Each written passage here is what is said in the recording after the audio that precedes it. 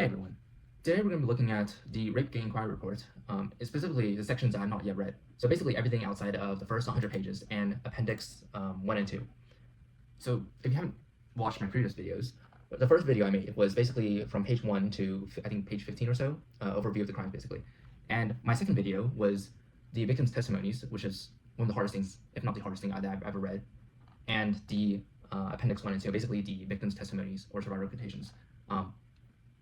And if you haven't watched that video, I recommend watching it if you're able to stomach it. This video will be covering the rest of everything I have not yet read. So hopefully it will be not nearly as a difficult read.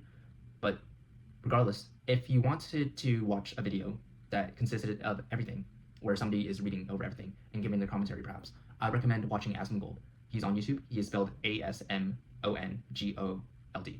And he covered this whole thing in about 7 hours. He read the whole thing.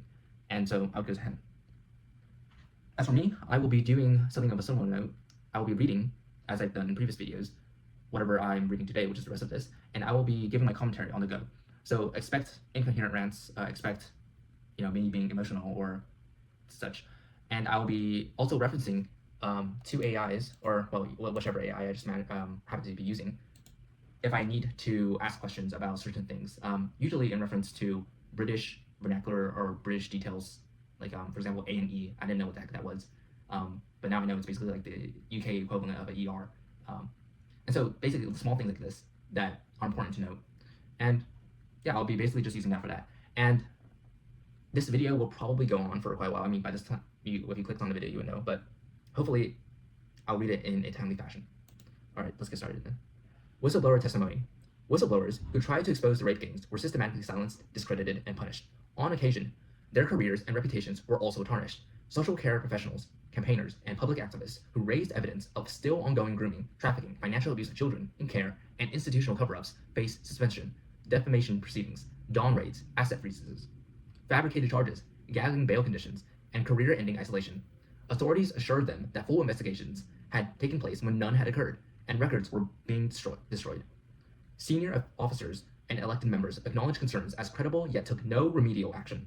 The state did not merely ignore whistleblowers, it punished them to protect the gangs and its own reputation. We wish to correct for that, so we invited these whistleblowers to our inquiry.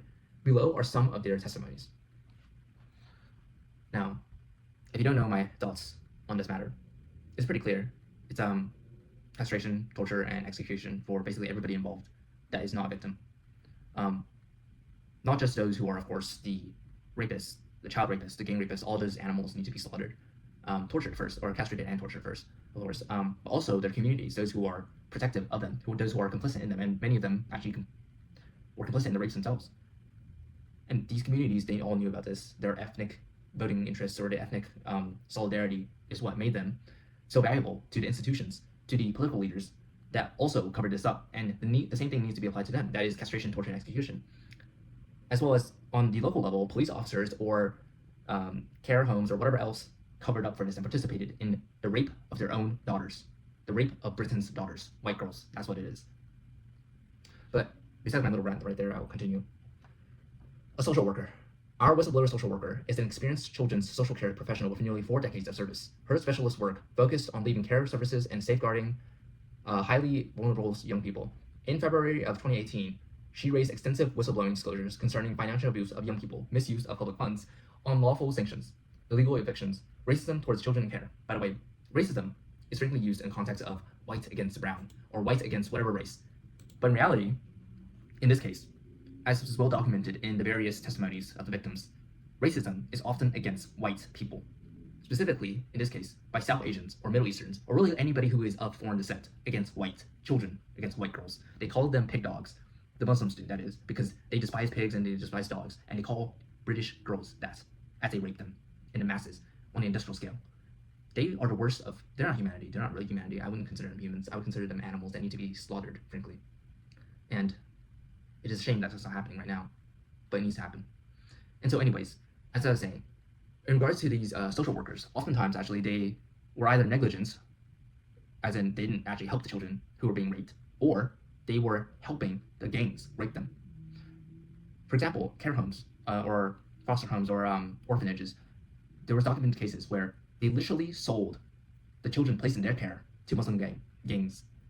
The Muslim gangs would step outside or would be right outside the foster homes or whatever it may be, and then the people would ring the bell, and then they would go in and literally buy children to be used as sex slaves. That is the extent of this betrayal of society, of children, of young children. The trust placed in them has been totally broken. And frankly, they're traitors, every single one of them.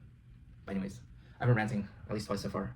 I'll probably rant again, so click off if you need to or something. But she was assured that a comprehensive investigation would occur. In the event, responses were delayed, fragmented, and opaque. Senior officers later acknowledged that financial abuse was likely, but claimed proof was impossible due to missing records. She was informed that shredders had been purchased at units and that records may have been destroyed. This is not unintentional. It is intentional. This is not an accident. This is not laziness or whatever else you may say. This is purposefully done. The reason as to why, in this case, it seems to be senior officers as it relates to the law, right, the police. The reason why they're covering up is because they are complicit in this. They know what's been going on. 250,000 is a low ball estimate of girls who have been raped, of children who have been raped in Britain. And these people, these police officers, covered it up because they know that if they have one worm out of the can, the whole thing will go out.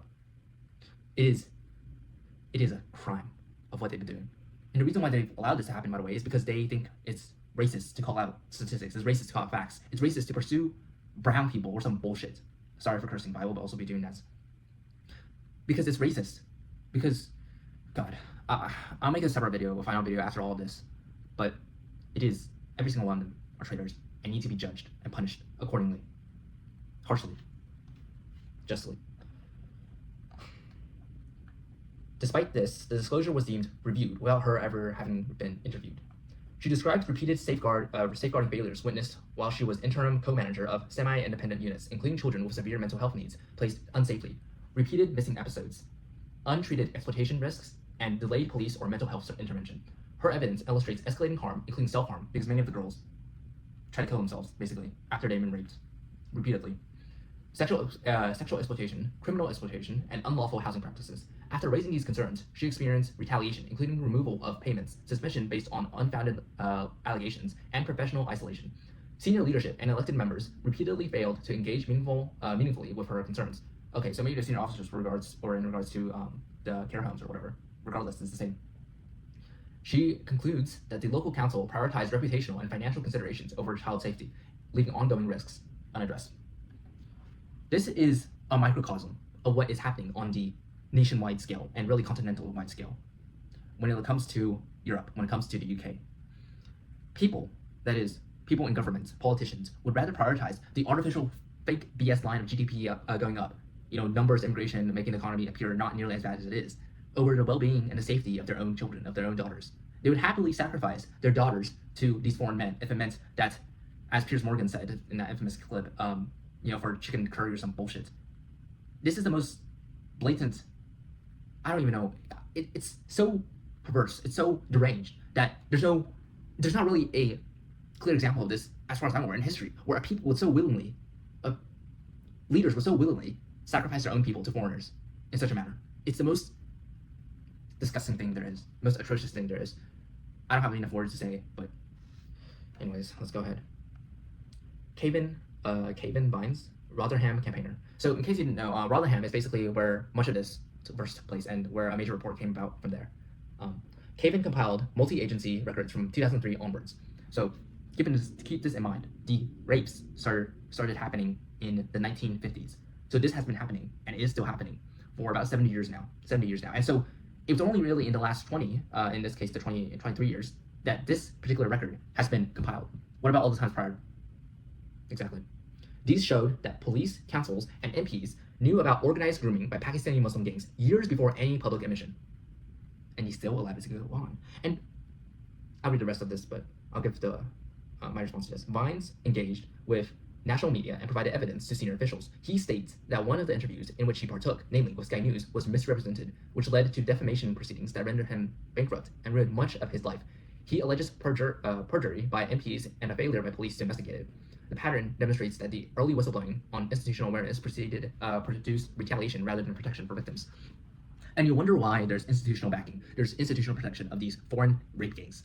Because that's what they are, rape gangs, not just grooming gangs, although they are also that. Basically, as far as I'm seeing this, on the local level, and perhaps even in the higher levels, there is inherent white guilt, inherent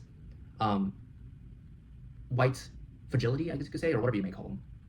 Basically, these people who are, in positions of power or authorities are so guilt-tripped about being white, about colonialism or slavery or any number of things, like the Holocaust, even though it doesn't even make any fucking sense, right? They're so guilt-tripped about their past that they would rather sacrifice their children in order to atone for some mysterious goal. Like, how many children need to be raped until you feel better about your past? It's the most atrocious thing there is. And you can see this, by the way, in that recently, in the past weeks or months, and I think it's months or years, the British flag or the England flag that was being waved around in the UK was being torn down. They're so ashamed of their own history that they would rather immigrate in new people who are against their values, who are against British culture, against European life, against Western civilization, in order to supplant that, because they feel it is just. They feel that it is fair. They feel this is the only way to compensate for the historic crimes of bullshit. That's what it is. And on another level, on the political level, the reason why these people are doing these leaders are doing these things, these authority members are doing these things, is because they don't want these voting blocks that they built over time, these immigrated or these imported ethnic voting blocks, who, by definition, vote across ethnic lines, who vote for their own ethnic block interests. They don't want these ethnic blocks to turn against them. And so they allow these rapes to go on unfettered, because they would rather girls get raped, white girls get raped, than losing a single damn vote. They are looking for their own political life. They're looking at past historical grievances as the reason why these rapes can and should go on, because they support this rape. They like it, they love it, and they would have every single one of Britain's daughters be raped before they would deport a single one of these animals, before they would castrate, torture, and execute a single one of these animals. They would rather have every single girl, every single daughter of Britain be raped. And it's not just Britain, again, it's everywhere. Every single one of these establishment politicians, all of them are traitors, all of them. I'm gonna go on so many rants, so be prepared. Tommy Robinson, national activist. Tommy Robinson documented grooming patterns after the exploitation of a close female relative at age 14. He heard hundreds of similar accounts from families across England. When he formed the English Defence League and spoke publicly, South Yorkshire Police allegedly subjected him to repeated arrests and down raids at his family homes. So again, keep in mind, the police, rather than going after the actual rapists, rather than going after foreign criminals, would rather go after the people who tried to defend themselves, who tried to look for the well-being of British children.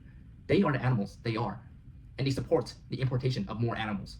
It's a total inverse of the natural order of things, of the right order of things.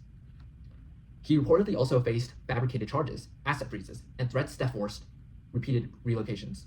The state treated public whistleblowing on the ethnic and religious patterns of the gangs as more dangerous than the gangs themselves. Exactly what I just said. If you call out their ethnicity, if you call out their religion, which supports such acts, such horrendous acts, then you're called a racist, then you call it Islamophobic or some bullshit. F them. After Robinson repeatedly detailed the scale of Muslim grooming gangs across Britain, the states responded with targeted legal action that in effect silenced him. In May of 2018, he live-streamed outside Leeds Crown Court while defendants in a major grooming gang trial were entering the building. He was immediately arrested for breaching the peace and charged with contempt, of course, for violating reporting restrictions that protected the defendants. Defendants are, by the way, in this case, literal rapists, literal child rapists. And I was reading the other reports, and there was a case of a girl in 2022 who was raped, who was sexually abused as a child. And so this was 4 years before that, by the way. This in May 2018 was 4 years before that. And if you're conflicted about thinking that it's not happening now, don't be, because it is happening right now, literally right now. In the national conscious, it is more well known. It is more heard of. That's true, perhaps, but it is not nearly as well known as it should be. And every single family, every single girl should know what has happened, because if the state won't protect you, if the state is actually working so that your daughters will be raped, then you need to know about it and you need to take political action, if not worse. He was immediately arrested for breaching. He was sentenced to 13 months in prison on the same day. Although released after 2 months on appeal, The case was reheard, and in July of 2019, he was resentenced to 9 months imprisonment. Where's his action? Where's this any fraction of this action, of this punishment, against the actual rapists? There is none. This sentence combines 6 months for Lee's offense with 3 months for breaking an earlier suspended contempt order related to a similar incident at Canterbury Crown Court in 2017. The timing and nature of these prosecutions to many suggest clear retaliation. Robinson had been one of the most high-profile voices highlighting the grooming gang scandal at a time when authorities in Rotherham, Rochdale, I don't know how to say the name, and elsewhere were still denying its existence or suppressing evidence, and they still are. Even this report, by the way, it is still a suppression of the total amount of evidence, and that reason why is because many of the evidence, a large portion of the evidence is actually either deleted, tampered with, or just non-existent. For example, one of the reports on which this particular report draws upon is the Casey report that came out a few years ago. And that report, I believe they said that 2/3 of the details of the, I can't say things clearly. 2/3 of the records they were looking at had no mention of ethnic data. In other words, 1/3 accounted for a majority, or detailed a majority Pakistani, or not necessarily Pakistani, but Muslim foreign rapes happening. So imagine with that 1/3, they had that high percentage, 87 to 95%, I believe, with this report. Imagine with just 1/3, they had that percentage. And 2/3 were intentionally being kept away, being not recorded. How many rapists, then, truly, are there of non-British descent? I would say the vast, vast, vast majority of them. As of right now, most people could acknowledge that the majority of the crimes, of the sexual crimes, are committed by the white majority. It may be disproportionate in terms of ethnic minorities, but the overall absolute numbers are of the white majority. So, how much of this actually is actually just the ethnic minorities? Even that fact, even that assumption, how true actually is that? Because I would say, based off the clear biases of this globalist, liberal, whatever establishment they have here, and by the way, both conservative and liberal parties are in it, I would say absolute numbers might actually be greater for these ethnic minorities as opposed to the indigenous white British. But that's just my opinion. Either way, it stands to be true that the rapes are happening at a disproportional rate of white girls being raped by these foreign men. It is true that they're still suppressing evidence even now. The government is refusing to release as much as they can. It's every single one of them. Instead of investigating the gangs he identified, the state focuses resources on imprisoning the man who has drawn public attention to them. The contempt charges ensured that his reporting on ongoing trials was criminalized, while the grooming networks continued to operate. This is a prima facie case, or facie, I'm not sure, case that the repeated use of the courts against Robinson was not about fair justice, but about punishing one of the individuals who forced the grooming gang scandal into the open, long before official institutions were willing to act. And he's a patriot. Tommy Robinson, he's an actual patriot for doing this. It's only a shame that he had to be the one doing this, that he had to be the one who brought this out to the limelight, because many, many people should have done so before. But they were either too scared, or they were doing it themselves. Fred is a father and informational technology, or so IT specialist, with approximately 6 years' experience in child protection work. His involvement began after his own daughters were groomed offline by a former partner of their mother. His eldest daughter recognized the risk and disclosed the situation, enabling Fred to intervene promptly and protect his children. This experience prompted him to join an online child protection team. Again, this needn't have happened. Having private citizens do something like this shouldn't have even been a reality, shouldn't have even been the situation, if it had been addressed at the get-go, if it had been addressed from the very, very beginning. That is, none of these fucking I can't get the words out. None of these fucking animals should have been allowed in the first place to come into the country. But they have, and this is the result. This is the direct proportional result. From around 2 years, Fred worked as a decoy, posing as a child online to identify adults seeking to groom and sexually exploit children. He was exposed to highly disturbing sexual communications, which had a severe psychological impact, and eventually led him to step back from decoy duties.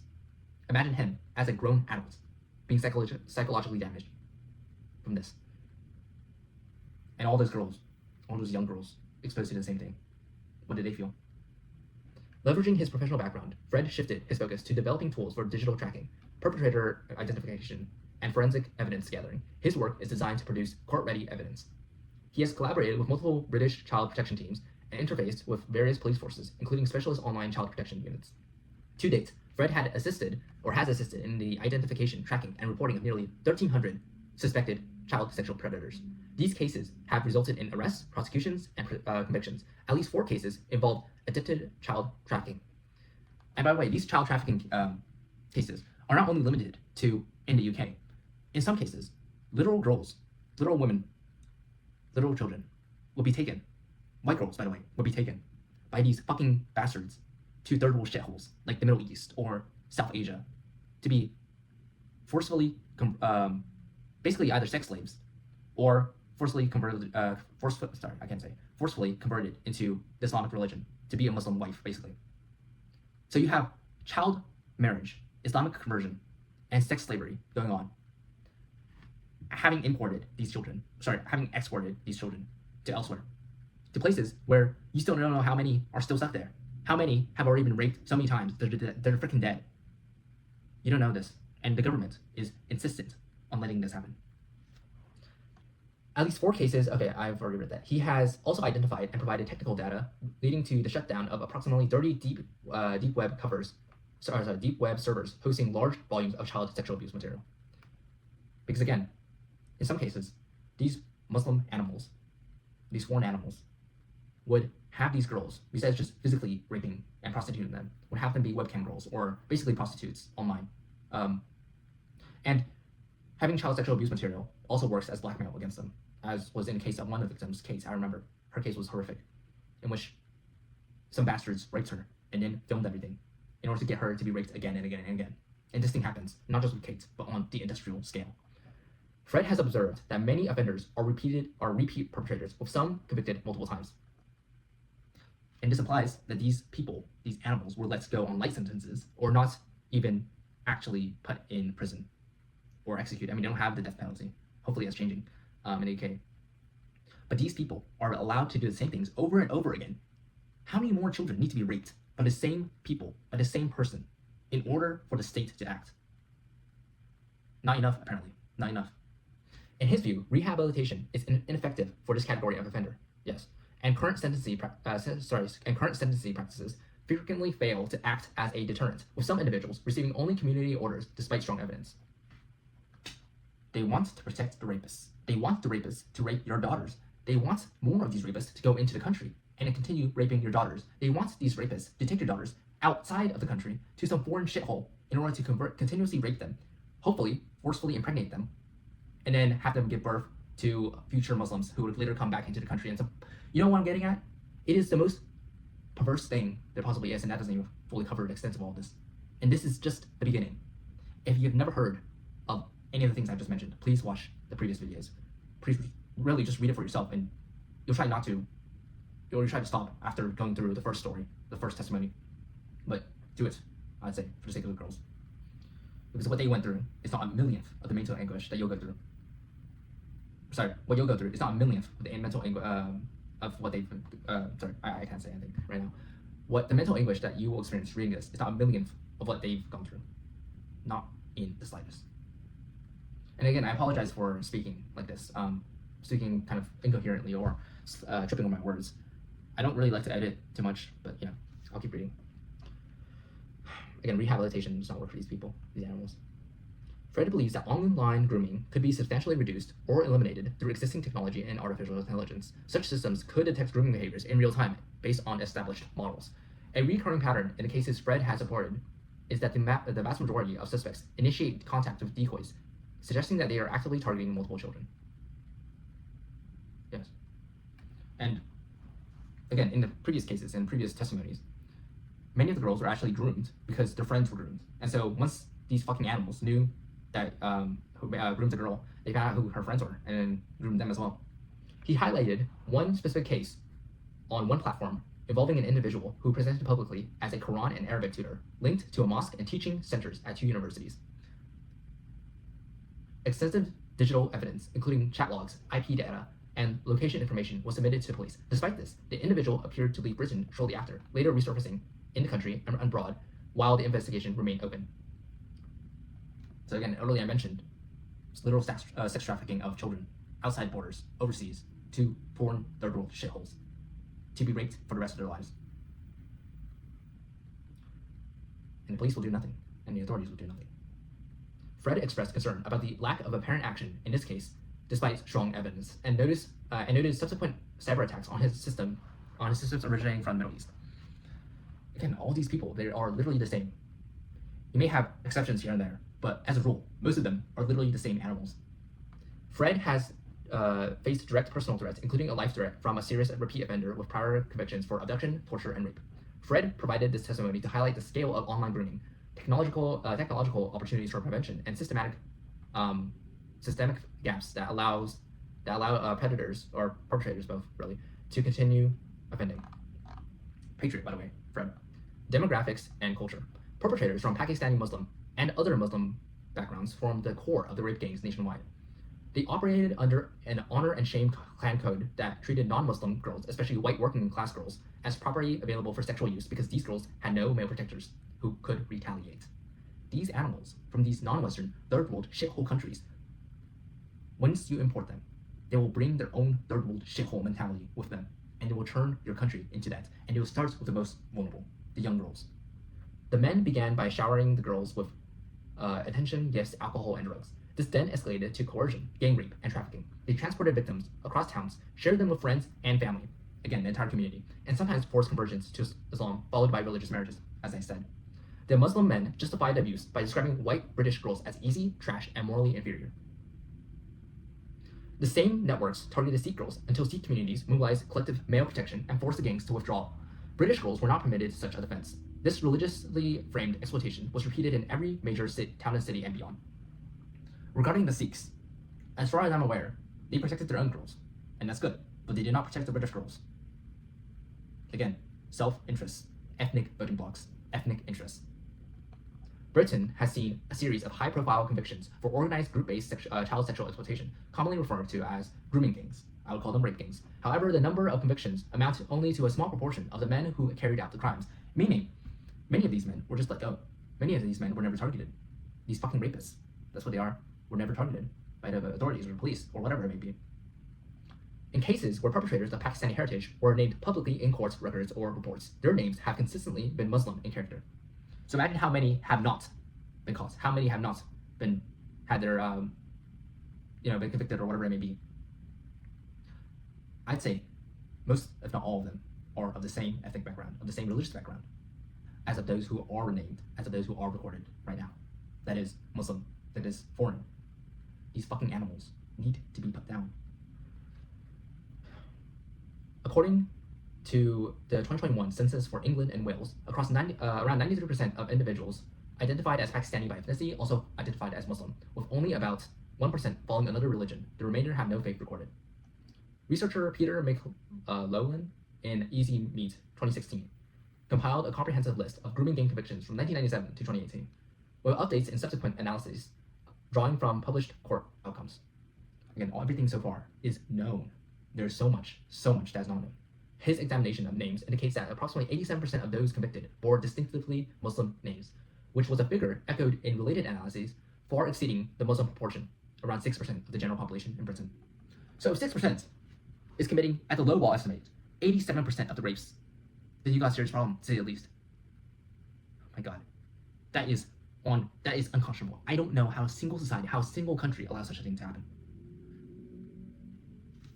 The majority of these convicted groups consisted entirely of men from Muslim backgrounds. These groups are predominantly of Pakistani heritage, especially when the group exceeded 10 or more members, meaning the whole fucking community was in on this.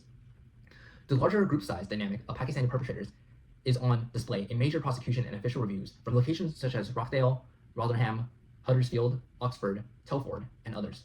Other convictions have involved groups primarily composed of Muslims from non-Pakistani origins, again, just Muslims generally, demonstrating that the issue is not necessarily confined to one ethnic group. It is confined, however, on the large scale to those who are not of white or British background. That is, they are not ethnically European.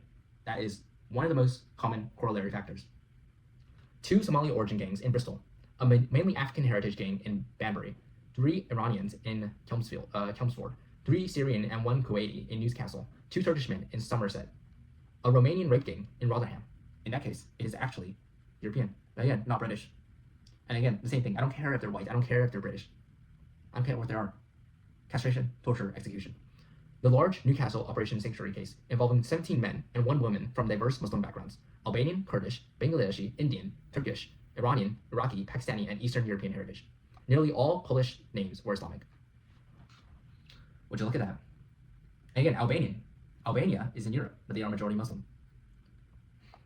These patterns are drawn from judicial proceedings, sentencing records, official inquiries, such as those into Rotherham, Rockdale, and others, and public reporting on concluded cases. Recent developments, including ongoing reviews and data audits, national audits and, or example, national audits and reopened historic cases, continue to examine the scale, characteristic, and pattern of such offending. So again, the full scale is not yet known, and probably never will be known. But with the current information, I'll make a judgment right there. With regard to the scale of the crimes, this is reflected in conviction records, police data from relevant force areas, and audits, all of which note overrepresentation of South Asian/Pakistani heritage men in certain group-based cases, while acknowledging data limitations on ethnicity nationwide. So, again, I keep stressing this point because it needs to be made. Of the allowed information, of the provided information, it is indisputable that the vast majority of this is committed by these fucking animals at a disproportionate rate. These non-British, non-white fucking animals. And if this limited data is already pointing to such a fucking trend, then what exactly, and how far a stretch of it is it exactly to imagine that the rest of the data that is not released, that is not taken down, is pointing to the same trend, if not worse? I'd say a very high probability. Smaller, non-Muslim groups often feature different dynamics or victim profiles compared with the classic multi-offender grooming model in larger operations. The term Asian has frequently been applied in media, official statements, and public discourse to describe the perpetrators in grooming gangs cases across Britain. This broad labeling can be misleading, however, because Britain hosts a substantial number of non-Muslim Asian populations, such as Hindus and Sikhs from India, Buddhists from Japan, and Christians from the Philippines and Vietnam. These populations have, and with only very rare exceptions, had no involvement in these offenses. In fact, members of these communities have more often appeared as victims than as perpetrators in the grooming gang cases that have come to light. And here's the thing, right? In the United States, again, I'm pointing this out because I am based in the United States. When we think of Asian, we don't think of fucking South Asians, okay? We don't think of the brown people. We think of East Asians, like me. I'm considered Asian. You see an Indian, you would not call him Asian in the United States. We would just call him an Indian. And this is misleading for obvious cases, because describing them all as Asian is not factual. However, what is descriptive is that these are foreign. And the fact of the matter is that even if you have people who are not doing the raping, who are doing it in very limited circumstances or whatever else it may be, the fact remains, these people are in the country. Yes, it includes me as well, Chinese in this country, in America. The interests, my personal interests, or my ethnic interests, whatever it may be, should not be over the interests of the majority white heritage population. In this case, the British population, the actual British population. British as in those who have ancestry, direct ancestry, majority ancestry from Wales, from England, from Cornwall, even though it's part of, whatever, who cares, Scotland, Northern Ireland. Those are what comprises of actual British people. Nothing else does. On paper, you can be as whatever you want, but that doesn't mean you are actually fully devoted and fully connected. And I recognize this as an immigrant myself. Not necessarily an immigrant, because I was, I'm a U.S. citizen and born as such, but even then, in my particular case, I don't know. And again, I wanted to rant about myself, so I'll move ahead. Dr. Ella Hill, a survivor of the Rotherham grooming gangs and now a qualified doctor, has courageously shared her experiences and reflections in multiple public forums, including testimony to the 2022 J Inquiry, a July 2020 podcast interview, and a 2018 interview article in The Independent. Her report is entirely consistent with the evidence that was heard at the rape gang inquiry. Following years of repeated sexual violence, severe beatings, and attempted murder by her abusers, her family members were forced to change their surnames and relocate to another part of the country so that she could complete her schooling and later pursue and obtain a medical degree. In her accounts, Dr. Hill has consistently described abuse as being both racially and religiously aggravated. She was explicitly told during the rapes that the attacks were happening because she was white and because she was a Christian. She explained that she was initially groomed and then trafficked by a Pakistani Muslim boyfriend to groups of Pakistani men, or groups of Muslim men. She was repeatedly taken to various houses and flats where she was raped, physically assaulted, and tortured. Even after she tried to escape and hide, her main perpetrator tracked her down, broke into her home, and attempted to kill her on 5 separate occasions. She survived these attacks, but was left with extensive lacerations and bruising. This never needed to happen. It never should have happened. And at the very first instance, at the very first inkling that this was going to happen, the whole fucking people, every single one of these animals should have been instantly executed. But they haven't, and they aren't, and they're still here, and they're still raping. On at least five occasions, she approached the police, presenting medical evidence of her injuries, yet each time she was told there was nothing they could do, and her evidence was not accepted. Dr. Hill has emphasized that the verbal abuse she endured was saturated with both racial and religious slurs.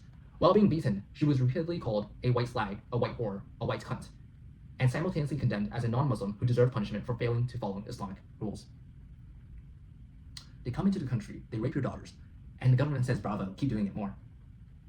This is the result. Her abusers, she said, operated according to what they termed grooming gang ideology, under which they believed their crimes were religiously justified.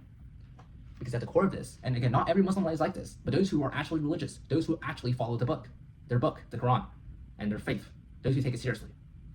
This is the end result. This is the logical conclusion of believing in Islam, and that you become a fucking rapist. You become a child groomer.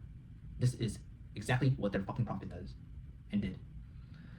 In full detail, in her submission incorporated into Associate Professor Lisa Oakley's evidence to the 2022 J inquiry, Dr. Hill stated, I was told that I must respect their religion. This was the first of many confusing lies that I was forced to believe. I was told that to show them, Muslims, respect, I mustn't eat pork. I was told that Muslim girls are good and pure and stayed virgins until marriage, but all white girls are slaves and they all sleep with hundreds of people.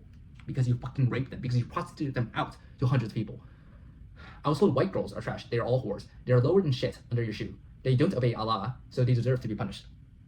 They don't dress modestly. Muslim women are pure because they covered down to their ankles and down to their wrists, and the hem of their top comes down below their knees. White girls show the curves of their body, so they are asking for it.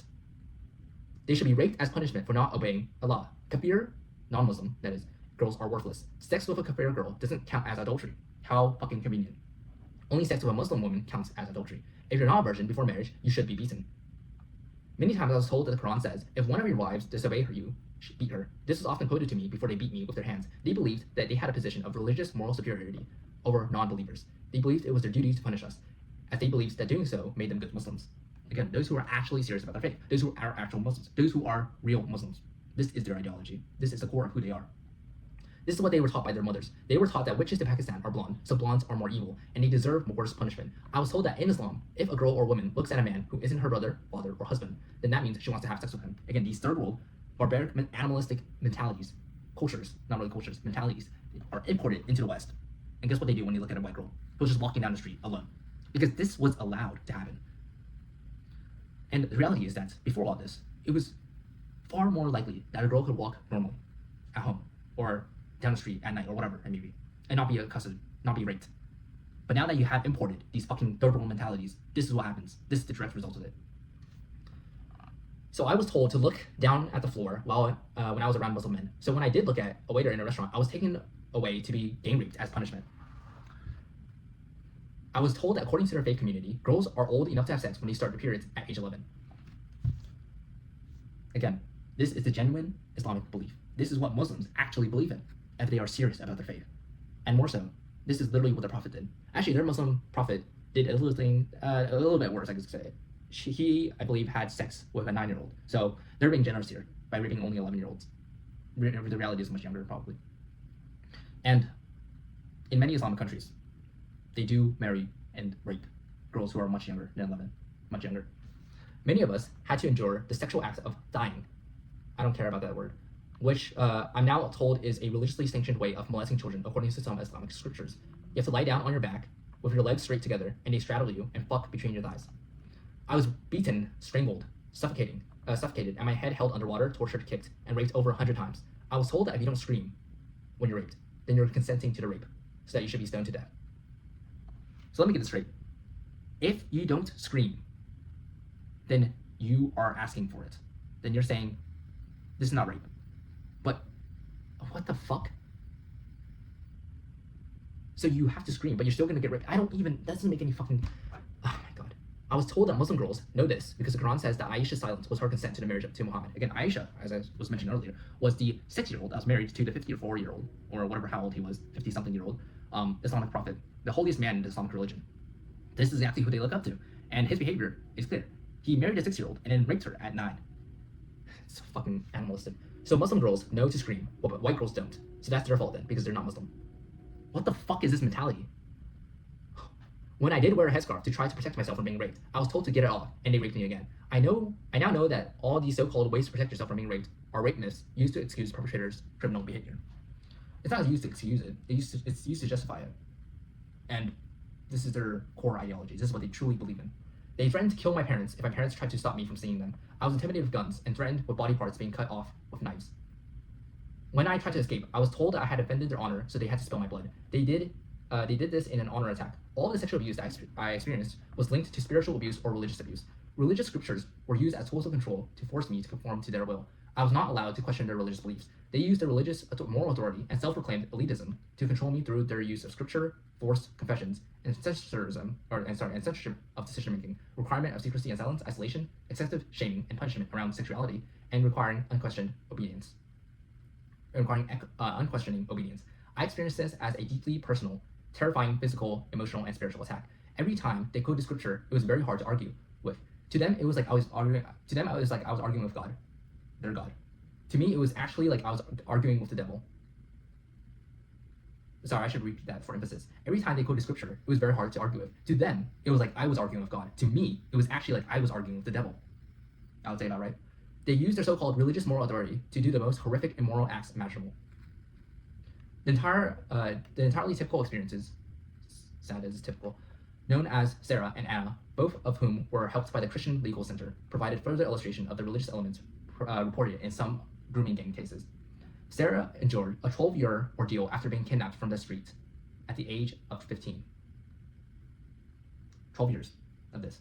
During this period, she was repeatedly drugged with Valium, beaten, and raped. At one point, her abuser presented her with a certificate from the mosque and then declared that they were married according to Islamic rites. Later, he divorced her under Sharia procedure, simply by stating, "I have divorced you 3 times." She was then immediately married in a ceremony conducted by an imam to a man she did not know. Within minutes of the ceremony ending, while the wedding party continued downstairs, she was raped by her new husband.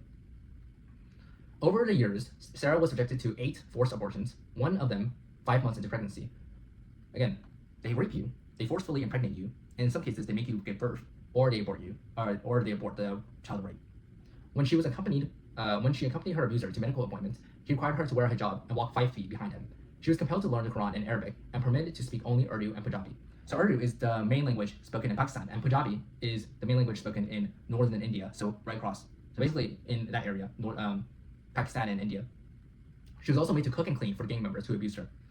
This is like the most horrific hands-made tale you can think of. And it's all these fucking Muslims who are doing it. Sarah made several unsuccessful attempts to escape. On one occasion, after she reported her kidnapping to the police, she was interviewed by a Muslim officer who switched off the tape recorder and instructed her to drop her allegations because of lack of evidence. Again, Muslim officers. At this point, they shouldn't even be a thing. She later learned that this officer was imprisoned for child sex offenses. How surprising, how original. What a surprise. Man. All these animals. Every single one of them. In a separate case, Anna was living, so this is someone else.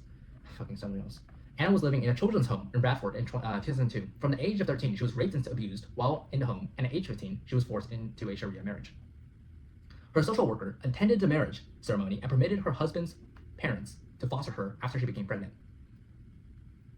So her social worker, again, this is why I said earlier, many of these care homes, many of these social workers, or whatever it may be, literally participated directly in this. They sold the daughters, the girls that they were attending to, the daughters that they were placed in charge of, the young children they had charge over. And he sold them to these fucking rapists. After she became pregnant, so she was also raped and then became pregnant with a child of rape. The parents received a fostering allowance from the state. So great, now you're also paying the rapists for raping a girl, forcefully impregnating her and marrying her and converting her. This is just perfect, isn't it? Anna described her situation as one of domestic slavery, in which she was treated like a maid and repeatedly sexually abused by dozens of men. In Britain, reports from the Metropolitan Police in London alone have indicated an average of 1,125 sexual assaults per year involving unlicensed taxi drivers. A significant proportion of the offenders in these cases have been identified as Muslim. A further form of sexual exploitation associated with certain Muslim communities across Britain is marriage trafficking. The Forced Marriage Unit handled 801 cases in 2024 handled 801 cases in 2024 concerning girls and women resident in the country who were forced into marriage with men, provided direct support in 229 of these instances. So, oh my God. So 1/4 of the number of cases, so not even of those who are the actual number of the instances that it's happened in, of girls being forcefully married in to these animals. Only 1/4 of those known cases were actually supported by this unit, by the government. It's fucking disgusting. Among 280 cases where the focus country where the focus country was recorded in 2023, 6 countries accounting for the highest numbers were Pakistan, 45%, Bangladesh, 13%, Afghanistan, 7%, India, 3%, Somalia, 3%, and Nigeria, 2%. Of these 6, all except India and Nigeria have overwhelmingly Muslim populations. Again, marriage trafficking. This is essentially forcefully marrying a girl or taking a girl to a third world shithole and then marrying her there so that she could be one of the many child wives of a rapist. Well, for the rest of her life, she will be raped and maybe gang raped, likely gang raped, forcefully impregnated, and then forcefully give birth to the children of her rapist for the rest of her life. And how many such cases have already happened? Nobody knows, really, nobody knows. One is already one too many. And again, Nigeria is about 50% Muslim, actually. So, yeah, the proportion is immense. And in India, the percentage is about 15 to 20%. So, also quite high.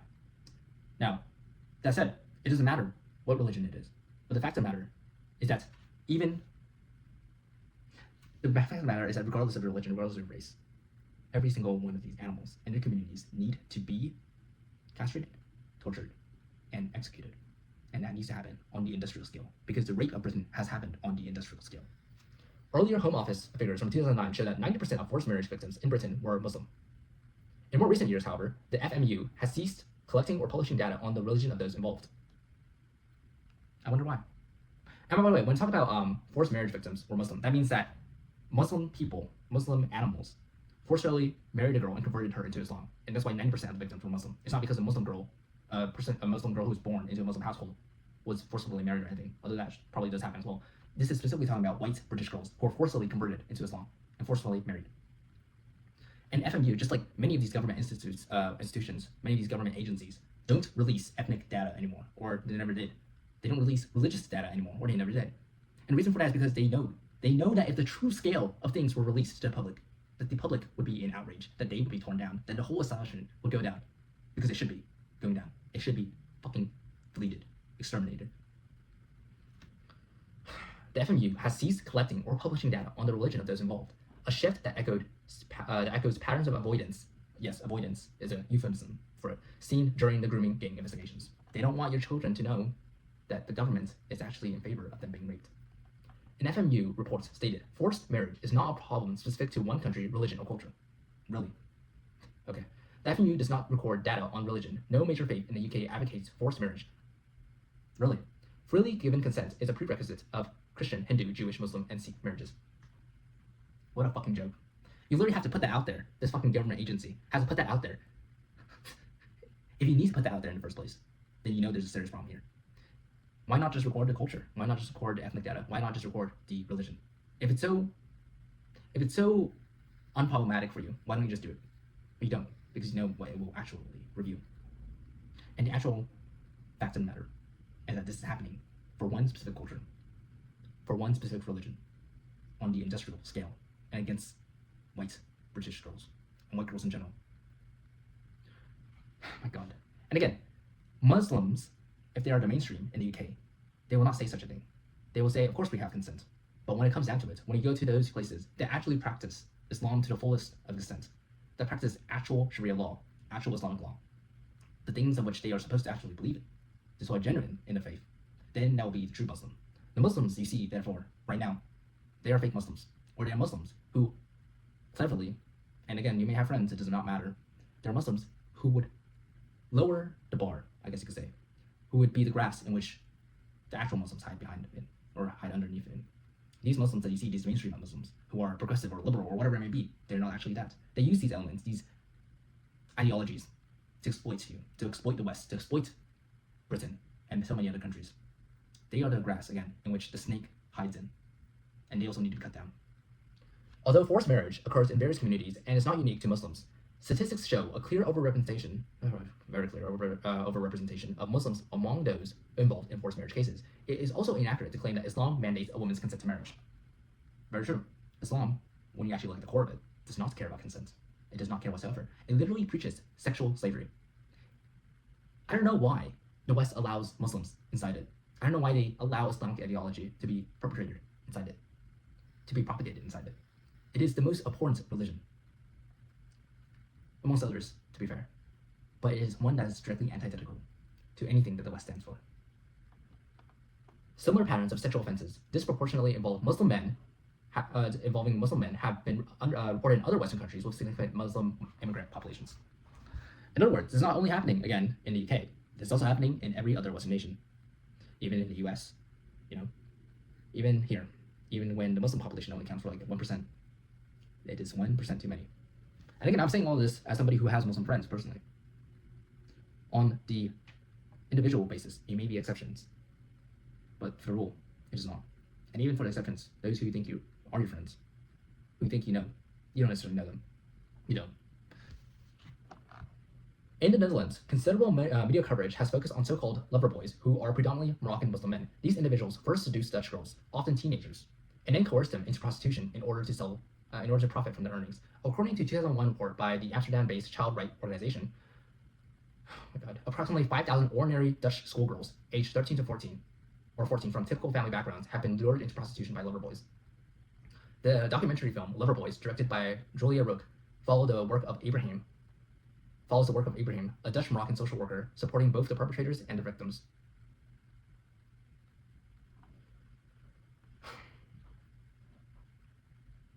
I believe this is saying that Ibrahim, in this particular case, whoever he may be, is somebody who arranged such things to happen. I'm not sure exactly. In Sweden, the Nordic countries, do you think they're far away from immigration or not? Their crime rates have gone dramatically up. Their sexual violence crime rates has gone dramatically up. I wonder why. In 2021, in Sweden, a 2021 academic study examined Swedish rape offenders. Swedish, not really Swedish, just like this, it's not really British. Concluded that nearly half of the convicted individuals were born outside of Sweden, with immigrants from the Middle East and North Africa being markedly overrepresented amongst them. And this is only looking at those who are born outside of Sweden. This is not looking at those who are born in Sweden, because these animals, they have children, either with the girls they raped or the girls they brought over. In any case, many of these victims, these are white girls, and many of the perpetrators are always of foreign descent. And by foreign descent, I mean those who are not ethnically European, ethnically Swedish, ethnically Dutch, ethnically British. They're not. And they take advantage of your kindness to them. They take advantage of these asylum programs, and they love raping your daughters. Again, I'd say this in the most blunt way possible, because that's the only way that anybody could actually take this seriously. They love to rape your children, and they want to do it, and they want to do it more and more and more. And the state likes it too. They want them to continue raping their daughters. And it is a crime that this was allowed to happen, and it is still happening as of this very moment. In Australia, 9 Lebanese Muslim men were convicted in 2002 of gang raping white girls. Different country, different nationality, same thing happening. Contemporary media reports at the time indicated that the police were aware of over 60 female victims linked to the group, though the convictions related to the rape of 7 girls. So again, under conviction rate. They saw all these things happening, and they only convicted a small number of them, a token amount to appease the population. Police seized a mobile phone message from one of the perpetrators that read, "When you are feeling down, bash a Christian or Catholic and lift up." These animals need to be slaughtered. These animals need to be castrated, tortured, and executed on a mass scale. Not just them, but their families. But again, you think it's harsh against their families? They are in on it too. Okay, they're complicit. They are fully aware of all of this. And not only do they not report this to the police, which is also complicit, they love it. They like it. They say, "Good job, son. Keep doing it." It's fucking horrendous. Statistics. Offender data from the 2017 Quillam Foundation analyses, together with recent independent investigations, revealed a consistent disproportional involvement of Muslim men, overwhelmingly of Pakistani heritage, in group-based child sexual exploitation. That's what CSE means. The 250,000 is not a precise amount. It is the undercount estimate.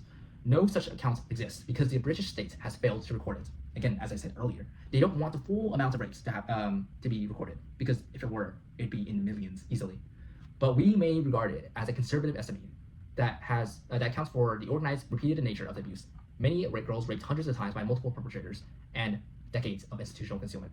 Again, 250,000, likely millions, okay, over 7 decades, and right now as well.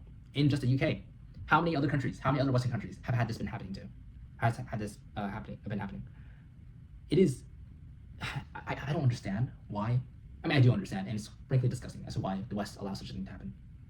Analysis of 264 convictions for group-based child sexual exploitation from 2005 to 2017 found that 84% or 222 offenders, were South Asian, with the vast majority Pakistani Muslim. Only 7% were white and 8% black. Let me look at the proportion of, okay, in UK, what percentage are, I can't spell, black. 4% of the population are black. In 2021, by the way, so this was a while back, but regardless, 2 times, they are overrepresented 2 times their population sample size. The black people that are, I mean, and the Muslims are represented like 12, 14 times, 15 times. And the white people are represented like 1/10 of what they are, 1/11 of what they are.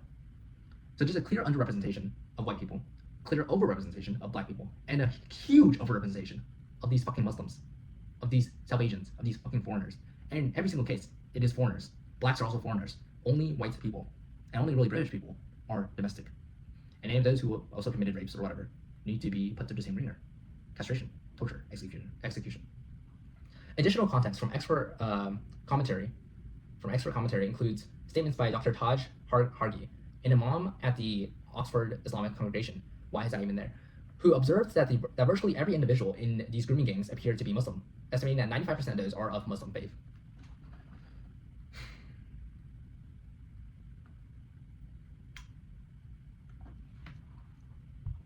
My solution appears harsh, appears mean, until you realize the full scale of what's been going on. The crimes done against British children, against British girls, against white girls, really, is what it is. But it is the only solution that brings justice, some semblance of justice to these girls, to these victims that are still being propagated right now, as of this moment. As previously stated, Peter McLaughlin's research indicates that approximately 87% of rape gang convictions were of people with distinctively Muslim names. These figures stand in marked contrast to the much smaller proportion of Pakistani or Muslim communities within the overall population of modern Britain. Muslims approximately 6.5%, and Pakistanis around 2.1%. A very large gap, you could say, a very disproportionate representation, over-representation on a scale I have never seen before, honestly. I can't think of another comparison in which such a small population commits so much crime. Even the black community within the United States, their overrepresentation in crime and statistics don't even match this. It is horrendous. It is unfathomable that such a thing could happen, but it is happening, and it has happened, and it will continue to happen unless something is done against it. Multiple examinations, including police data from various sources, national audits, and independent reviews, have documented this overrepresentation in group-based offending of this nature, even as some earlier official narratives emphasized no single community profile or sought to downplay ethnic patterns. They know the data. The fucking government knows the data. They know what's actually happening. They refuse to address it, and they say, good job, keep going, keep raping. And they don't want the truth to be let out, which is why they resisted his very inquiry for being let out. And they attacked Rupert Lowe from doing it, and attacked all the number of people who have tried to get similar reports out from doing so, because they are complicit. And I don't mean just this Labour government as of right now. I mean literally every successive and preceding governments in the last 70 years, really, because that's how long this has been reported to be going on for.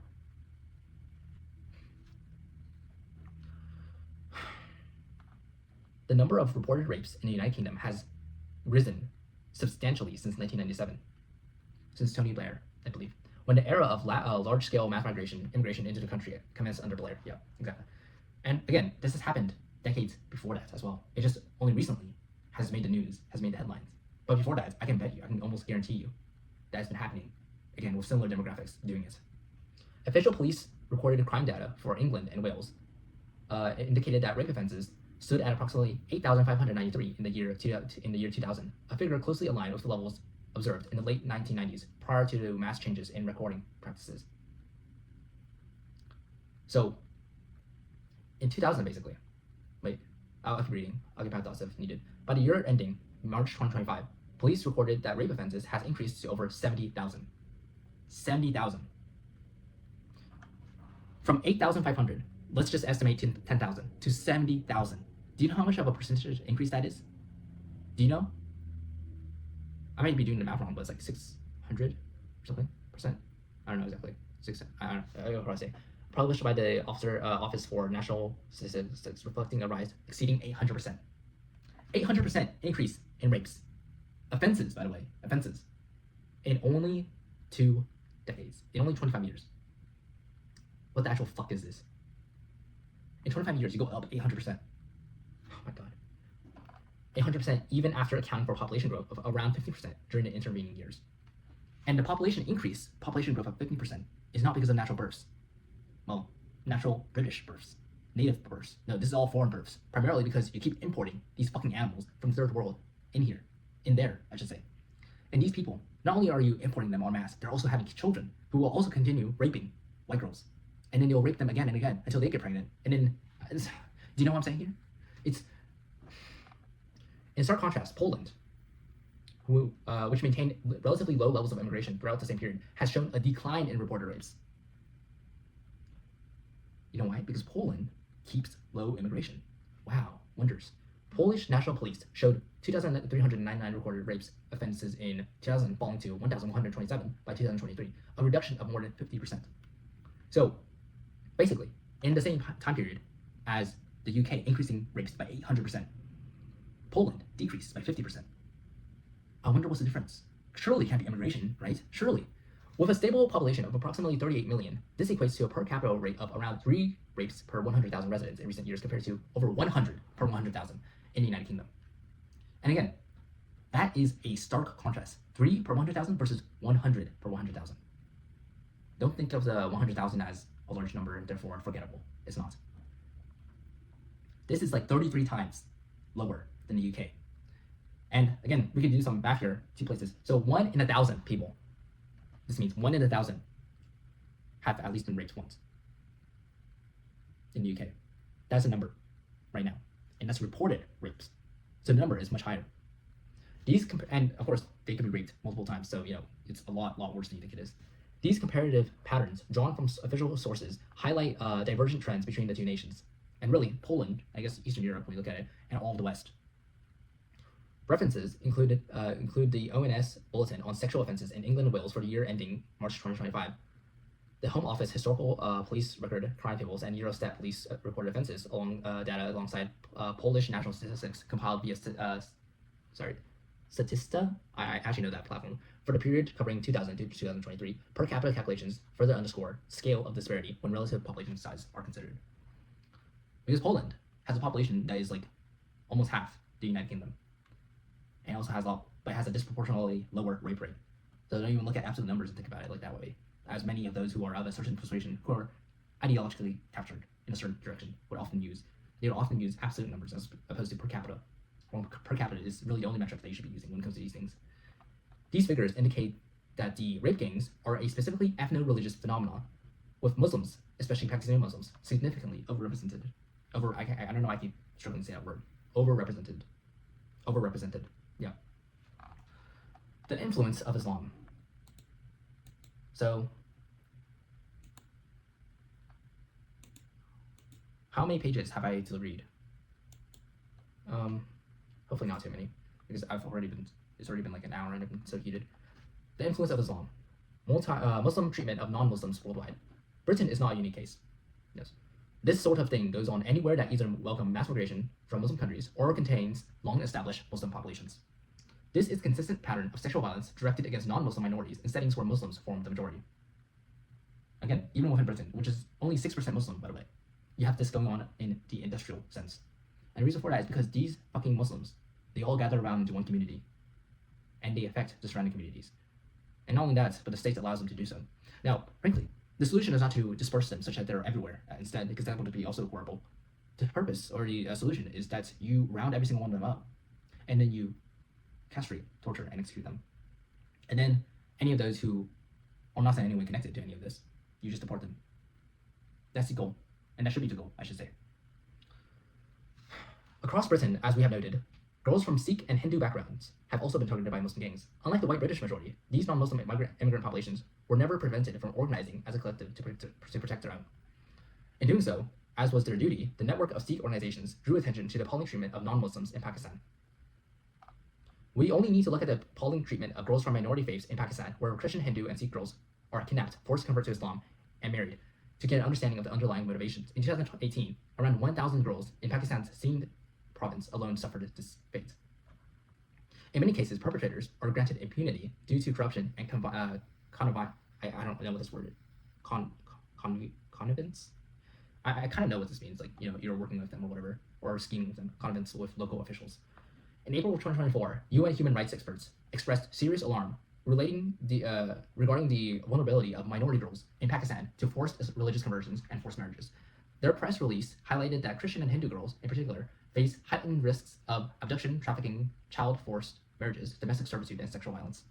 And it's happening here too. It's happening in the US, it's happening in anywhere where there are Muslims. What's the common denominator? Fucking Muslims. Human rights groups and media reports, including a 2021 BBC investigation, has estimated that thousands of non-Muslim girls, primarily Christians, Hindus, and Sikhs, are abducted annually in Pakistan, compelled to convert to Islam, and forced into marriage with their abductors. One documented case involved Farah, a 12-year-old Christian girl abducted from her home in June of 2020 by 3 Muslim men, raped and forced to perform household labor as a slave. Because these fucking animals, they see non-Muslims as people that could be slaughtered with no impunity. They see non-Muslim girls especially, or women, as those who are to be raped without contest, really. And they see these things, these vile animalistic things we see in the West, as a good thing. Their ideology is diametrically opposed to ours.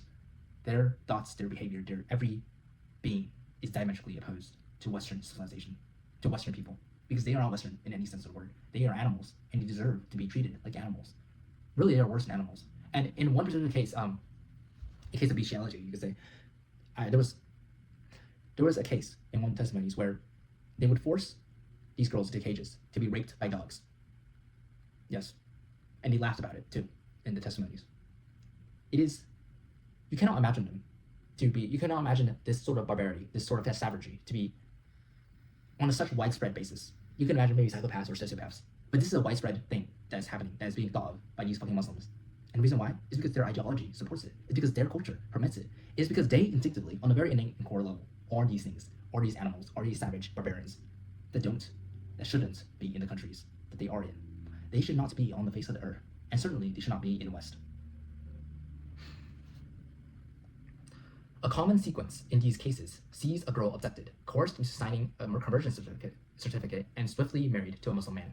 Police in Pakistan frequently side with the abductors of the girl's family. When parents pursue legal action, courts tend to uphold the legitimacy of the conversion. Birth certificates may be falsified to indicate that the girl is not a minor. Again, minors don't stop them. Minors are actually what attracts them more than anything else, because they value virginity and taking it from non-Muslims. In fact, I remember it was either in Iran or in Syria, where these fucking terrorists, regardless of where they are, it could be ISIS as well, where these fucking terrorists would rape girls, especially virgin prisoners, in order to not get them into heaven. This is what these animals do, wherever they are, whether it be in the Middle East or South Asia or wherever, in Africa, it doesn't matter. They have the same culture, the same ideology, and they need to be seen for what they are. When they openly state that they want to rape your daughters, you should believe them. And if they don't say that, then you should believe that they're trying to do so under your nose. Birth certificates may be falsified to indicate that the girl is not a minor. Contact with her family is typically blocked. Following conversion to Islam, non-Muslim parents lose all authority over their child, as Islamic law prohibits non-Muslims from exercising guardianship over Muslims, including their own offspring. The evidence from grooming gang convictions across Britain repeatedly shows a Muslim background across or amongst many of the perpetrators. When this is viewed alongside similar patterns of sex crimes observed both in countries of origin for immigrants and in Muslim-majority societies, it offers compelling grounds to consider that elements of Islam are contributing to the grooming gang scourge in our country. Yes. Yes, to say the least. Yes. Which is, while it is unsurprising that religion can shape and regulate sexual behavior, the suggestion that Islam may play a role in driving sex crimes remain deeply uncomfortable for many in the liberal West. Because they don't want to look at the numbers, they don't want to look at the victims. Many people who are looking at the story, many liberals especially, don't want to. And many ordinary people don't want to either. And the reason for that is because they want to be content with their life. They don't want to look at the rapes that are happening. They don't want to think of life as a merry-go-round, as a joy. And these immigrants are simply looking for a better way of life. Their better way of life is rape of your daughters. Their better way of life is the sex trafficking, child trafficking, marriage trafficking, forced Islamic conversion, forced impregnation, forced birthing, forced abortion, and forced literally everything, torture, blackmail of your daughters. And you would look away the gang rape of your daughters, the child rape of so many of your daughters. For what? For what exactly? because it's racist. It makes you uncomfortable. Be uncomfortable. Okay, be racist. This is an atrocity that has happened, and it needs to be changed. It needs to be inversed, because such things should not happen in the West. Definitely not the West, where such things, such sexual crimes, have long since been in decline, following, really, Christianity. And that's the base of it. Christian morality is what subjects and what regulates sexual behavior, and does so in a way that does not mean that you rape girls, that you will rape little girls. Because that's the difference between the West and these animals. It is religion. And anyone who looks away at religion, who thinks that religion should not govern the law or morality or society, they're not looking at it clearly, because it does. And so you're left with a choice: the West or this. Because in a sense of competing ideologies, which is this case, where Islam seeks to propagate itself and to spread and take over the world, and ironically it does that, and it advocates for that. You can look it up.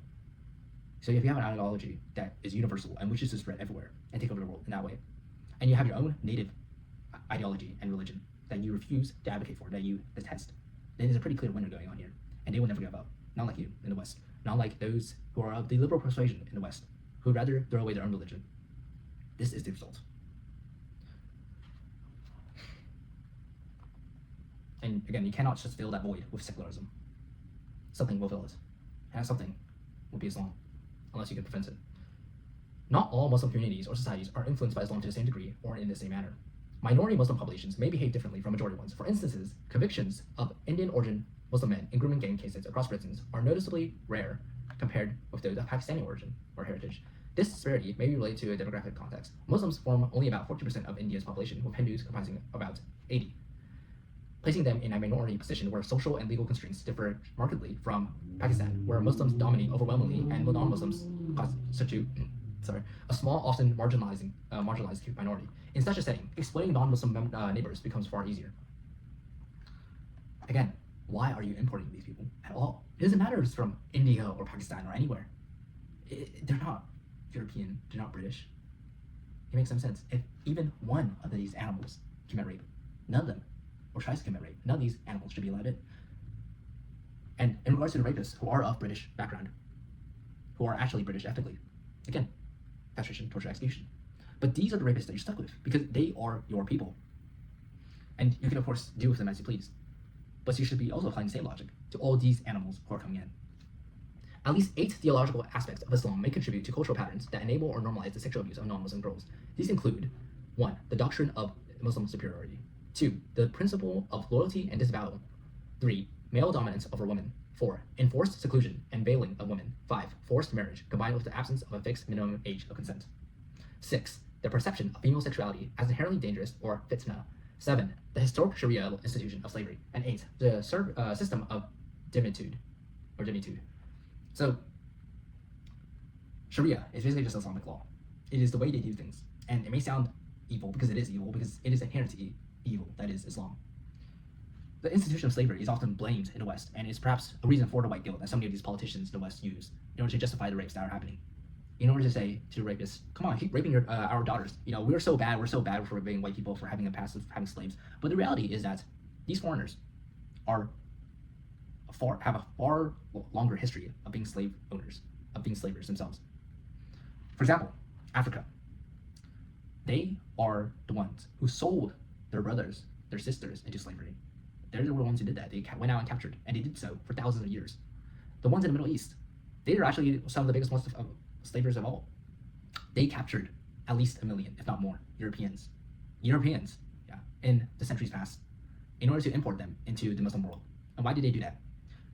They targeted Christian women, European women specifically, to be sex slaves. So nothing changed there. And they also imported many African slaves as well, in order to also be sex slaves, with the men being castrated. So again, things don't change. They just stay more or less the same. And it's the same ideology that was doing the same thing hundreds of years ago as it is doing right now.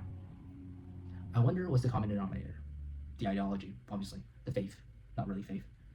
The religion. This is the result. And Dhimmitude, by the way. What is Dhimmitude?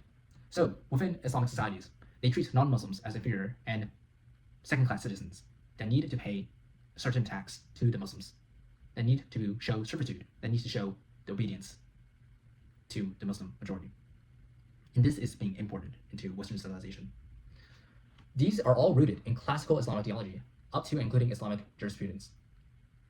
But even in Sharia-governed nations, adaptations are common, such as setting a minimum marriage age or restricting unilateral divorce by men in order to lessen the harsher effects on women. Again, these changes, these adaptations, are secularized changes that only came from the West. That only really came from Christianity, because Christianity itself gave rise to secularism, as we see in the West, ironically enough. So don't think that these Islamic countries are doing so because it's the core of what they are, is because this is their ideology. No, it is despite that they're doing such a thing.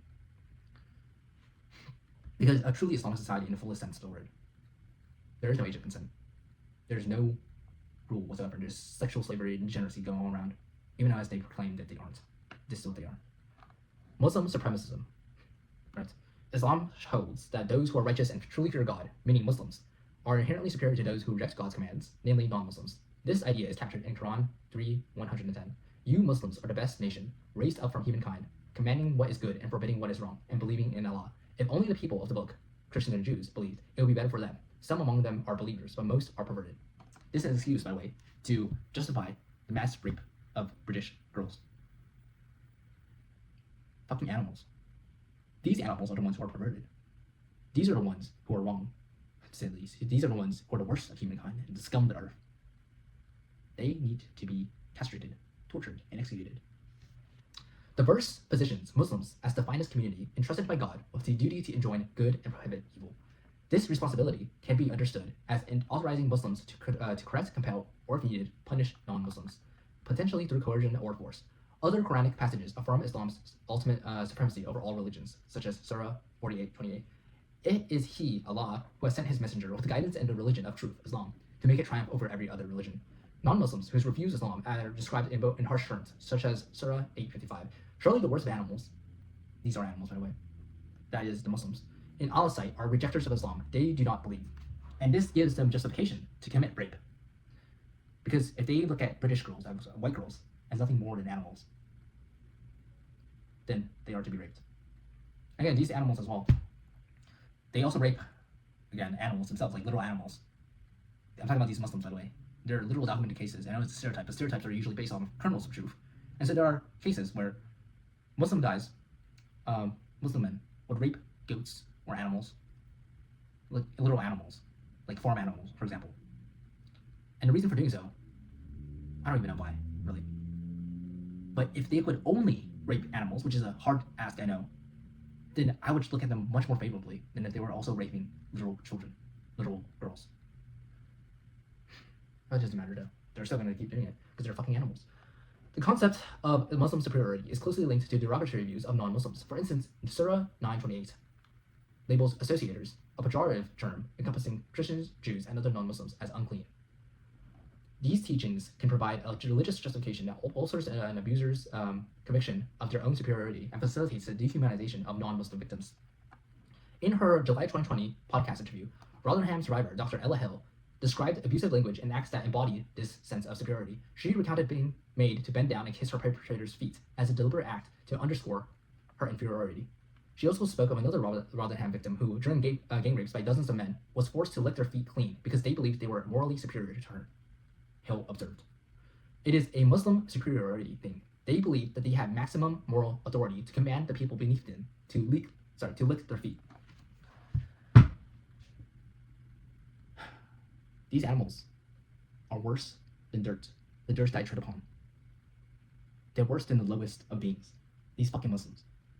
She further noted that her rapists view non-Muslim habits as inherently impure. If you're eating pork, you're unclean, you're dirty. If you use a knife and fork, you're dirty. If you don't eat your food with your hands. This doesn't even make any fucking sense, but it is a third world mentality that perpetrates not just in Muslim nations, but literally in every single fucking third world shithole, besides a few. In Africa, they do this. In India, they do this. Fucking in the Middle East, literally, oh my gosh, every one of these shitholes do this. Why do they do it?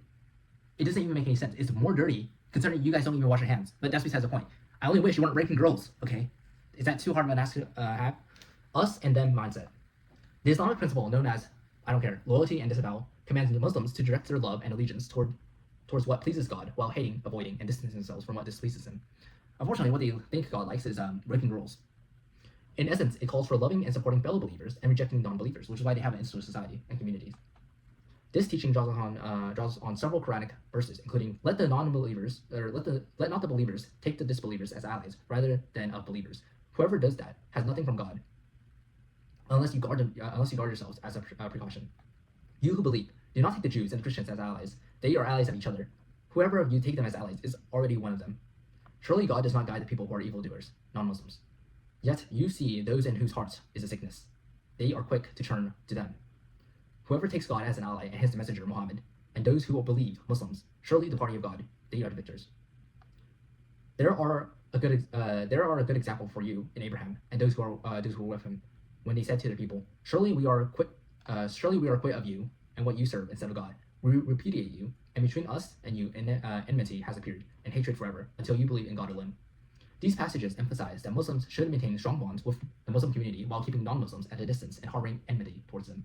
The Quran warns that God views non-Muslims with contempt, and that Muslims who befriend, ally with, or associate closely with them risk being regarded by God as disbelievers themselves. While some Muslims downplay this doctrine, revivalist movements, which have gained considerable influence in Western countries, have actively promoted it, presenting strict adherence to loyalty and disavowal as vital for the Muslim community's success in carrying out its divine mission, which is taking over the world, raping everybody who is a woman, and killing all the men. That's about it. That's literally it. Their ideology, their religion, is a sex-driven cult that is really driven by lust. And that's about it. Their literal heaven is having 72 virgins. Their obsession with having sex, raping women and girls, is well known. It is not a stretch of imagination to see that they would literally try to have heaven on earth, which in their case is literally just raping as many girls as they can, which is what has been happening, unfortunately. And again, even this, while some Muslims downplay this doctrine, the reality is that many of the mainstream ones do. But what's even more the case, is that every single Muslim has some amount of this beneath them, within them. It is the core of what they are if they are truly religious. Their faith is inherently evil. It is inherently against the West. It is inherently in favor of rape, in favor of child marriage, in favor of everything that we see that is bad, that is terrible, that is satanic. And it is the core of what they are. So no matter how much they may try to brush it off, they may say, oh, this is in the context of whatever bullshit. They know what they are. And anybody who tries to tell you otherwise are willingly trying to deceive you. Especially if they're Muslims themselves. They're doing so, very likely, in order to deceive you. So that when the time does come, and they do have the opportunity, they do have the majority, they will rape your daughters. And they will do so brazenly. Because there is even Islamic concept for fucking lying to people. Zakiya. It's like they have an unlimited number of ways in which they are just committing sin, basically. And every single thing that we consider sin, for example, in Western civilization, they consider good. It's a complete inverse of logic for us in the West, but it is exactly the logic they follow. Anyways, I've been going on rants nonstop pretty much. It's been like quite a long time at this point. Beyond its theological rule, whatever this is, has profoundly shaped certain Islamic cultures. In such environments, many Muslims feel strong pressure not to say or do anything that could damage the image of the Muslim community or bring discredit to Islam. It doesn't matter. That means they're complicit. Their silence is complicit. Their cover-up, their looking away is complicity. And they need to be castrated, tortured, and executed right alongside their brethren. Within an honor and shame-based framework, reinforced by these values, speaking out to outsiders about wrongdoing committed by fellow Muslims is often seen as an act of betrayal. Again, these ethnic religious insular societies will always look out for what's in the best interest of their own community, their own brothers or family members or friends, their own community members, their own race. But white people, when they do the same thing, it's seen as racist, it's seen as Islamophobic, some bullshit. No, that's what needs to happen. And frankly, these animals who are doing it know better than the Westerners who aren't. And this is the results. Hundreds of thousands, very much likely millions of rapes. This dynamic can have serious real-world consequences. For example, in her book, the Imam's daughter, Hannah, or Hanan, later known as Hannah, described her experience as a 14 or 15-year-old Pakistani teenager in Britain. After confiding in a female teacher that her father, an imam, was beating her, the teacher informed the deputy head, who arranged for a male Pakistani Muslim social worker to meet with her at school. Initially terrified because of his background, Hanan eventually opened up to him about being treated as a domestic servant, fearing a forced marriage and enduring physical abuse. The same afternoon, she returned home to find a social worker speaking with her father and relaying everything she had said. While the social worker was present, her father acted kindly, but once he left, her father subjected her to a severe beating and rape. So, incest. Again, rape of your own daughter. And this is a mom, by the way. This is the pinnacle of religious leadership, or a very clear representation of what their beliefs are, that is Muslims. Her father subjected her to a severe beating and rape, threatened to kill her if she ever spoke again, and imprisoned her in a cellar for days. Again, these social workers, if they're Pakistani, if they're Muslim, if they're foreign, they do not work for the interests of British people. And this particular case, this Pakistani girl, she was subjected to a fraction of the same things that many of the white girls were experiencing. It is a shame that has happened. It is. I don't care what your ethnic or religious background is. No girl should be getting raped. I know that's a controversial statement. I know. But those who are doing the raping, those who are doing the raping themselves, are often Muslims, foreigners, and they all need to be exterminated. When Hanan later encountered the social worker at school and refused further contact, she reportedly told her, "Hey, I was just doing what I thought was right. You know what? You know that? It's not right to betray your community." Again, social workers, which are supposed to be working for the interests of those that are placed in charge of it, they're working for the interests of the community instead. They're placed there to take care of children. And what happened? The children got raped. Similar patterns have appeared in accounts from grooming gang survivors. Some have described approaching the police only to be interviewed by Muslim officers who switched off the recording device and urged. I'll restate this. Some have described approaching the police only to be interviewed by Muslim officers who switched off the recording device and urged her to abandon her complaint due to supposed lack of evidence.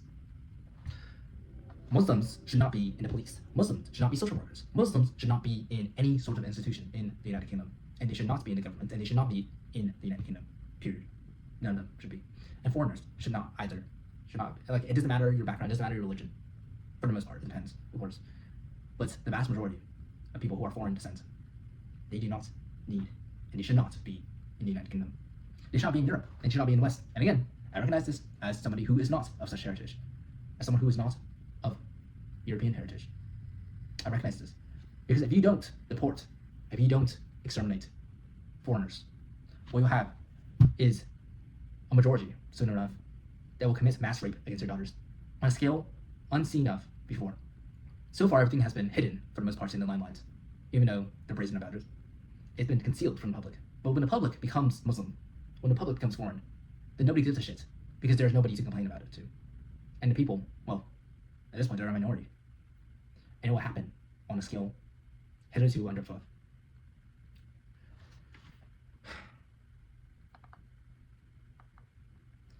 A deeply ingrained culture of enforced loyalty and community protection can discourage individuals from reporting abuses or providing evidence against members of their own group. Had the social worker, in Hanan's case, or Hannah, reported her disclosures to the police, leading to her father facing criminal charges, he would have exposed himself, and by extension, those associated with him, to be a serious risk of being labeled a traitor within the community. The prominent Indian Pakistani Muslim thinker and revivalist, Abul Maududi, I don't care for shit, in his influential work, Let Us Be Muslims, 2016, no, thank you very much, maintained that Muslims cannot achieve true success until their highest allegiance is given to God and to the Muslim Ummah community. The doctrine of loyalty and disavowal exerts particularly strong pressure when Muslims live in a minority in a non-Muslim host society, like everywhere in the West. In such settings, as they seek to preserve and assert a powerful collective identity, Muslims may place even greater emphasis on internal solidarity and separation from non-believers than they would in their countries of origin. Superiority and dominance of men over women. Islam establishes that men hold the position of managers or maintainers over women, as stated in Surah 434, where their role involved ensuring women remain in their proper state. Under Islamic law, every woman remains under the guardianship of a male relative. Normally, this is her father. Should the father be unable to serve due to death, loss of mental capacity, or apostasy from Islam, a specific order of male relatives from the paternal line steps in, starting with the paternal grandfather, then sons, brothers, nephews, and uncles. Surah 434 further authorizes men to discipline their wives, including through physical violence. Here's what I don't understand. How women in the West, liberal women or progressive women, would ever think of allying, ever think of joining hands with these fucking rapists who would would rape you, enslave you, convert you to Islam, and do all the things you blame any other man of doing. And who would do so brazenly, by the way. I don't know why you would ever ally with them. It is like the most deluded thinking there ever is. It doesn't make any fucking sense, but anyways. Numerous authoritative sources and Sharia regulations reinforce the notion of women's inferiority to men. Surah 2:228 declares that men hold a rank above the women. The Prophet Muhammad stated that women are deficient in both religion and intelligence relative to men. And in the same hadith, he noted that women formed the majority of those in hell. He also taught that if a woman or a dog passes in front of a praying man, the prayer is invalidated. A reason mosques position men with their backs to women during prayer. Sharia obliges a wife to engage in sexual intercourse with her husband whenever he desires it. If she refuses, Muhammad said the angels will curse her until morning. Divorce under Sharia strongly favors men. A husband may unilaterally divorce his husband without stating a reason, simply by pronouncing "I divorce you" 3 times. For a wife, obtaining a divorce is far more difficult, typically involving a formal legal process and often a financial cost. Following divorce, the mother may retain physical custody of young children up to a particular age, but the father retains legal guardianship.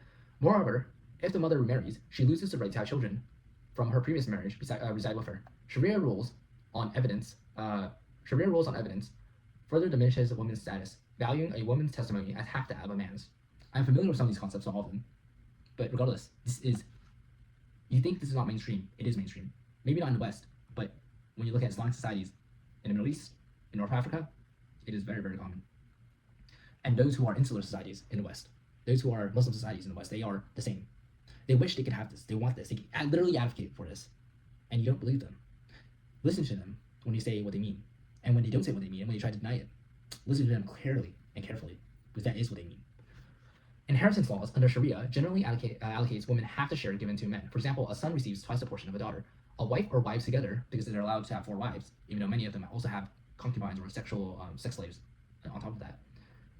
A wife or wives together inherit 1/4 of a husband's estate if he leaves no children, or 1/8 if he does leave children. In contrast, a husband inherits half of his wife's estate if she has no children, or 1/4 if she does. Sharia's approach to rape also disadvantages women because they think rape is great. They love rape. Rape is categorized as a form of zina, illicit sexual intercourse, the same offense that covers adultery and fornication. Zina, did I say something else? Zina is defined as sexual intercourse between a man and a woman who is neither his wife nor his slave, because they have slaves, and they still have slaves. It is, I don't know, I keep saying the same things. There is no distinct offense of rape. It is treated as coerced zina, and marital rape is not recognized. The penalty for the rapist mirrors that for consensual extramarital sex: 100 lashes for an unmarried person, or stoning to death for one who is or has been married. When a woman accuses a man of rape, her consent is presumed unless both the act of penetration and her lack of consent are proved by 4 male witnesses who each directly observed the man's penis entering the woman's vagina. So let me get this straight. A woman cannot say that a man has raped her unless you have 4 other guys who are watching this happen, who are watching a man's penis, the rapist, enter the woman's vagina. In what scenario, in what situation would you have 4 men just watching a woman get raped and not doing anything about it, unless they are rapists themselves, of course? And then in what scenario, therefore, would they testify against the rape? This is the most retarded logic I've ever heard. But then again, their ideology literally promotes rape. This is understandable. Naturally, the presence of 4 men witnessing a rape without intervening makes it highly improbable that they would testify in the victim's favor. Again, literally I just said. Should a woman allege rape but fail to produce the 4 required male witnesses, she risks being convicted of zina on the basis of her own accusation. So she then, therefore, becomes convicted of the crime that she was. So if she is raped and she can't get the 4 magical witnesses, male witnesses, by the way, who saw this happen and did nothing about it, and who are likely rapists themselves, then she gets convicted of rape. What the fuck? This is the most. It can't get more retarded than this, really. In 2003, Pakistan's National Commission on the Status of Women reported that up to 88% of women imprisoned in Pakistan were rape or gang rape victims who, unable to meet the 4 witnesses requirement, were instead convicted of illicit sex. Why are you importing these people? Why? Into the UK? They literally do the same shit there as they do here. Or, I'm not even in the UK, but you know what I mean. Why are you allowing this to happen? Why the fuck is this happening? Taken together, these Sharia provisions that institutionalize male dominance over women exerts a profound influence. In cultures shaped by Islam, boys can be raised to grow to men who assume rightful control over the women in their lives, confident in their inherent superiority. The Seclusion of Women. Islamic law contains multiple provisions that mandate the covering and Seclusion of Women. It is widely recognized that a Muslim woman must cover most of her body when appearing in public. Additionally, Sharia grants a male guardian the authority to restrict a girl's or a woman's movements, allowing them to confine a wife or daughter to the home and permit her to leave only when accompanied by a male relative and for a valid reason. I don't know how the feminists in the West are not freaking out about this. No, they actually say it's part of the culture, it's racist, it's Islamophobic, and all that. It is the most, it's the most retarded logic. I know I've said that like 3-4 times now at this point, but everything here is like complete inverse to logic. It doesn't make any sense whatsoever. This is reflected in Surah 33:33, which, and by the way, all these Quran verses are literally there. They are what the mainstream believes in, even if they do not explicitly say so, even if they deny so. They're literally allowed to also lie. So never take their word for granted. And when they do, in those rare occasions, say what they mean, when they proudly, brazenly celebrate the rape of millions of white girls, then you need to kill them. Then you need to castrate, torture, and execute every single one of them, as well as the communities. Stay in your house and do not flaunt yourselves. One consequence of the Sharia-derived culture of covering and seclusion is that a woman who appears in public without covering or remains outside the protected space of the home may be culturally perceived as unguarded and therefore sexually available or promiscuous. So imagine all these Muslim men going to the UK for the first time and seeing all these women, all these young girls who are uncovered. That is, they don't have a hijab. They don't have a male guardian. It's like easy pickings for them. They must think to themselves, I've landed in heaven. Is the UK heaven? Apparently it is. There's so many virgins just lying around, waiting to be raped. Specifically talking about the young girls. This is the result when you import these fucking animals in. This notion that an uncovered woman invites molestation is suggested in Surah 33:59 of the Quran, where Muhammad is instructed that his wives and daughters should cover themselves so they are not abused. The literal prophet, the literal leader of the faith, the one who is seen as the most high, the most, the holiest man to walk the earth or whatever, is the one who is saying these things in their religion. So when their highest role model is seen as being a warlord, sexual abuser, slaver, child rapist, then, well, they have a lot to look up for, or look up to, right? And it's just terrible. Certain Islamic preachers have explicitly endorsed this view. Following the high-profile convictions of Muslim men of Lebanese background for rape in Sydney, Australia, the country's Grand Mufti, oh my god, Sheikh Taj al-Din, whatever, al-Hilali, controversially placed blame on the victims for not being covered and not remaining in their homes. He stated, if you take out uncovered meat and place it outside without cover, and the cats come to eat it, whose fault is it? The cats or the uncovered meats? The uncovered meat is the problem. If she was in her room, in her home, in her hijab, no problem would have occurred. Understand what this fucking guy is saying. This guy who is the Grand Mufti, by the way, is representative of all the Muslim people, all the Sunni Muslims or whatever, in a particular country, in this case, Australia. He's basically saying to them and to the world, comparing white girls, rape victims, to meat. Literal meat. It is their own fault for being raped because they weren't covered. Like good little Muslims. They're not Muslims, you fucking idiot. You fucking rapist. They are not the same as you. They are not the same as any Westerner because they are not Westerners. They are animals. They are worse than animals. And you think this is extremist? You think this belief, the direct quotes, by the way, is extremist, that is radical, that is fringe? It's not. Not really. No. It is the core of what they believe. It is the essence of what they believe. And if they ever try to deny such a thing, then to do so explicitly for religious reasons, because they are allowed to lie. Their whole religion allows rape to go on unfettered for as long as possible. In making these remarks, Sheikh Hilali was presenting Islamic norms as the remedy to crimes of the kind committed by rape gangs. According to this perspective, if individuals adopt Islam and adhere to its rules, women and girls would be protected from such abuses because they would be kept secluded, placed under permanent male supervision, and rendered invisible to outsiders. Great. So in order to protect your daughters, you have to make them Muslim. Well, there you go. You have to change the whole way of life for them in order that they don't be raped. I have an easier solution, actually. You just get rid of the rapists. Wow, what a radical solution. Forced marriage and the age of consent, both of which are, well, the first of which is always the case, and the second thing is never the case. There's no age of consent. Under Sharia, marriage takes the form of a contract arranged between two men, the groom and the bride's male guardian. The structure closely resembles a contract of sale. Dartful shekels. The groom pays an agreed sum, known as dimar, to the bride, and in exchange she becomes sexually available to him. This is basically the same thing as the sex trafficking that went on in the UK. whereas literal prostitution. Except over here, this is marriage for them, which is, oh god. Islamic jurisprudence sets no minimum age at which a girl or a woman may be married. Religious authorities permit a father to arrange a marriage for his daughter even while she is still an infant. This has happened, and is still happening in third world shitholes. In Afghanistan, it is happening. I saw a literal BBC documentary recently where a young daughter was being married off by her father to a super old man. And this is happening all across Islamic societies because they are a culture that thinks of child marriage as really heaven. Because as you can see in their idea of heaven, when a righteous Muslim goes to heaven, their idea of heaven is that he gets 72 virgins. So virgins who will remain virgins no matter how many times they get penetrated. It's just basically a heaven full of lust and I guess that would be rape, harem rape, child rape, mass child rape, basically. Mass child rape is basically their version of heaven. So yeah, it's so great that this sort of mentality has been imported to the West, isn't it? God. And this freaking video is going on quite a long time now. Hopefully I'm able to read things in a more timely manner, but I don't think I can. I'll try to do so though. Forced marriage and age of consent. I already read this portion. The Prophet Muhammad himself married Aisha when she was 6, as I mentioned earlier. An arrangement made between Muhammad and her father and consummated the marriage when she was 9. That means he fucked her. He raped her when she was 9. Somehow, some way, better. Oh god, how was it better?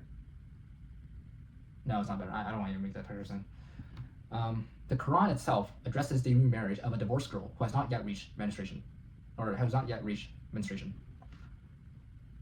Look at the sentence. Think about it. The Quran itself addresses the remarriage of a divorced girl who has not yet reached menstruation. So they already have this implicitly makes clear that this has been happening since the time the Quran was written. That a girl will be married before she was even a teenager, and divorced before she was a teenager. And marriage always includes sex, because that's the primary reason these fucking animals marry. These fucking... Sharia distinguishes between types of guardians. The bride's father, or paternal grandfather, is termed a wali mubir, or whatever, mujbir, forcing guardian, because certain schools of Islamic law allow him to compel a virgin daughter or granddaughter into marriage without her consent. God. The notion that a girl must reach a particular age before she can consent to sexual activity is foreign to Islam. In Islamic teaching, the only lawful context for a woman's consent to sex is through marriage, and even that consent is not always required. Significantly, the Arabic term nikah denotes both marriage and sexual intercourse. Sharia, in effect, merges the two concepts. An unmarried woman is forbidden from engaging in sex, while a married woman has no right under Sharia to refuse sexual relations with her husband. Hadith further state, a virgin silence constitutes consent to marriage. This was applied, by the way, to the victims, basically. Except even if they do scream, and of course they did scream, their fucking religious law wasn't followed. It's fucking animals. This merging of consent to marriage and consent to sex sheds light on Dr. Hill's account that her rapist interpreted their victim's silence as consent to the rape, drawing on those same hadiths. When you're silent, you're consenting. Even though, of course, when you're raped, when you're attacked, you're often either in a state of shock, meaning you don't do anything, or you run away, or, well, at this point, you're not running away because they already got you, and you can't fight back because it's usually grown men who are doing this to little girls. So the only course of action is inaction, it's shock, it's not doing anything. It's fucking horrible. Islamic scholars differ on the degree of physical or emotional maturity needed for sexual intercourse within marriage. Again, they all believe this. It's just how much, should it be 9-year-olds or should it be 10-year-olds? I keep saying the same things, so I'm not going to repeat myself, but you can understand the point. Some hold that the onset of puberty serves as the threshold for readiness, though Muhammad consummated his marriage with a 9-year-old Aisha before she reached puberty, and others permit dying with a wife who is menstruating or considered too young for vaginal penetration. This practice, Dr. Hill also describes. The entire religion is based across lust, basically. These observations suggest that Muslim grooming gangs may exhibit religious and cultural indifference to the modern age to the modern concept of an age of consent. No way.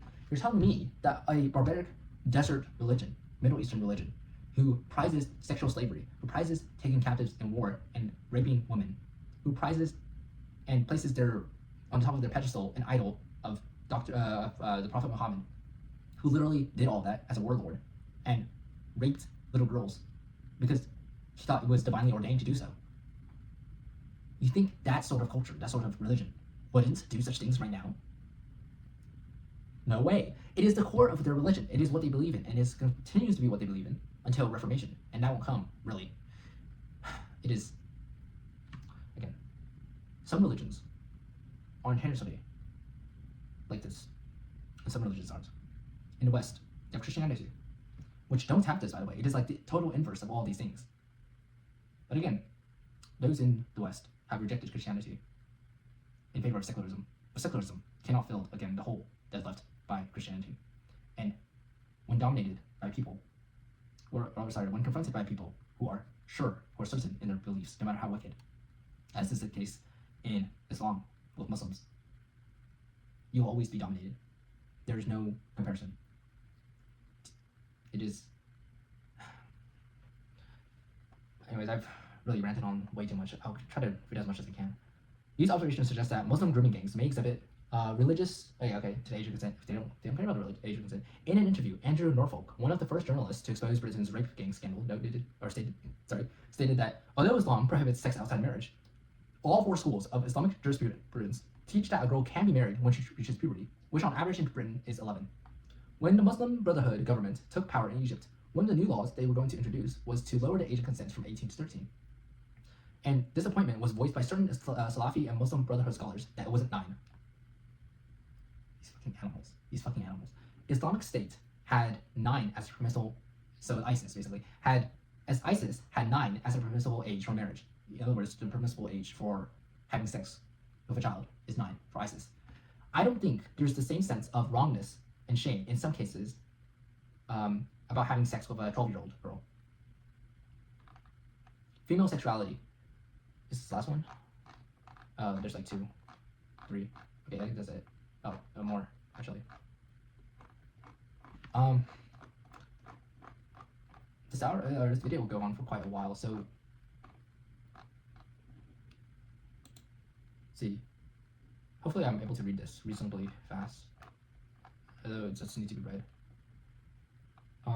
Let's see.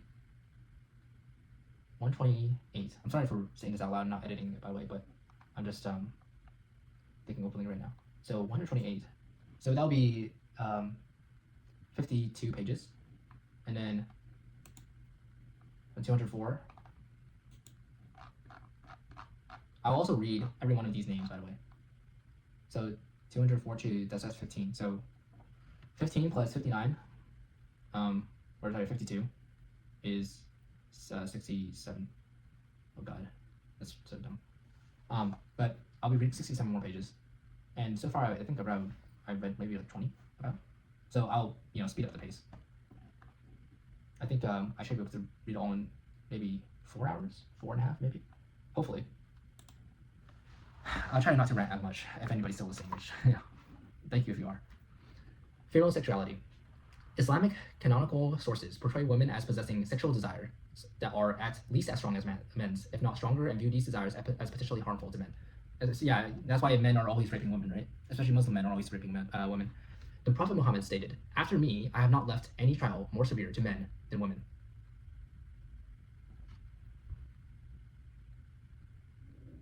This is the most retarded. Oh my gosh. The Arabic term fitna used here denotes a severe trial that can involve seduction or temptation, leading people astray from faith, and it also carries connotations of chaos that disrupts social harmony.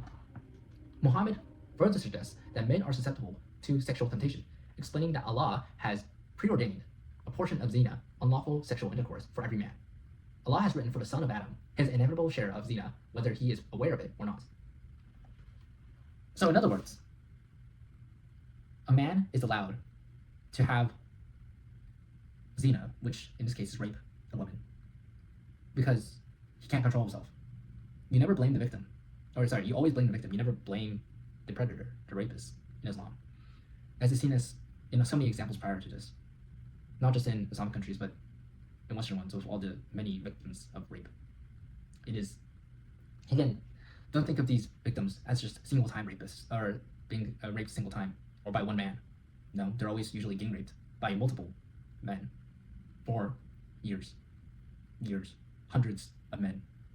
It is, oh my God. One practical expression of anxiety over women's sexuality is the practice of female genital mutilation, FGM, which various schools of Islamic law either require or strongly recommend as a way to curb excessive female sexual desire.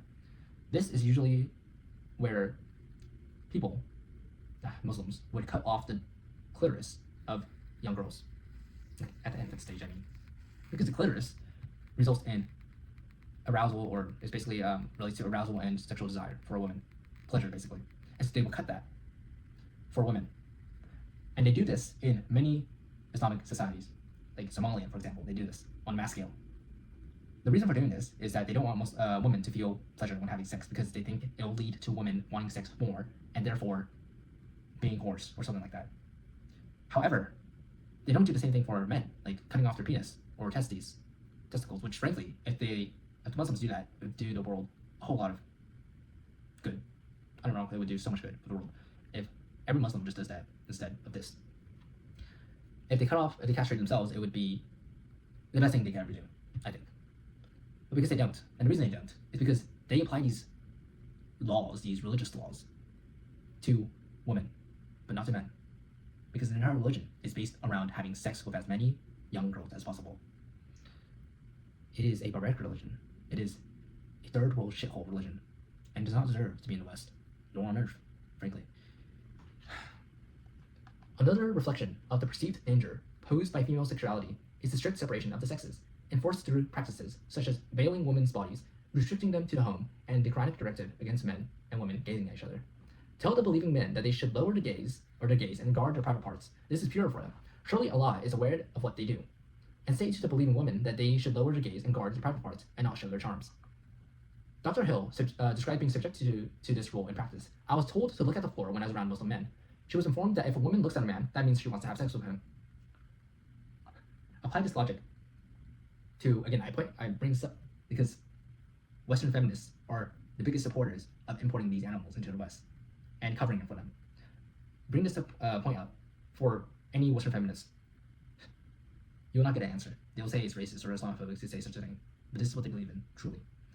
What Muslims believe is not a tenth of the so-called misogyny that Western culture permits, of the gender norms that we have here in the West. It is not a fraction of that. Sorry, I should invert things. The cultural norms in regard to gender and whatnot we have in the West is not a fraction of that of which is displayed in Islamic society and in Islam, really. Again, I've been speaking for like 2 hours now, almost, so I will trip over my words. Apologies.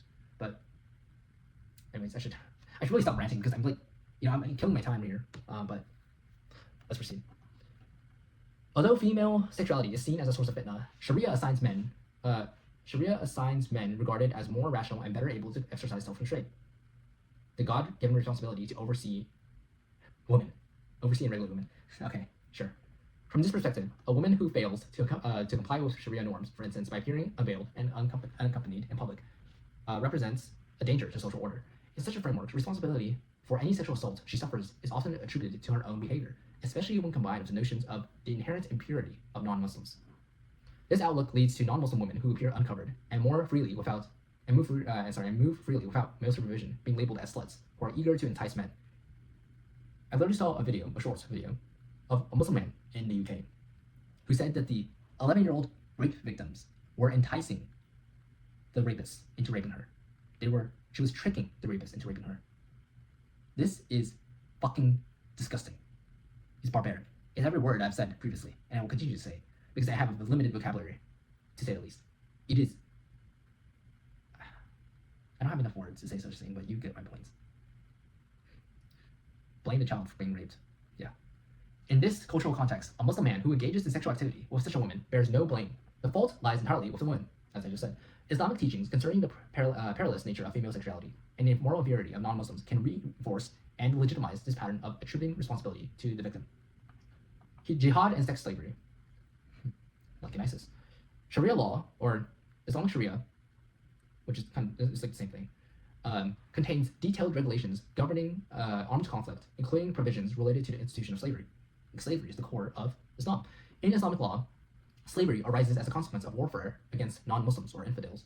Non-Muslim captives taken in such conflicts are regarded as lawfully enslaved simply by virtue of their capture. These captives may then be allocated to Muslim combatants as part of the war booty spoils. They can subsequently be sold, ransomed, or retained in slavery. Historical records show that during the Prophet Muhammad's lifetime, Muslim forces enslaved women captured from enemy groups in more than a dozen military engagements, and they would rape them. Under Sharia, sexual relations with a male owner and his female captive slave does not constitute zina. So, it is fine. It is not adultery. It is not sexually immoral to rape your slave. God.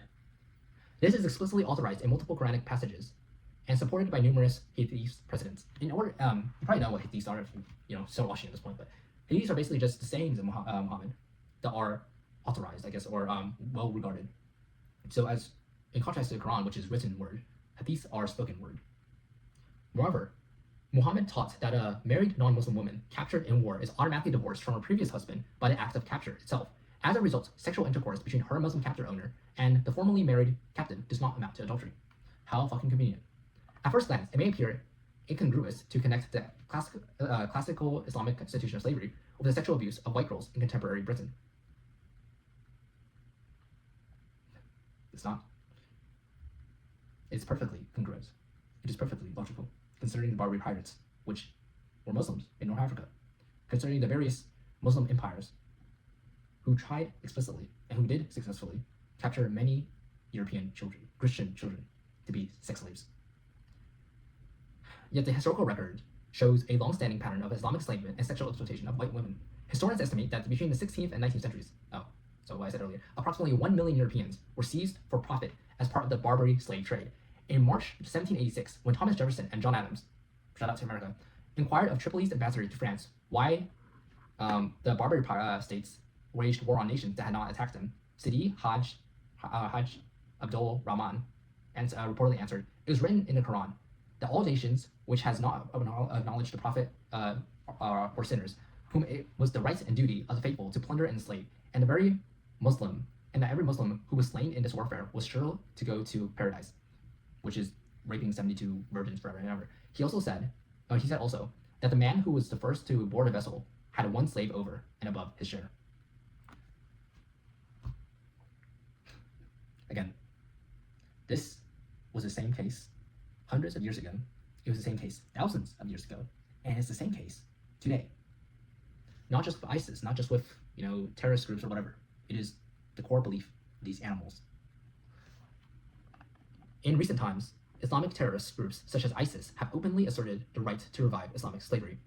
A significant contemporary legal debate among Muslim scholars concerns the proper classification of Western countries that now host large Muslim immigrant populations. In classical Islamic jurisprudence, any non-Muslim nation was presumptively categorized as a Dar al-Haram, Harb, the house of war, from which Muslims have the right and duty to take slaves, as articulated by the Tripoli ambassador. Medieval Sharia treats Dar al-Harb as the default status for infidel territories. The doctrine attributed to Muhammad further obliges Muslims residing in Dar al-Harb to perform hijra migration to a territory governed by Islam, particularly if they cannot freely practice their faith. Their duty to migrate continues to be emphasized by many Salafi groups.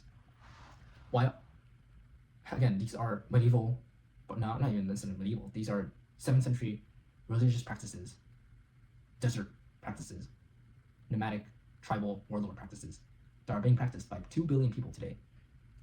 And this has resulted in the rapes of millions of white girls.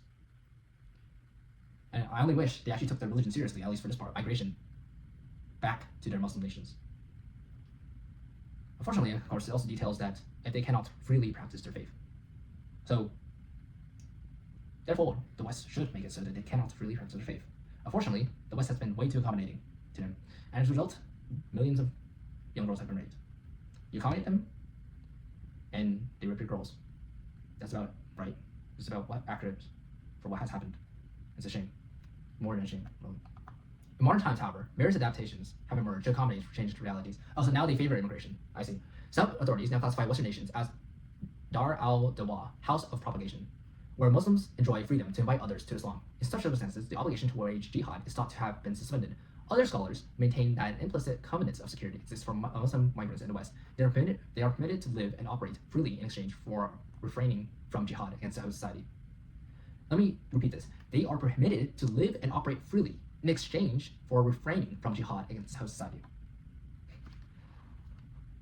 So, Muslims in the West, because you allow them to be living freely and operating and practicing their faith, first of all, they rape millions of your girls. That's one. Two, thanks, because you're allowing them to do so, they'll also convert many of your people to their faith, whether forcefully or not. That's about that point. And if you don't do these two things, if you don't allow them to do these two things, then they will commit terrorist attacks. What the fuck? Why are these animals allowed in the first place? They're nothing but net negative in every single aspect whatsoever. It is worth emphasizing that the alternative classification of Western countries, such as Dar al-Dawa or a tacit covenant of security, serves only to postpone, rather than eliminate, the traditional obligation to engage in jihad for at least some Muslims with radical inclinations. All of them. The issue is not whether jihad will eventually be required, but merely when the appropriate moment arrives. They are subversive. They are a people who do not belong in the West. Certain Muslim men, lacking deep scholarly knowledge, often rationalize the grooming gangs offenses by mentally recasting their victims in the role of legitimate slave property under an Islamic framework. In Rotherham, for instance, one perpetrator named Muhammad branded his victim with the letter M as a mark of ownership. Survivors have described being compelled to perform domestic tasks such as cooking and cleaning for the captors while enduring repeated sexual violation. Mirroring the treatment of household slaves. Journalist Andrew Norfolk captured his mindset when he observed, some of these Muslim kids have gotten an idea, probably because it's quite convenient for them, that Britain's been designated a land of war, so certain things have become permissible in terms of the enemy. I think some of these guys think it's okay to do stuff to white girls that they wouldn't have dreamt of doing to Muslim girls. Correct. They think that because, it's funny because they're living normally for the most part, like going on buses or going to school or whatever, as any other British person in Britain. But when it comes to matters of lust, well then they engage in that wholeheartedly. It is, again, if you're not radicalized by this, I don't know what exactly you need to be, or what you need to see exactly, but this is Dhimmitude, Islam's treatment of conquered non-Muslim people. Islamic jurisprudence also addresses the treatment of non-Muslim populations conquered through jihad. Classical Sharia rules on jihad, defined as warfare waged against non-Muslims to extend the dominion of Islam, crystallized during the medieval era. As we had just noted, these rules divide the world into two fundamental categories: the House of Islam, territories governed by Islamic authority, and the House of War, territories under non-Muslim control. Under this framework, non-Muslims fell into one of two groups. Those residing within the House of Islam were considered protected, provided they fulfilled specific obligations and were not legitimate targets of military action. By contrast, those living in the House of War could be legally be fought, defeated, and upon captured, enslaved, and also raped. When non-Muslim communities came under Islamic rule, they were granted conditional tolerance through a formal surrender agreement known as the Dhimma Pact. This arrangement allowed dhimmis, protected non-Muslims, to retain their religion, but only on the condition that adult males paid an annual tax called a jizya, and that the entire community observed a range of restricted regulations. As the renowned commentator Ibn Kathir explained, these rules were designed to ensure the continued humiliation, degradation, and disgrace. And to ensure that means the non-Muslims, continued humiliation, degradation, and disgrace. If a dhimmi community was deemed to have violated the pact, whether by failing to pay the jizya or by breaching any of the imposed conditions, Islamic law permits the resumption of jihad, to kill them, rape them, enslave them. In such circumstances, the full Sharia regulations for war would apply. Adult males would be killed, women and children enslaved, and the property of non-Muslims seized as spoils. And women and children, that means sex slaves. And for the young boys, when the Muslim Empire various Muslim empires were still spreading throughout the Middle East and to parts of Europe, especially in Southeast Europe, the Balkans area, they took young Christian boys. Of course, they took the girls to be sex slaves, but they took the young Christian boys to be janissaries, basically soldiers, forcefully converting them to Islam and making them soldiers. The Dhimma framework imposed a permanent condition of insecurity on Christian and other non-Muslim populations under Muslim sovereignty. It has supplied a religiously sanctioned cultural template that continues to underpin the abduction, forced conversion, and coerced marriage of non-Muslim girls in places such as Egypt and Pakistan. So why do you keep importing these people here? One way to view the involvement or lack thereof of British state officials in rape gang scandals is an incorporation of Dhimmi-like submissiveness. This mindset prioritizes deference to Islam and Muslims above all else, while dismissing or assigning fault to non-believers. From this perspective, the failure of authorities to act decisively against the grooming gang issue may represent a significant step in the gradual Islamization of Britain. In other words, these state authorities, these British state authorities, police officers and politicians, are becoming literal servants to these fucking Muslims, saying, go ahead, rape them. It is your right. Please rape them more. We are your servants. You are our masters. This is exactly what these fucking officials are doing. Islamic clan culture. Evidence from the author and activist Ayn Hirsi Ali at the inquiry highlights that the grooming and rape gangs operating in towns such as Rotherham, Rochdale, and others are not, or it could be Rochdale, I'm not sure, and others are not isolated cases of criminality, but stem from imported pre-modern clan systems embedded within certain ethno-cultural communities, reinforced by specifically Islamic collectivism. As before stated, the crimes disproportionately involve perpetrators from Pakistani heritage backgrounds, with patterns rooted in honor and shame-based dynamics that are wholly anathema to British norms. The behavior is deeply tied to tribal structures prevalent in parts of Pakistan, Afghanistan, the Middle East, North Africa, and Somalia. Family honor is primarily vested in the conduct, modesty, and virginity of girls and women. Strict codes require obedience, covering, and restricted interaction with outsiders. Breaches within the community trigger severe sanctions, including honor killings or collective retaliation by male clan members. When the target is a non-Muslim girl, particularly white British girls, perceived as unguarded, dressed in Western styles, and lacking male protectors, the risk calculation shifts. No retaliation is expected from the girl's family or community, so some young men feel emboldened to treat her as property and then approach, assault, groom, share among the group, and sell her services. That is, make her be a prostitute. And assault, rape. Share among the group, gang rape. This proprietorial view of women escalates into organized networks that traffic girls across regions. Impunity fuels the cycle. Initial assaults, without consequences, creates a perception of Britain as a place where such behavior carries no risks, turning vulnerable girls into commodified products. That's the reality, isn't it? And Britain has stepped up on the very first instance of this, with overwhelming force, with punishment. Then there will be no instance of this, or very limited. But unfortunately, because Britain did not, and many of the European countries and West, the world did not, and do not, you have this. You have the mass rape of white girls across Europe, across the West. A key contrast emerged in evidence.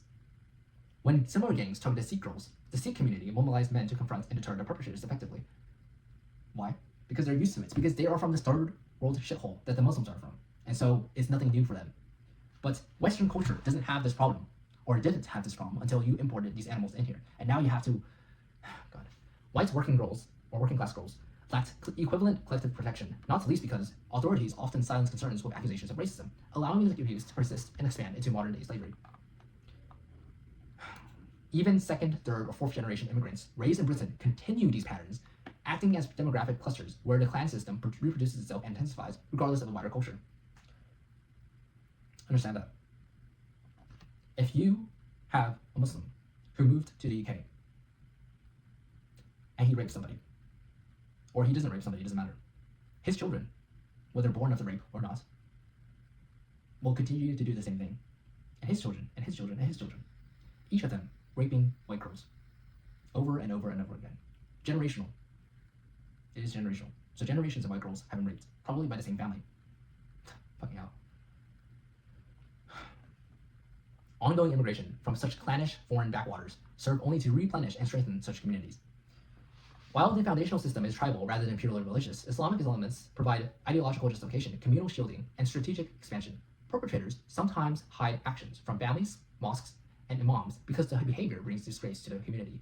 Yet remorse towards British victims is limited because non-Muslim girls are not viewed as fully human individuals deserving protection. They don't view you as the same. They don't view Westerners as the same. They don't view white people. They don't view white girls as the same.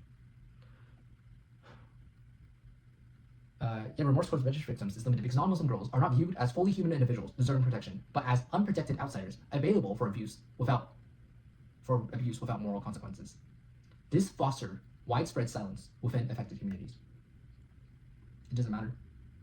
It doesn't matter if you don't do it directly. It doesn't matter if you don't rape or gang rape girls directly. They still know about it. They still do it. Behind closed doors, they're complicit in it. Castration, torture, execution.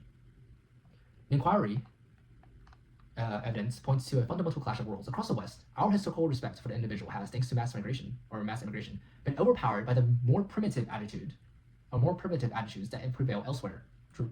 According to which group membership matters first and foremost.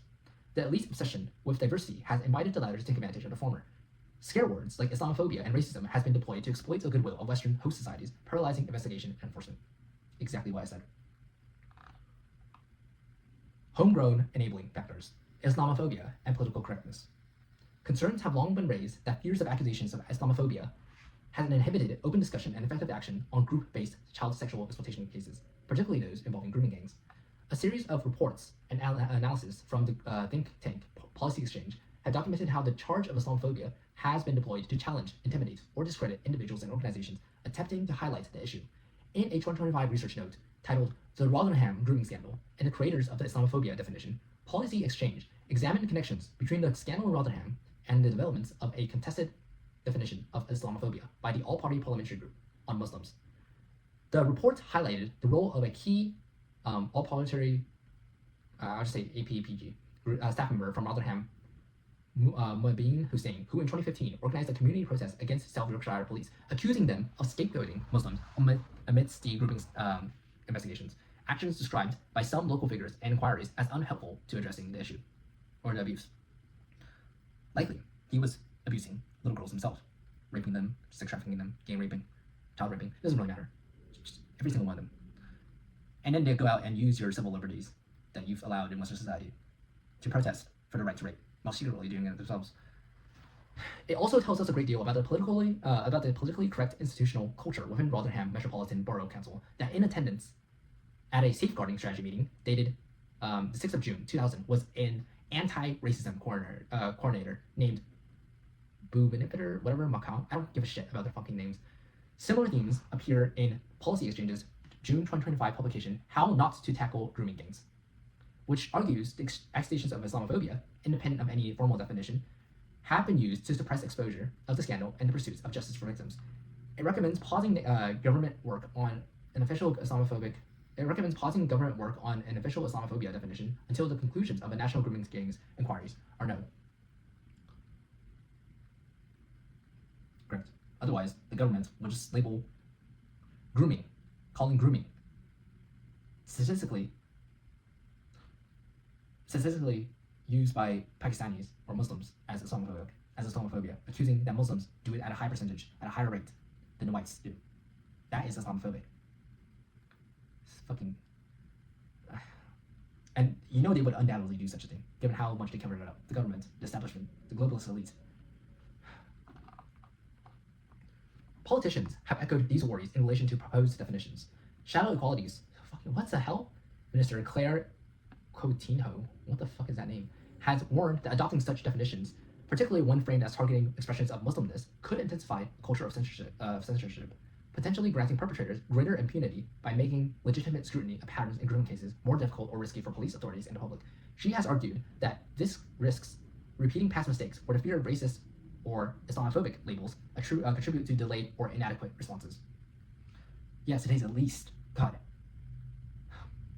The concern to shield Muslims from criticism at all costs went hand in hand with a more general ideological shift, organized around the unquestioning treatment of minorities as special victim groups. Rooted in the left liberal paradigm of the 1960s, this minoritarian outlook first scored political victories under Harold Wilson's Labour government. In time, tolerance, multiculturalism, and anti-discrimination became highly prized values in elite circles. The law, too, began to foster an environment in which challenging certain minority communities, including Muslim ones, became politically dangerous and even criminal.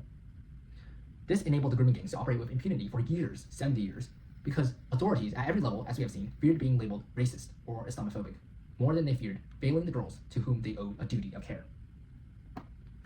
It is worse to be called Islamophobic or racist than to have your daughters be raped, according to this ideology. According to this fucking ideology. This should have been eradicated from the first breath. The legal framework that underpinned this paralysis began with the Race Relations Act 1965 and its even stronger successor in 1976. These statutes, designed to combat overt discrimination, were interpreted and expanded in ways that made any discussion of ethnicity or culture in crime patterns hazardous. The Macpherson's report, 1999, following the Stephen Lawrence inquiry, branded the police institutionally racist, and it introduced a definition of racism so broad that police officers and social workers became terrified of any action that could be construed as targeting ethnic minorities.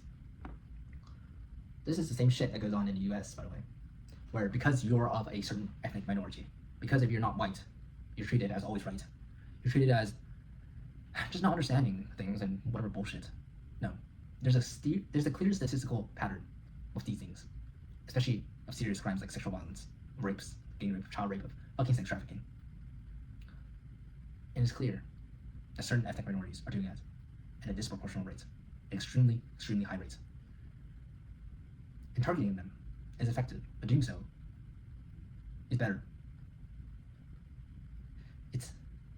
I can't get the words out necessarily, so forgive me for a second. It is more fit to be called Islamophobic, to be called racist, to be called looking at statistics, which is itself controversial nowadays, than it is to have a single girl get raped. If it means deportation, castration, torture, execution of ethnic minorities, then do so, please. If it means saving a single little girl from being raped, then that's all that matters, really. The interests of a million Pakistanis, of a million Muslims, of a billion Muslims, should not be over the interests of a single white girl. That is my view, anyways. And I know it sounds extreme, but I don't like rape. Personally, I don't. Across Britain, clear evidence of organized abuse by Pakistani gangs, among other majority Muslim ethnic groups, was ignored because confronting it risked accusations of racism. The fear was not abstract. Senior officers and council staff explicitly cited concerns about so-called community relations and potential race riots as reasons for inaction. If you are going to have race riots as a result of rounding up rapists, then perhaps these races don't need to be here in the country. You ever thought of that? Fucking hell. The country's transformation was greatly accelerated under Tony Blair's New Labour Project, which culminated in the Equality Act 2010. This consolidated and strengthened so-called anti-discrimination protections by adding religion as a protected characteristic alongside race. Combined with hate crime legislation under Part 3 of the Public Order Act 1986 and the Crime and Disorder Act 1998, it created an environment in which criticizing aspects of Islamic culture or patterns in which criticizing aspects of Islamic culture or patterns of offending linked to Muslim communities could be viewed or framed as racial hatred or Islamophobia. Official definitions of Islamophobia, promoted by some campaign groups, further blurred the line between legitimate concern and blind prejudice. It is not blind prejudice in the slightest sense. It is very well-informed prejudice, frankly. The result was the chilling effect across public institutions. Police forces, social services, and local councils repeatedly chose silence or denial over robust investigations. Because the political and professional cost of appearing to single out Muslims was deemed too high, the KC National Audit of 2025 confirmed this pattern, noting that authorities shield away from examining ethnicity and culture, even when the data pointed overwhelmingly to Pakistani Muslim perpetrators, or just Muslims in general, and in almost every other case, foreigners. That's what it is. What went wrong is now painfully clear. The post-war liberal consensus that began with Wilson emphasized diversity, inclusion, and non-judgmentalism as supreme virtues. Multiculturalism replaced national self-confidence as the guiding principle. Long-standing British norms around free speech, child protection, and impartial applications of the law were subordinated to the need to avoid offending minority sensitivities at all costs, even at the cost of having millions of white girls be raped. Liberal elites in media, politics, and the public sector internalized the idea that acknowledging cultural or religious factors in crime was itself a form of victory. This mindset actively shielded the rape gangs by discouraging the very inquiries and interventions that could have saved thousands of children. Yes, all these people are complicit. The police, the councils, whatever it may be, the elites, the politicians, the media. It doesn't matter if the culture is wrong. You go against the culture. Okay, rape is wrong regardless of culture. Well, not for Islamic culture, that's true. But for Western culture, rape is always wrong. It doesn't matter whether people think it's right or wrong. You know it's wrong because it is wrong. And this sort of objective morality has been subverted, to say the least. It's been lost over time in the West. In replacement of everybody has truth. Everybody has some truth. No, they don't. There's only one objective reality. It is that rape is universally bad, no matter who does it, no matter who it's done to. And this sort of moral quandary that some of these fucking people have, because they have lost their faith, they have lost their culture. This moral quandary should not be existing. And it is a shame that hundreds of thousands of millions of girls needed to be raped in order to finally stick it to their head. And even then, even right now, not necessarily.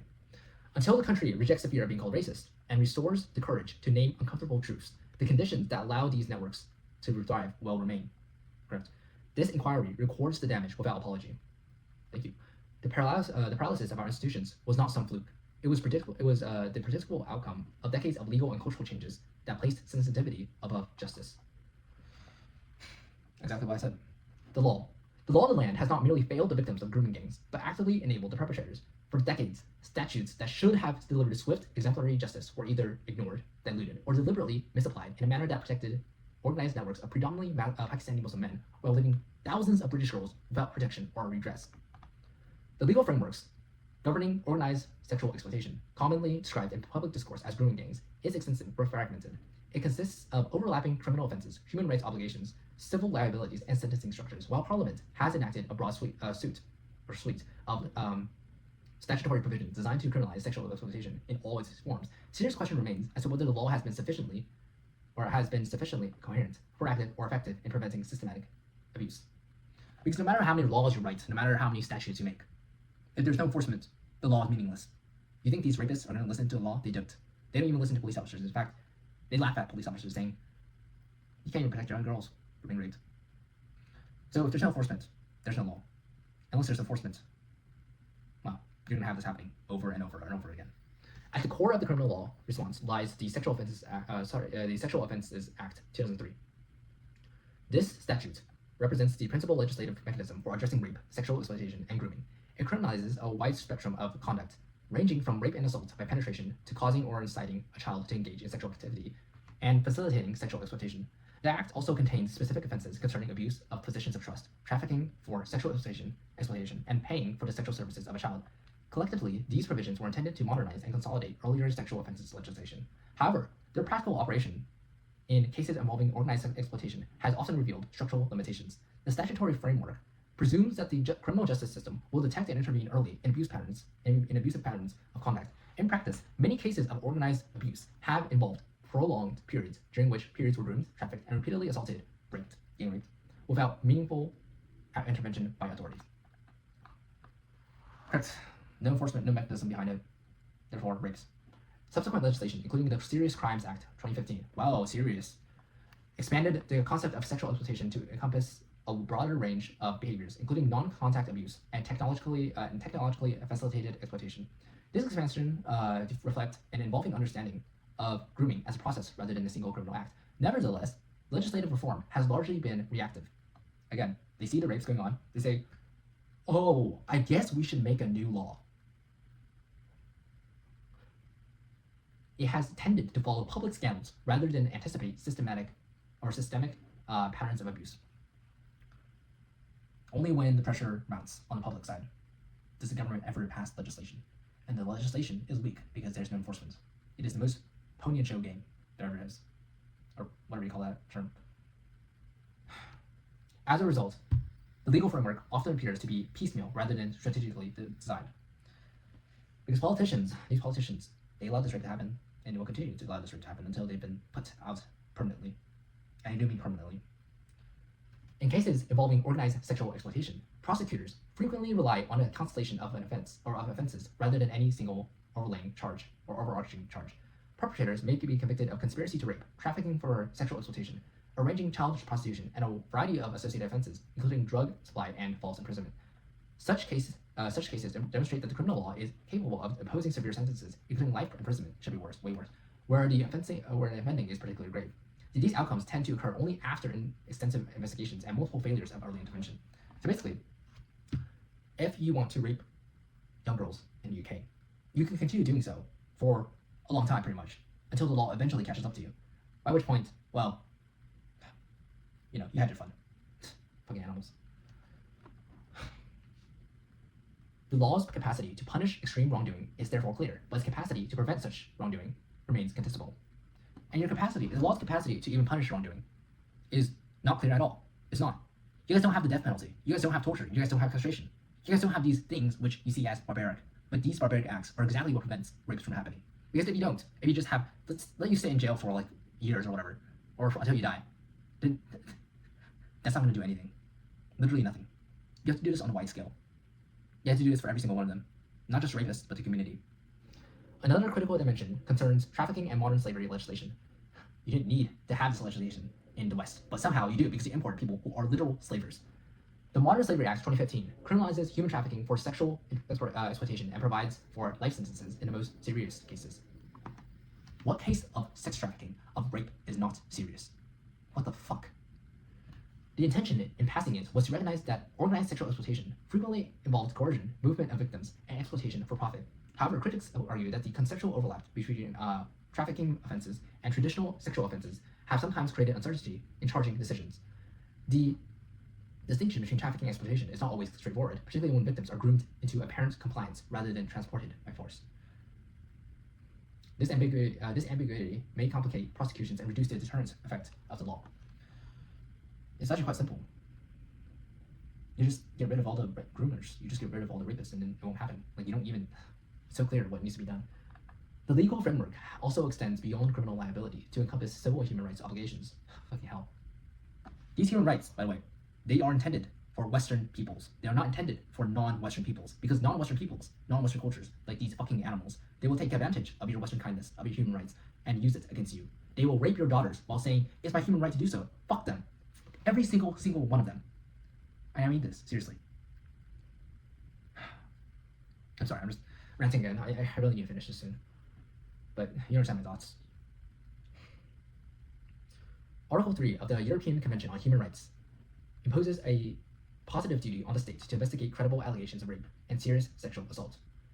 Courts have held that systemic failures in investigation may constitute breaches of fundamental rights, even where perpetrators are ultimately prosecuted. This principle is of particular significance in organized exploitation cases where victims have frequently alleged prolonged institutional inaction.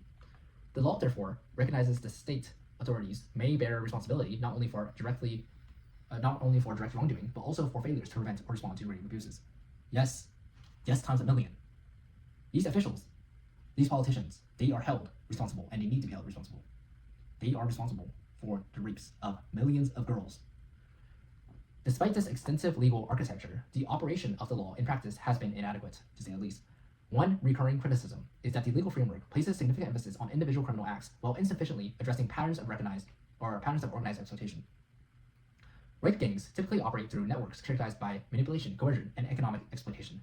The law's traditional focus on discrete offenses can obscure the systemic nature of such conduct.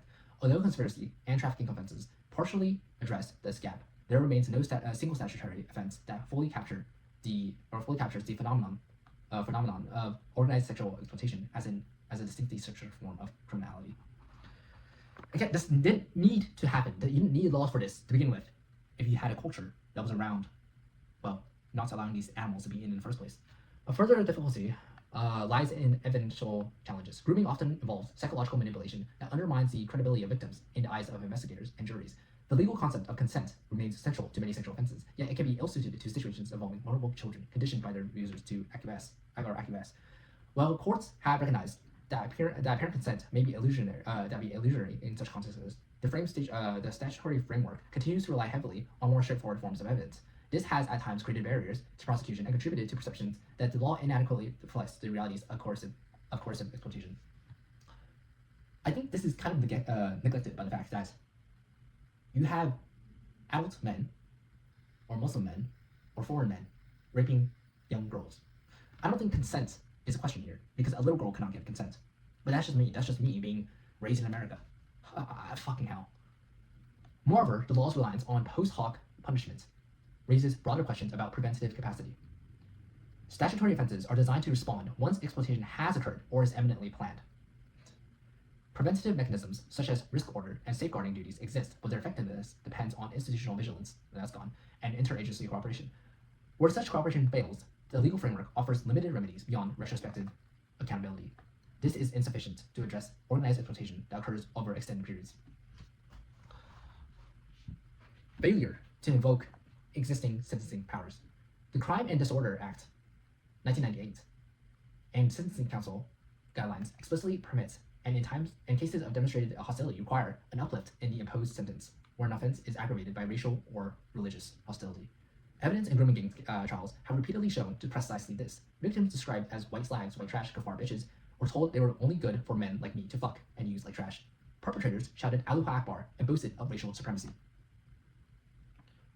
Yet, as far as available public records are concerned, racial aggravations have never once been invoked against anti-white rape gangs, either by prosecutors or judges. Because you can only be racist towards non-whites, apparently. It can never be the other way around, can it? Fucking animals. Here's the thing. White people should be a lot more racist than they are.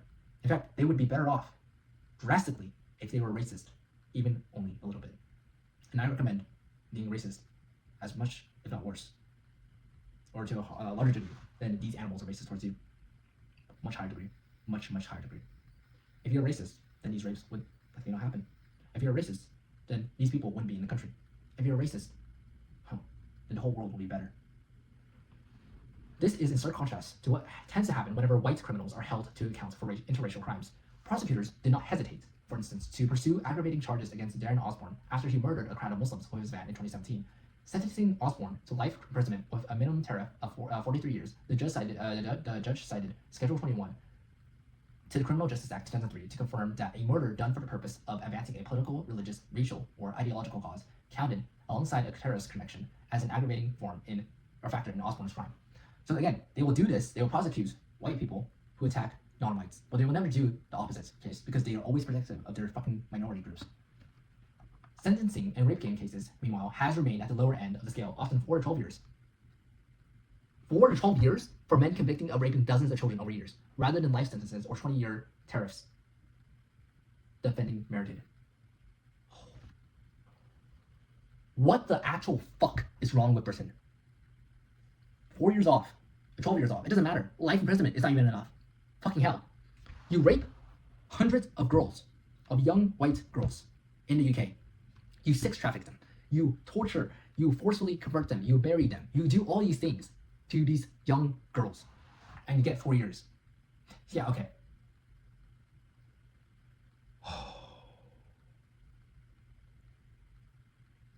I am beyond shocked.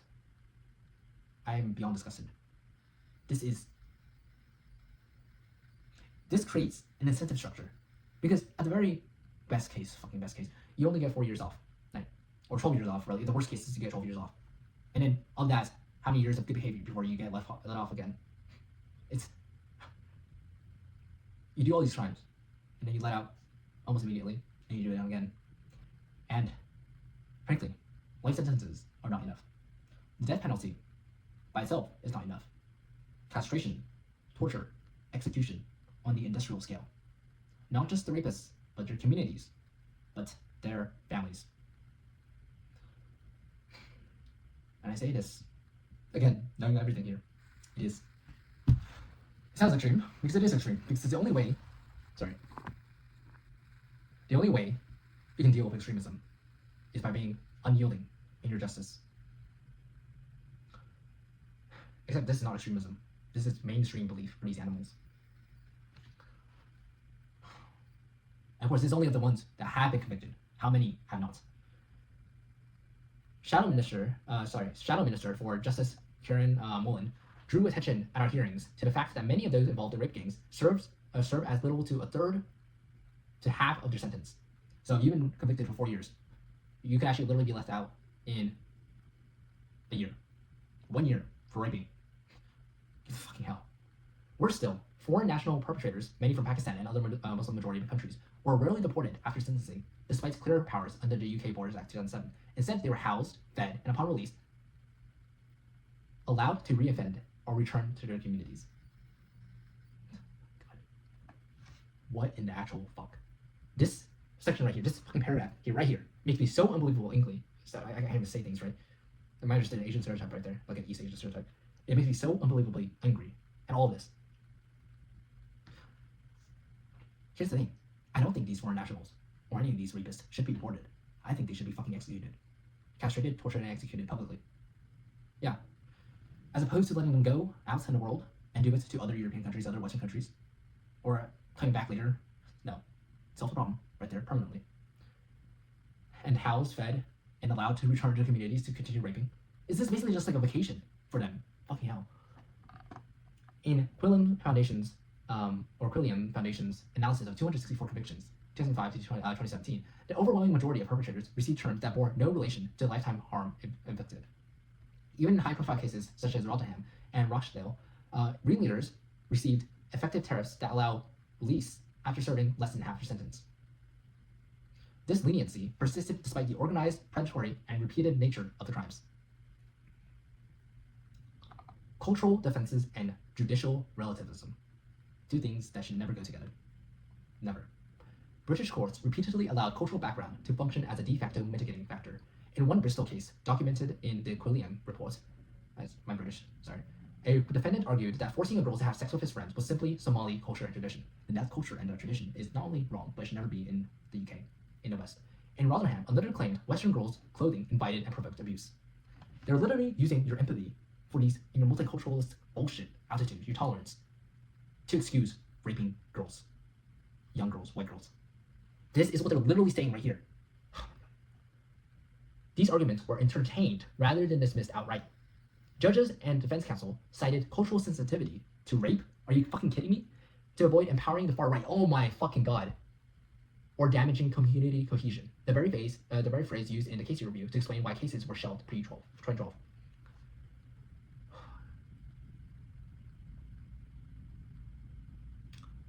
This is, my god.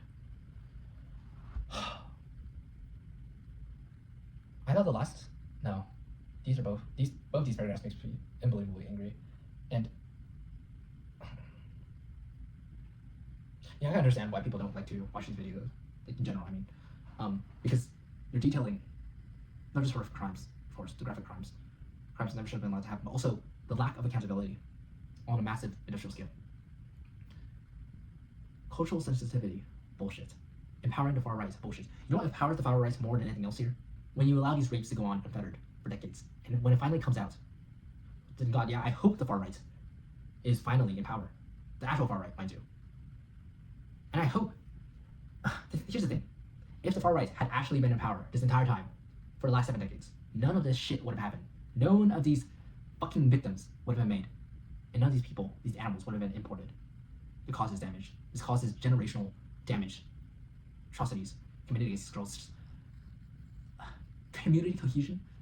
You only need one community. The British community. You don't need anything else, okay?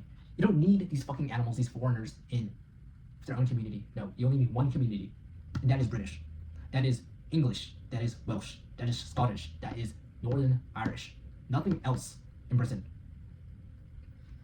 The result is that the men who viewed white British girls as subhuman property received discounts unavailable to any other group of offender, or any other category of offender. This is not justice under the law of the land. It is the importation of foreign, honor-shamed norms into the British courtroom, with the explicit acquiescence of senior police officers, prosecutors, and judges. That's certainly a way to put it. Party politics. As Ayan Hirsi Ali told this inquiry, center-left parties view Muslim voting blocs as a protected base, and aggressive prosecution or deportation risked losing these votes. Chronic electoral dependence on such blocs thus paralyzed far too many levels of government. Political actors across the board, national, local, and devolved, knew about the organized rape gangs for decades, yet put electoral survival, so-called community cohesion, and fear racism accusations before child protection. Not just the left, but also the right. The so-called right, that is conservatives. Labour Party figures proved especially guilty of making electoral calculations where they should have been looking out for the nation's children. Combined with demographic shifts in swing seats, this goes in the way of concerning inaction. This got in the way of concerning inaction. I can't read. This got in the way of concerted inaction. Scotland refused to hold its own inquiry before finally caving in February 2026. It continues to fail to record offender ethnicity or create specific child sexual exploitation workers. Early warnings from the 1980s onwards went ignored because addressing the offending risked political costs. Your political capital, your political constituency should not be comprised of foreign rapists. Personally, I think that shouldn't be the case. It should not be comprised of foreign rapists and their communities who allow such trips to go on. Politics placed retention of power above the safety of children, allowing the gangs to operate such with impunity for decades. Politicians received direct briefings, sat in multi-agency meetings, read internal intelligence, and still denied knowledge, blocked inquiries, and silenced critics in order to cleave to Muslim voting blocs. This was not ignorance of the crimes, but calculated, repeated, and nationwide abandonment of children. The Labour Party. The Labour Party bears primary responsibility for the longest and most deliberate cover-up. As the former Conservative councillor Liam Billington emphasized in our inquiry, Labour-dominated local councils and MPs repeatedly prioritized electoral dependence on Pakistani Muslim communities above the safety of children. Jess Phillips, MP, and Naz Shah maintained. Naz Shah is a very nice English name, as you can see. And Jess Phillips, I think that's a British name, but it doesn't matter.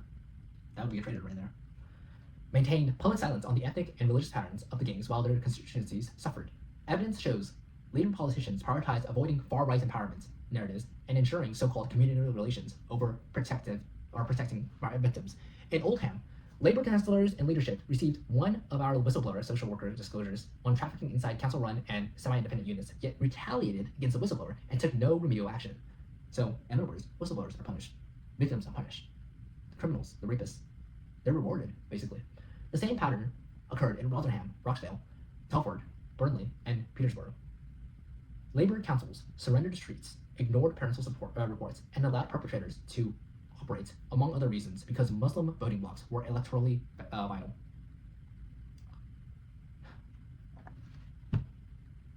Everything I said previously applies to this. Everything I said, I have already addressed this. It is, God, I really need to make a video eventually that is, a lot shorter, of course, but also details everything. Former detective, constable, and Rochdale rape king whistleblower Maggie Oliver has criticized the mayor of Greater Manchester, Andy Burnham, with whom Oliver herself has worked, for failing to piece together a full picture of the information necessary to combat the rape gangs that still operate in his area. And now, by the way, Andy Burnham, he is, I believe, now the MP for Makersfield, and he is going to be likely the new Prime Minister of the UK. So bravo for him as well. Fucking hell. Despite ordering some preliminary independent reviews into child sexual exploitation across Manchester, Burnham stands accused of focusing exclusively on the failures of the past. Oliver is on record further suggesting that two trustworthy reviewers resigned for the final phase of Burnham's inquiry, dealing with the years 2019 to 2015 because they were blocked by Greater Manchester Police from accessing vital documents and speaking to some survivors. As Oliver puts it, what I had come to see and believe is that most of the PR machine was wheeled out very well about what was already done in the public arena when it came to leadership and courage and gripping what is going on now. Unfortunately, he, that is Burnham, turned away. We missed a huge opportunity to bring changes that are needed. Even reviews that did produce valuable findings have seldom been followed up by decisive action. And here's the thing, no matter how many inquiry reports, no matter how many documented cases of rapes you bring up, nothing will change unless you have action, unless you have direct action. That is punishment, and that is immediate enforcement. It is, I am so ashamed of Britain, of the West, because I myself am a huge supporter of the West, and this is really just the decline, the fall of it. It is letting your daughters be raped, because it is politically incorrect to point the fact out that they're being raped by Muslims or foreigners.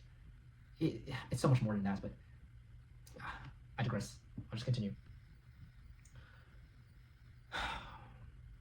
Commissioned in 2017, Burnham's limited independent review concluded that authorities had failed to protect children from pedophile gangs in Manchester, Oldham, and Rochdale. However, no officers were fired or stripped of their pensions for the historic failings were exposed, nor has Burnham exercised his power as police and crime commissioner, a position he automatically holds as an extension of his mayoralty, so his mayorship, I guess, to prosecute any of the officers found to have failed the victims of the predatory gangs. Later politicians did not merely fail to act, but actively denied that the problem existed, smearing those raising alarms, and blocked local inquiries that would have revealed the full scale.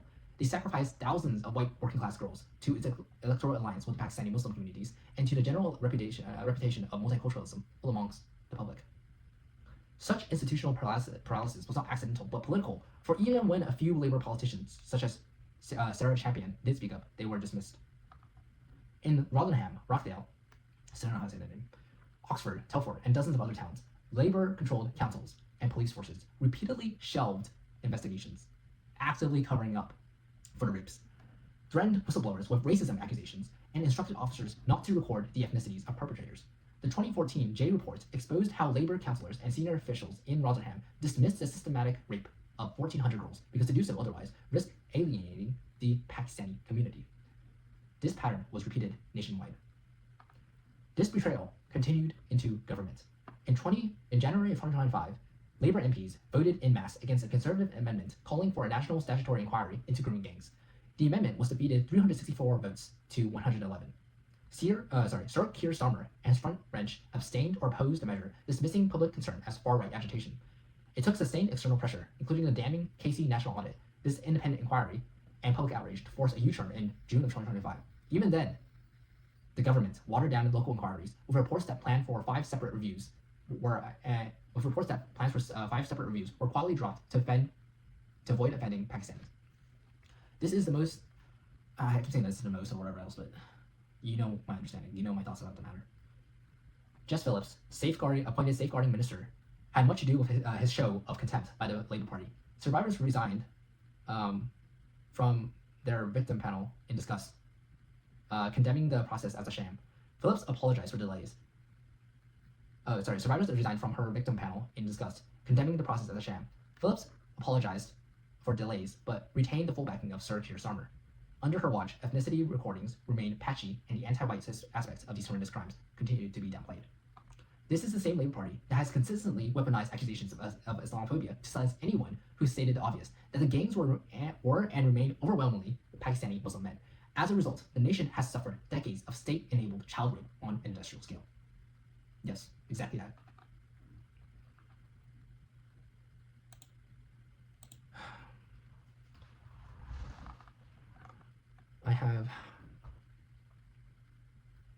Let me check the pages I have, because this has been going on for a while. And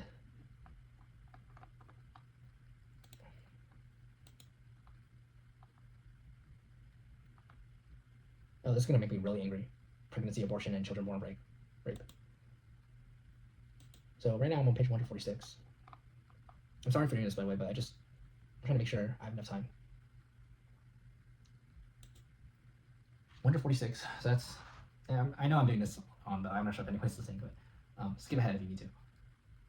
Let's see, 82 minus 46 is 34, 36 pages. And then over here, this is, I think, 15 pages. So 40, 50, about roughly 50 pages. Okay. I'm going really slow.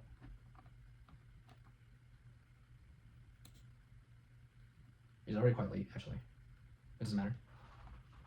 Nothing matters but this right now.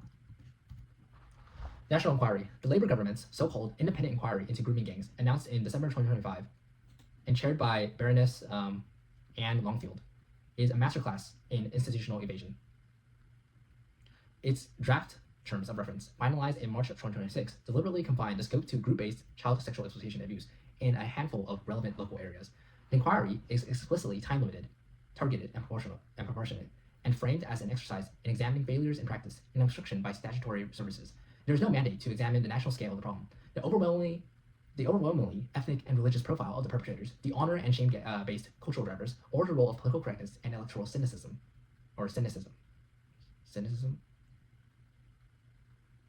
Sorry, I think it's cynicism, I'm sorry. In allowing the abuse to flourish for decades. Victims and survivors are notionally placed at the center, yet the terms of reference carefully avoid the very questions that the public and the survivors have demanded to be answered for decades. This is not an inquiry designed to deliver truth or justice. It is a containment exercise. By narrowing the focus to local operational failures and excluding any systematic analysis of the demographic, cultural, and religious patterns that witnesses have repeatedly described, the government has ensured that the most uncomfortable truths, not least that those implicate labor's own chronic dependence on certain voting blocks, will never be confronted. The very government that once resisted a national inquiry has now given us one with terms so tightly drafted that it cannot possibly disturb the political consensus that enabled the rape gangs. None of this will expose what really happened. It is structured precisely so that it cannot. The guise of change happening is not change. Real change comes from political outsiders, from those who are targeted by the establishment on all sides, in this case, Rupert, Lowe, and Restorperson. Nothing else will suffice. While the core grooming gangs were overwhelmingly Pakistani Muslim networks, operating with political protection, the Labour Party's complicity went far beyond mere negligence. In multiple documented cases, both sitting and former Labour councillors and figures were themselves perpetrators of child sexual abuse. Well, there you go. I can bet you a high percentage of these Labour councillors who did such a thing are themselves Muslims. Either that, or they directly shielded abusers within the grooming gang ecosystem. This was not a coincidence. It was the inevitable consequence of a party that treated Pakistani Muslim communities as precious vote banks, even while its own members were raping children or tipping off predators. Direct perpetrators within Labour ranks. Oh, there you go. Lord Nazir Ahmed, former Labour councillor in Rotherham and Labour peer, was convicted in 2022 of multiple child sex offences, including rape of a 13-year-old girl. Well, there you go. What I just said. And Lord, still have to call him Lord, are you kidding me? No, this is all across, from the very low level to the highest level of governance. Jailed for 5.5 years. 5.5 years, are you kidding me? This is not even. Ahmed has been a Labour councillor since 1990 and was elevated to peerage by Blair. Survivors described him as part of the same networks that enabled Rotherham's grooming gangs. A survivor publicly demanded that he be stripped of his peerage and truly shamed. The former Labour councillor, Leon Bellman, pleaded guilty to sex offences against a child after approaching a 13-year-old and asking if she was a virgin. You know what? I'm going to have these people on screen as well.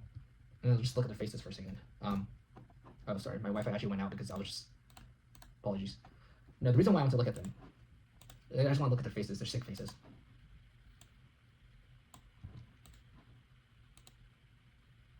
This fucking guy. Yeah, this guy right here. He raped a 13-year-old. And far more girls, actually, were raped than him. Because only one was convicted. The Guardian posted, oh, it was great.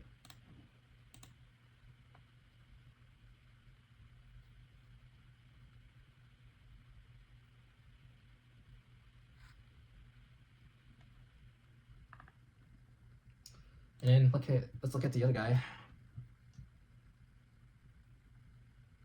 Hope not hate. Got it. Yeah, same thing. I think he's ethnically British or whatever. He's definitely ethnically white. It doesn't matter. It does not matter at all. Every one of these animals need to be slaughtered because they are animals. So anytime you just think about these names, about these cases as abstract things that have nothing to relation with you, think about it like this. Look at their faces. The faces of these rapists, of these fucking animals. Look at them. Think about them. And realize the same thing can happen to your own daughters, to your own sisters, or whatever else it may be. It is.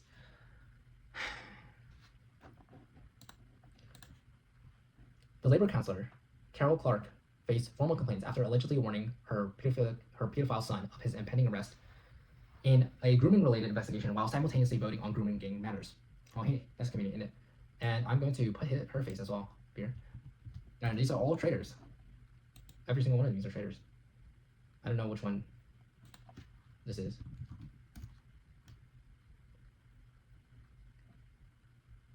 I think it's this one.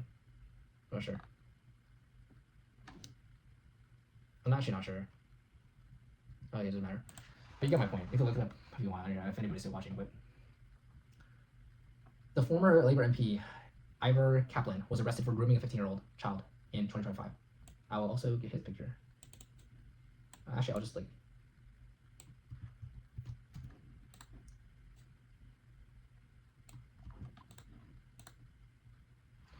Yeah, he looks like a pedophile, that's for sure. Oh, Pride. That's perfect. LGBTQ. Yeah, that's exactly what you need.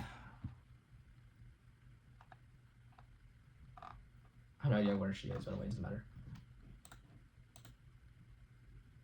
These were not isolated bad apples. They were Labour members operating in the very councils, Rotherham, Rochdale, Oldham, and so on, where grooming gangs thrived under political power, uncovered. Enablers in positions of power. Beyond direct offending, senior Labour figures either failed to crack down on rape gangs or obstructed efforts to do so. Sean White, Labour councillor, Rotherham's Children's Services lead, 2005 to 2010, remained in post despite knowing about the scale of the abuse, resigned only after the J reports exposed his department's catastrophic failure. Roger Stone, Labour councillor leader, Rotherham 2003 to 2014, presided over local government during the cover-up documented in J reports. Multiple Rotherham Labour councillors interfered in police investigations, tipped off perpetrators, or dismissed victims as making lifestyle choices to protect community relations and votes. While Sir Keir Starmer was the director of public prosecutions, it has reported that 13,000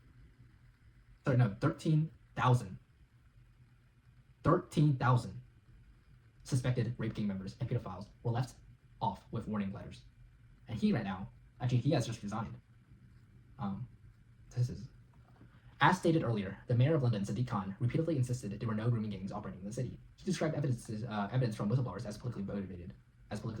He told the London Assembly that child sexual exploitation in the capital is a far more complex matter and does not fit the grooming style patterns on display across deprived northern towns. You have the same fucking Muslims who are raping people, who are raping young girls. I don't think there's much of a pattern, or a complex pattern for that matter. I think it's pretty clear and dry, or clear cut and dry. I think it's just very understandable why these fucking animals would want to rape girls. These statements he made, despite the fact that the Met Police had in its possession reports of young girls being plied with alcohol and drugs and then raped by groups of men in hotels and other locations across London. A Daily Express investigation revealed that Khan had direct access to HM Inspectorate of Constabulary. My English is like American English, so it doesn't work. Constabulary documents detailing the very patterns of offending he had denied. Khan read these files, yet continued to deny the existence of grooming gangs in public. Because he is a Labour MP, he is a leftist, he's a progressive, and also he's a Muslim, and also he's a Pakistani. So you have all these fucking coincidences that just happen to line up perfectly for his... Overall, the Labour Party did not just fail to prosecute the gangs in many cases, or in some cases, its own members or abusers, and in most cases, its councillors, leaders, and ministers put loyalty to Pakistani Muslim blocs before child safety. No other political party has such a well-documented track record of direct involvement with and institutional protection of industrial-scale child rape. This was in large part due to Labour's own electoral self-interest. The Conservative Party. Now we're going to talk about them, the other wing of the establishment. The Conservative Party, when holding national power from 2010 onwards, failed to impose mandatory ethnicity recording for child sexual exploitation offenders, and failed to launch a nationwide statutory inquiry, despite the scale becoming public through the Rotherham J reports and other local revelations. And remember, these cases continued after 2010. It continued a year ago. It is continuing right now. Conservatives had a chance to do something. They did not. Because they also rely on voting blocks. They think they can court Muslims or ethnic minorities, some bullshit. Fucking hell. Successive conservative-led governments allowed the same local cover-ups to continue unchecked in non-Labour areas and did nothing to enforce data transparency or protect children outside Labour strongholds. The national political environment under conservative administrations permitted the gangs to operate for another decade without systemic disruption. And that's true. Instead of 6 decades of rape, now it's 7 decades, because conservatives decided, why not? A proud Islamophile, meaning somebody who likes Islam for some reason, the former conservative minister, Rory Stewart, in a standout example of the malaise within the party. The former conservative minister, Rory Stewart, is a standout example of the malice within the party. Stewart once stated on his podcast with Alistair Campbell, The Rest is Politics, that the grooming gang phenomenon is no more than a small-scale blight, largely confined to the north of England. And you think that's okay? You think that having English girls, Scottish girls, having any British girls raped is okay? It doesn't matter how big it is. It doesn't matter if it's only in one area. That is still England. That is still Britain. These are still white British girls being raped. At the very least, this downplays the national pattern documented in witness statements from towns and cities across the country and reinforces the political reluctance to confront the full scale. Sammy Woodhouse met David Cameron as early as 2015 and told him everything she knew, up to and including the fact that many child victims were still being criminalized. I think I've seen this on my YouTube feed, so I think I know what he looks like. In case you don't. Yeah, he looks like a fucking... Oh my god. This is the most...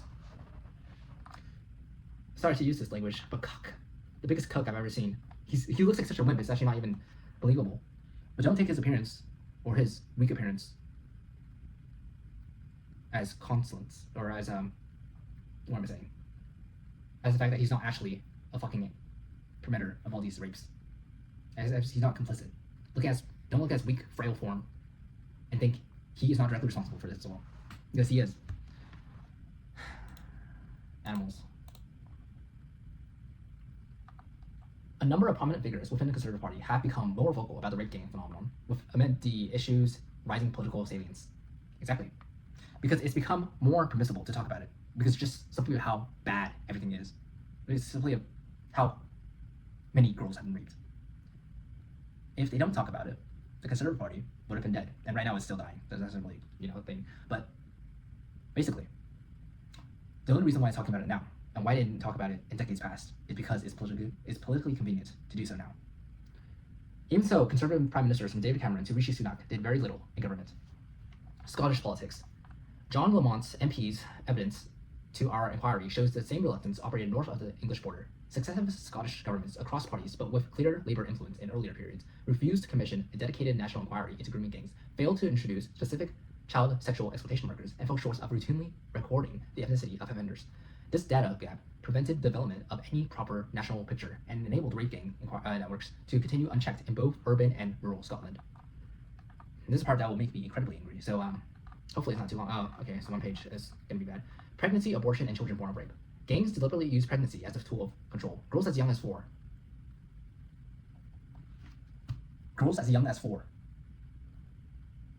were raped repeatedly, some until they became pregnant. Perpetrators then exploited the pregnancy to bind the victims to them, prevent escape, and exert ongoing coercion. Victims endured multiple pregnancies while still children themselves. Some miscarried under physical and emotional trauma. Others were coerced into abortions. Those who carried to term gave birth as children and were left without support, education, and protection. Many of these victims had themselves been born of rape to mothers who suffered identical exploitation. The state would often remove the babies for adoption or place them into the same failing care system while leaving them young mothers in the environments where the abuse continued. Intergenerational trauma became institutionalized. Abortions were sometimes arranged by the perpetrators or their associates, often in backstreet conditions that caused lasting physical damage. Medical services recorded the pregnancies and injuries, but discharged the girls back to the abusers without safeguarding or long-term support. That's why the NHS, the doctors, are also complicit. Social services and the NHS treated the pregnancies as isolated medical events rather than evidence of organized child rape. The state severed the maternal bond while failing to break the cycle of abuse. Other babies remained with mothers who were themselves still children, producing immediate harm, typically involving a disrupted education, substance addiction, mental collapse, and repeated contact with the criminal justice system. Victims who have been born of rape to earlier victims describe the same pattern, repeating across generations. Every statutory agency encountered these pregnancies. Hospital and sexual health clinics recorded genital injuries, STIs, and pregnancies in 11 to 16-year-olds, but made no protective referrals. Mental health services discharged girls after suicide attempts linked to the pregnancies without trauma care. Social services closed cases or returned the young mothers to risk environments. Police failed to investigate the rapes that caused the pregnancies, even when the perpetrators were known or named and known. Licensing authorities allowed the taxi that transport the pregnant girls to continue operating. The family law courts made matters worse for victims across the board, often by awarding rapists parental rights over the very children begotten by their heinous crimes. In some cases, such rapists have been even allowed to apply for a contract order to meet their grandchildren. Here's my thoughts on the matter. I don't like abortion. I don't. I really don't, actually. But for instances of rape, especially like this, I can perfectly understand why abortions that are medically given, not by these animals, would be needed. And it is beyond a shame. It is an atrocious, atrocious act that this fucking thing would be allowed to happen.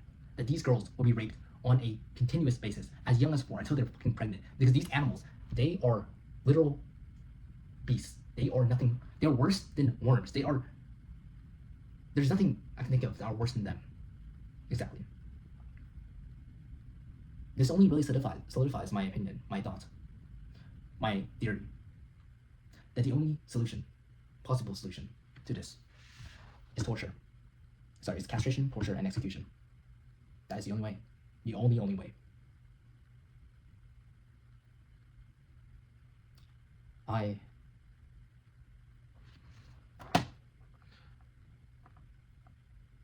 I'm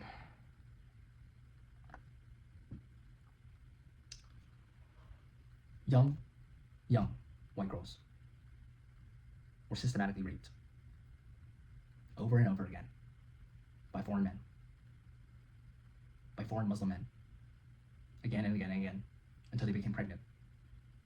And then they gave birth, in some cases. And these, and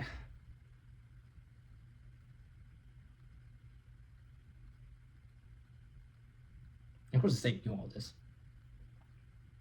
Doctors knew about this, everybody knew about this.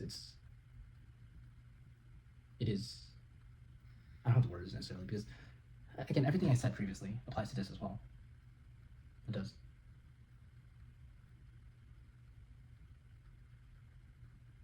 It really does. I mean, here's the thing.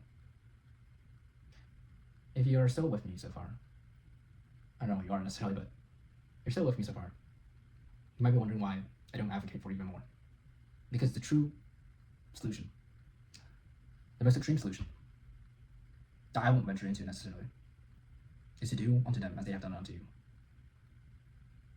But here's the thing, here's the difference.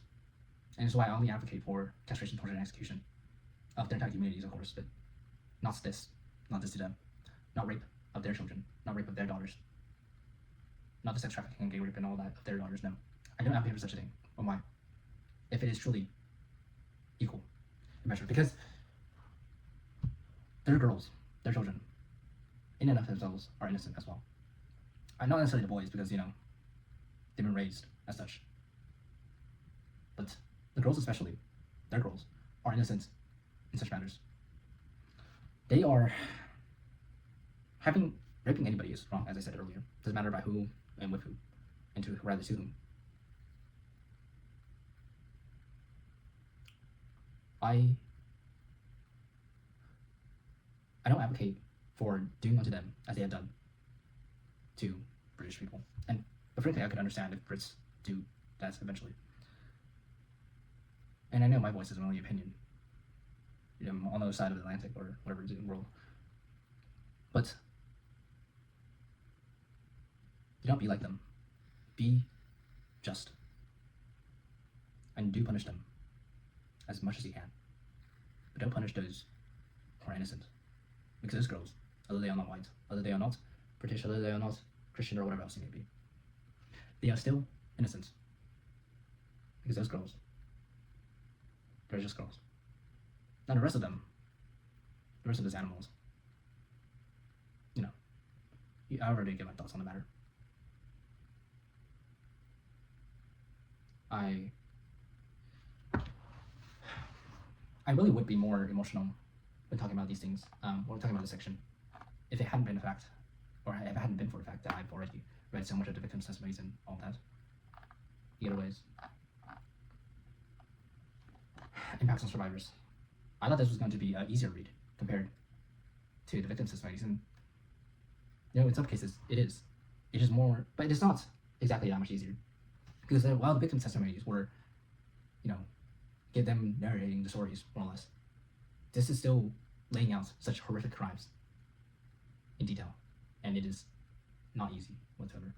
I can very easily understand why people don't want to look at this. Very easily understand why. Impact on survivors. I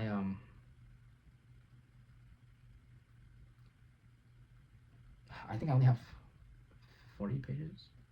I know this might seem weird because whatever, but I really, as soon as possible, I want to stop reading this because this is like the worst thing I've ever read. And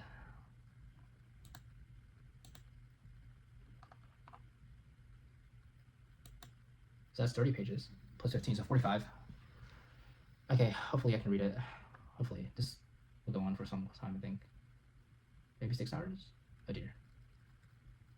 Yeah, if you didn't know, it's if you're still watching, if anybody's still watching, it's 2 o'clock a.m. 2 a.m. right now, where I am. And luckily it's summer break, but man, it's I'm sorry, I'll get back to it. It's just a lot. It's like a lot. Wait, where am I?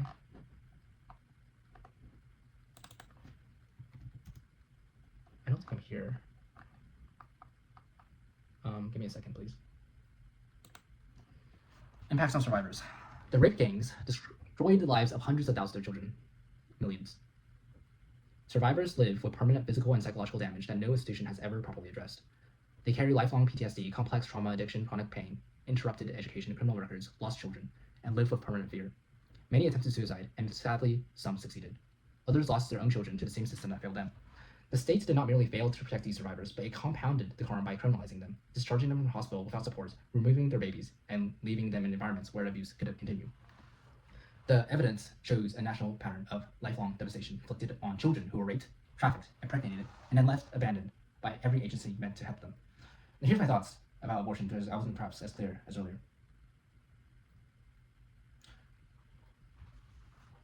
I understand the moral argument for not having abortions. I perfectly understand it. And I think a major exception should be for rape. A major exception. After reading this, I really feel it to be the case. I really feel it to be true.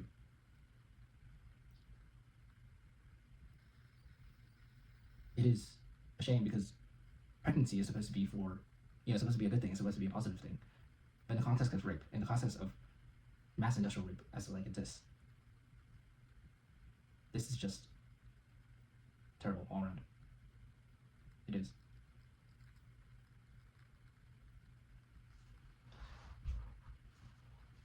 Fiona was raped. Oh, Fiona, I remember. This was the first victim. No, wait, this was the second, I think, victim. So it's referencing previous victims. Of course, yes, pseudonyms, but oh great. Now I'm gonna look at the victims' names again. Okay, let's go. Fiona was raped repeatedly from age 13 while in care. She became pregnant at age 15, and her child was removed from adoption while she remained in the same exploitative environment. Due to her abuse, she developed psychosis at age 17 and mutilated her own legs with a blade because the gangs had complimented them during her abuse. She now lives with profound PTSD, substance dependency, and long-term physical health complications due to her abuse. Michelle suffered near daily rape from age 13, became pregnant 4 times as a child, endured miscarriages and a coerced abortion, and gave birth while still a teenager. She described her childhood and future as destroyed, and lives with PTSD that affects every day of her life. Chloe was raped repeatedly from age 11, contracting multiple STIs as a 13-year-old, starved to 5 stone, drugged with heroin, imprisoned in her own home, and publicly humiliated. She now carries severe gynecological damage and lifelong trauma. Gynecological damage, in case you don't know, by the way, is just referring to women's health. So in other words, I believe I read as such, that her womb has been permanently disfigured. Forgive me for that. Something along the lines of that, something like her uterus or something. Leanne was abused from infancy, trafficked and subjected to extreme violence, including penetration by objects, strangulation, and backstreet abortions. She lives with profound physical injuries and a total lack of trust in every institution. Grace was groomed from early adolescence, raped while intoxicated, entered violent domestic relationships, and watched her own children abused. She suffers severe mental illness, displacement, and ongoing stalking. Kate endured a decade of trafficking. I remember Kate. I really do. They're all trafficked. They're all terrible. But in her case, it's hard to compare, of course, but her case really stood out to me as being extremely bad. Extremely bad. That's not even a fair comparison, but anyways, I'll keep reading. Kate endured a decade of trafficking, filmed blackmail, red rooms of torture, animal rape, and witnesses of murders of girls. She received an NRM conclusive grounds, but despite this has received very little support and lives with trauma that she has to manage daily. Anna's recorded assault at 13 led to ostracism, an interrupted education, and lasting mental health damage. Jen was forcibly converted, I remember Jen as well, married, and controlled under religious coercion, and now she lives with complex PTSD and lives in fear for her daughter. I believe her daughter was trafficked to, I could be wrong, but one of the girls, they were married to somebody who went to Saudi Arabia, and she had children by him. And somebody else, I believe, was it Whitney? I'm not sure, had another daughter by somebody from Iraq. And then the man took the daughter to Iraq. I'm not sure which one exactly, but Leanne was held captive, beaten, and raped while pregnant at 15. She miscarried and now suffers chronic fibromyalgia, and psychological trauma. Taylor was gang raped across multiple towns, and now she carries lifelong psychological harm. Jane was trafficked from a care placement, developed a severe eating disorder, was sectioned, and left with lasting psychological and psychiatric damage. Rachel's daughter, age 12, was raped, bullied, and abandoned by police and school. She took her own life. Another thing to recall is that How many victims have taken their life and nobody knew about them? I'd say hundreds of thousands, easily. I'd say a lot more. This 250,000 number is so limited in scope. The actual number is very much likely in the millions. It is. Every survivor described the same long-term consequences: destroyed education and employment prospects, broken relationships, inability to trust adults or institutions, chronic physical pain, addiction, repeated suicide attempts, loss of children, and a permanent sense of shame and worthlessness implanted by the gangs and reinforced by the state. The human cost is not abstract, but measured in ruined lives, lost futures, and children born in the same hell their mothers survived or endured. And this is why, not just this, but again, this never should have happened. But when it comes to abortion, I perfectly understand why rapists should have their babies aborted. Now, granted, their babies themselves did nothing wrong, and genetically, their babies themselves are half their mothers, and it's just so messed up. It's a complete inversion and perversion, I could say, of the natural order. Well, this is the natural order, of course, but just a complete perversion of how it should be in a civilization, in Western civilization. But this is the result. Children of rape. Conclusions. Okay.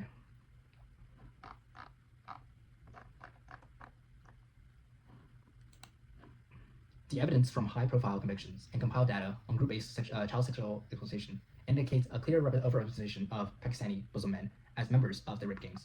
However, when examining the religious dimension, often inferred from published names in court records and reliable reporting, the proportion of Muslim perpetrators appear even higher than the ethnic Pakistani figure alone would suggest.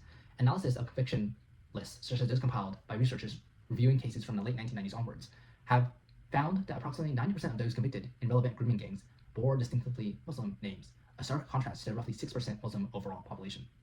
6% Muslim proportion of the overall population. This is like a 15x overrepresentation. 15 times. And not even a true figure, so there could be more. This pattern arises from because nearly all documented Pakistani perpetrators in these cases have Muslim names, and additional convictions have involved Muslim men from other backgrounds: Somali, Iranian, Syrian, Turkish, and mixed groups with predominantly Islamic names. Non-Muslim participants remain exceptions, often isolated incidents in smaller or mixed groups. Doesn't mean it doesn't happen. It doesn't. And the same punishment should be done to them. But this is a clear problem right here. These recurring observations, drawn from judicial outcomes, inquiries, and other public records, establish a basis for advocating improved official data collection on the religion of perpetrators in group-based child sexual exploitation cases. Current national data frequently lacks robust recording of ethnicity and religion. Current national data frequently lack robust recording of ethnicity and religion. It's even less systematically captured. Sorry, I didn't read this right. Let me read it again. Current national data frequently lack robust recording of ethnicity, and religion is even less systematically captured, limiting evidence-based analysis and responses. Here's my logic to this. If it is ignored, if it is not showing, as in, for example, in the KEC reports, I believe 2/3 of the records were not showing their ethnic data, their religious data. Here's what I would do. I would assume, because of their negligence and because of the authorities' negligence and their involvement in all of this, I would assume, and I would make this a fact, that all these missing records, all these missing links, this missing data would be entirely filled by the exposition of these foreigners. Yes, I would make that assumption. Not only because it is statistically likely, but because fuck them. Fuck them. Really, fuck them. I don't give a shit about their opinions. I don't give a shit about their well-being. In fact, I already told you what I wanted. That is castration, torture, and execution on the national scale. And global scale, continental scale, really. But unfortunately, we can't have these things because, it's not even nice things, it's just justice. But that's what I would do. I would place those that are of missing data, the records that are missing data, or missing records at all, as entirely based off of these foreign groups. Place the blame exclusively on them, and then go after them with the full power of the state to the fullest extent of the law, and really beyond that law, because the law is inadequate. It is weak. It is not meant for non-Western peoples. And so that's what I would do. You may say it's unfair, it's not representative, I don't give a shit. I was past giving a shit, really. Enhanced mandatory recording. Sorry, I'm not sure where I went. These recurring observations drawn from judicial outcomes, inquiries, and other public data. Okay, yeah, I've read this. Enhanced mandatory recording of both ethnicity and religion alongside other characteristics for suspects and convicted offenders in these offenses would enable clear identification of patterns, better informed preventative or prevention strategies, and more proportionate policy interventions while addressing long-standing criticisms of data inadequacies highlighted in government reviews and reports. Here's my solution to this. It's actually very simple. You just deport all of them. You just kill all of them. That's pretty much it.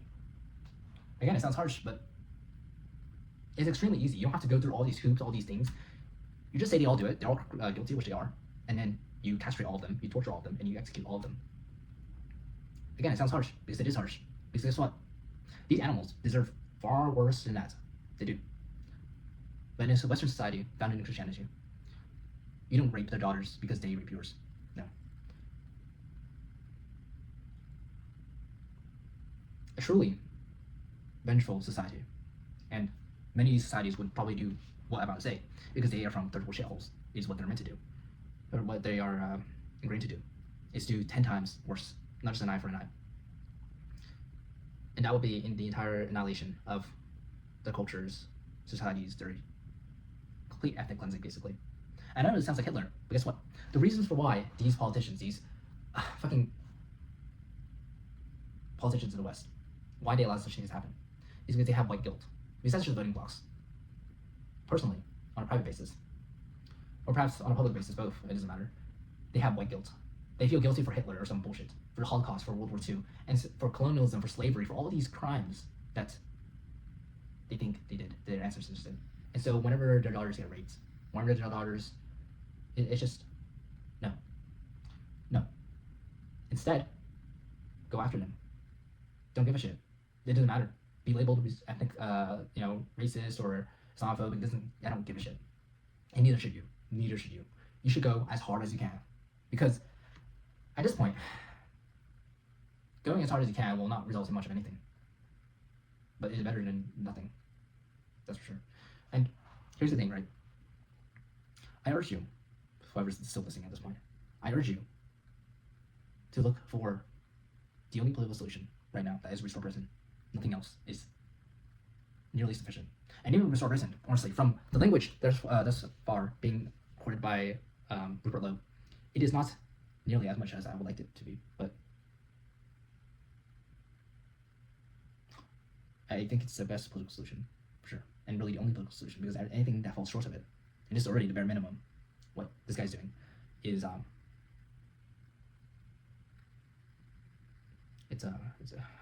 sorry. I've just been ranting for a long time, haven't I? Yeah, I have. I'm sorry. I'm just trying to finish this. Okay, let's continue. This video is gonna really wind up being like 6 hours maybe. I don't know how many people are still watching really, but I know you're expecting to read. I will read. Again, I said this before. The mental anguish, the mental emotional distress bullshit that I go through reading this and that you go through listening to this and reading this yourself, it's not a millionth. It's not a billionth. It's not in any way comparable to a single rape, the experience of a single girl being raped. It is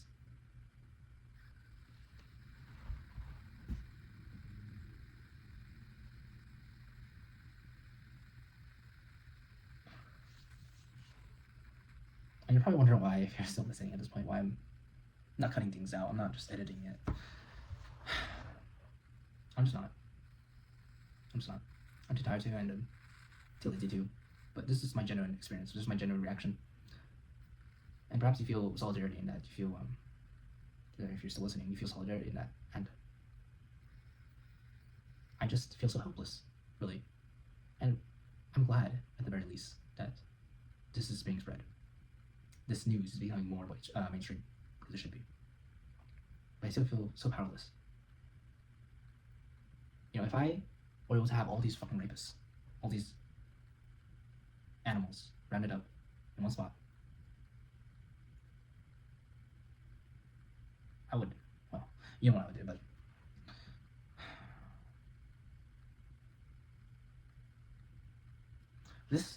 reading all this has made me extremely Islamophobic, extremely really just more extreme in my ideas and my perspectives.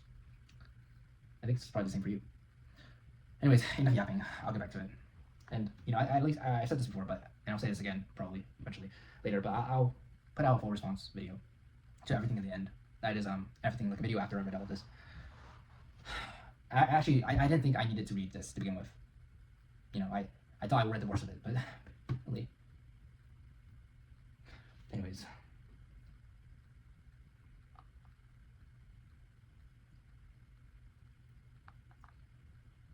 Okay. I've read so far while addressing the concept. Okay. The evidence heard by this inquiry is unequivocal, overwhelming, and devastating in its clarity. Organized networks of Muslim men systematically raped, trafficked, drugged, impregnated, and destroyed the lives of thousands upon thousands of British children across every region of the United Kingdom for decades. When the documented patterns from Rotherham, Telford, Rochdale, Oxford, Newcastle, Oldham, Huddersfield, Peterborough, Burnley, Tameside, and dozens of other towns and cities are extrapolated nationally, the scale reaches at least 250,000 victims. This is not a collection of isolated local scandals. In other words, this is only talking about the gangs, but there are many cases. Actually, this is not a collection of isolated. Yeah, so it's basically on the fact that this is on a nationwide scale. You cannot just say it is here and there and it's completely isolated. It's not related whatsoever. No, it's completely related. It's completely systematic. And sorry again for that. I'm extremely embarrassed, but I've been reading this for hours now, and it's already past midnight. It is a national scandal of industrial scale rape, child rape, and modern day slavery enabled, prosecuted, and prolonged by the deliberate failures of the British state at every single level. You know, I don't know too much about British history necessarily. I don't. But this is like the worst thing. This beats out everything that they hate themselves for, or that white people hate themselves for, by a mile and a half. It is, okay. The testimonies of the survivors and their families leaves no room for denial or equivocation. Sally watched her daughter's life unravel. Although her daughter had admitted to lying on occasion, the police privately acknowledged grooming, yet in public communications treated her only as a liar. Marlon had his parental authority stripped away so that his daughter could be returned to the very place where she had been raped. Whitney's reports of exploitation were dismissed, while her own childhood trauma were used to undermine her credibility as a mother.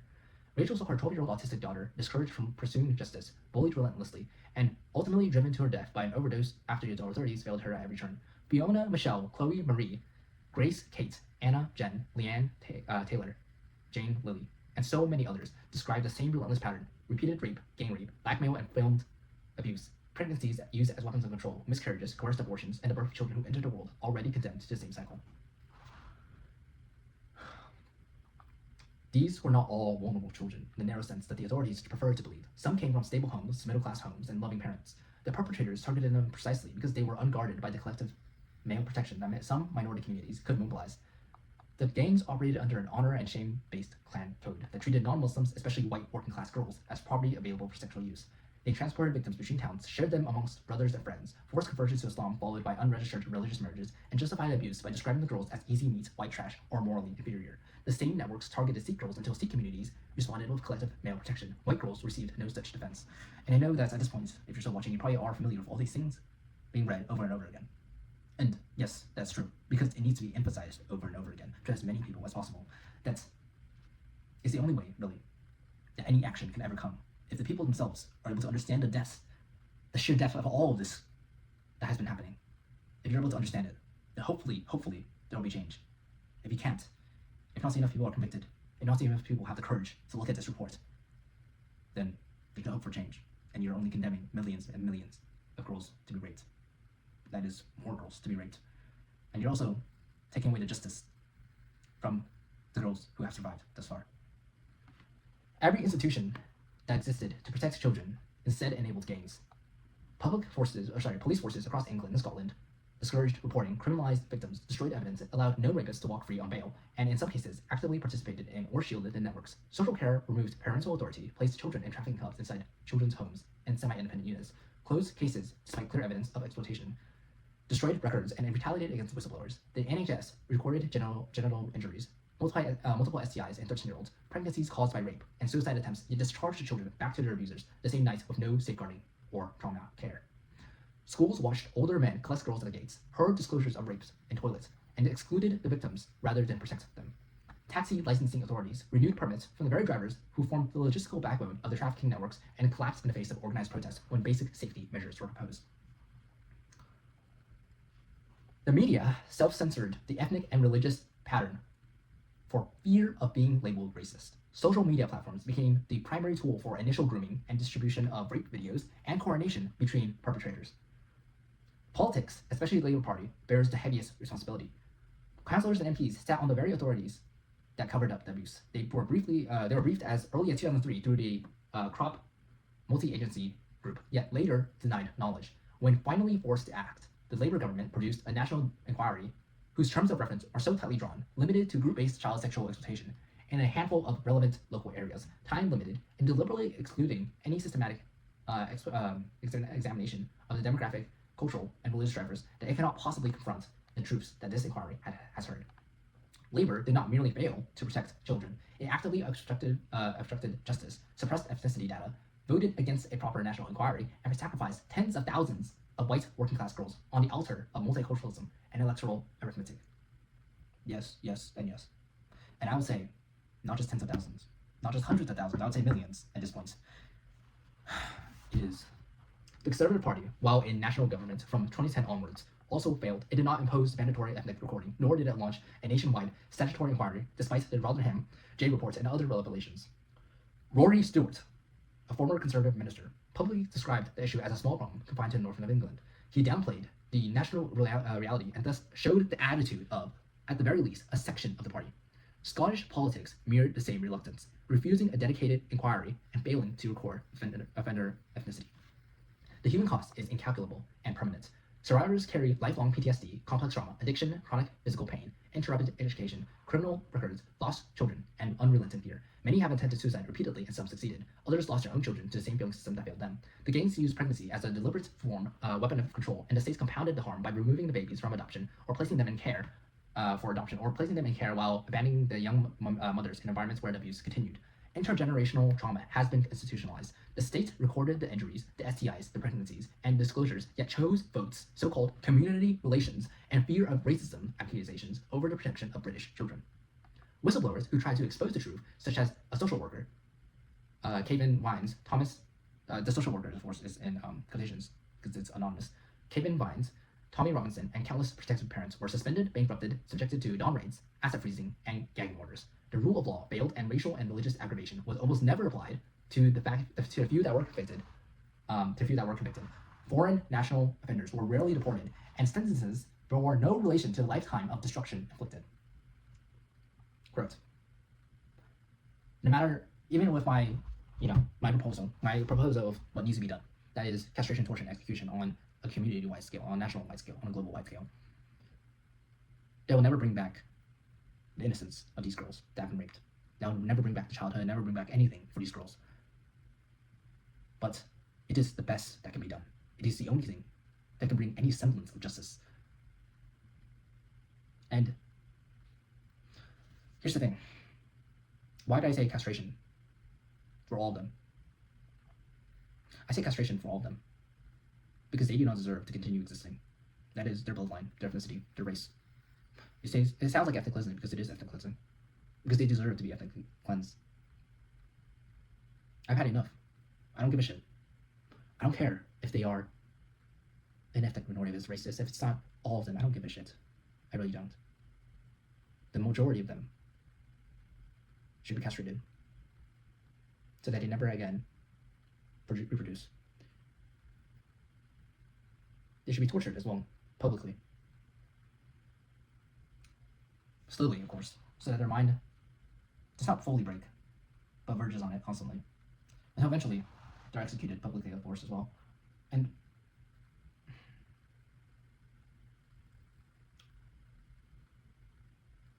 the entire communities, frankly, the entire ethnicity need to be castrated. Now, I sound harsh in saying all this because, of course, there's only millions of white girls being raped, right? No. I think this is like a path that is the moderate position, that is the right position. Past that, then you would do unto them as they have done to you. Of course, 10 times that, to give it the numbers, but that's not right either. I feel this is the only just solution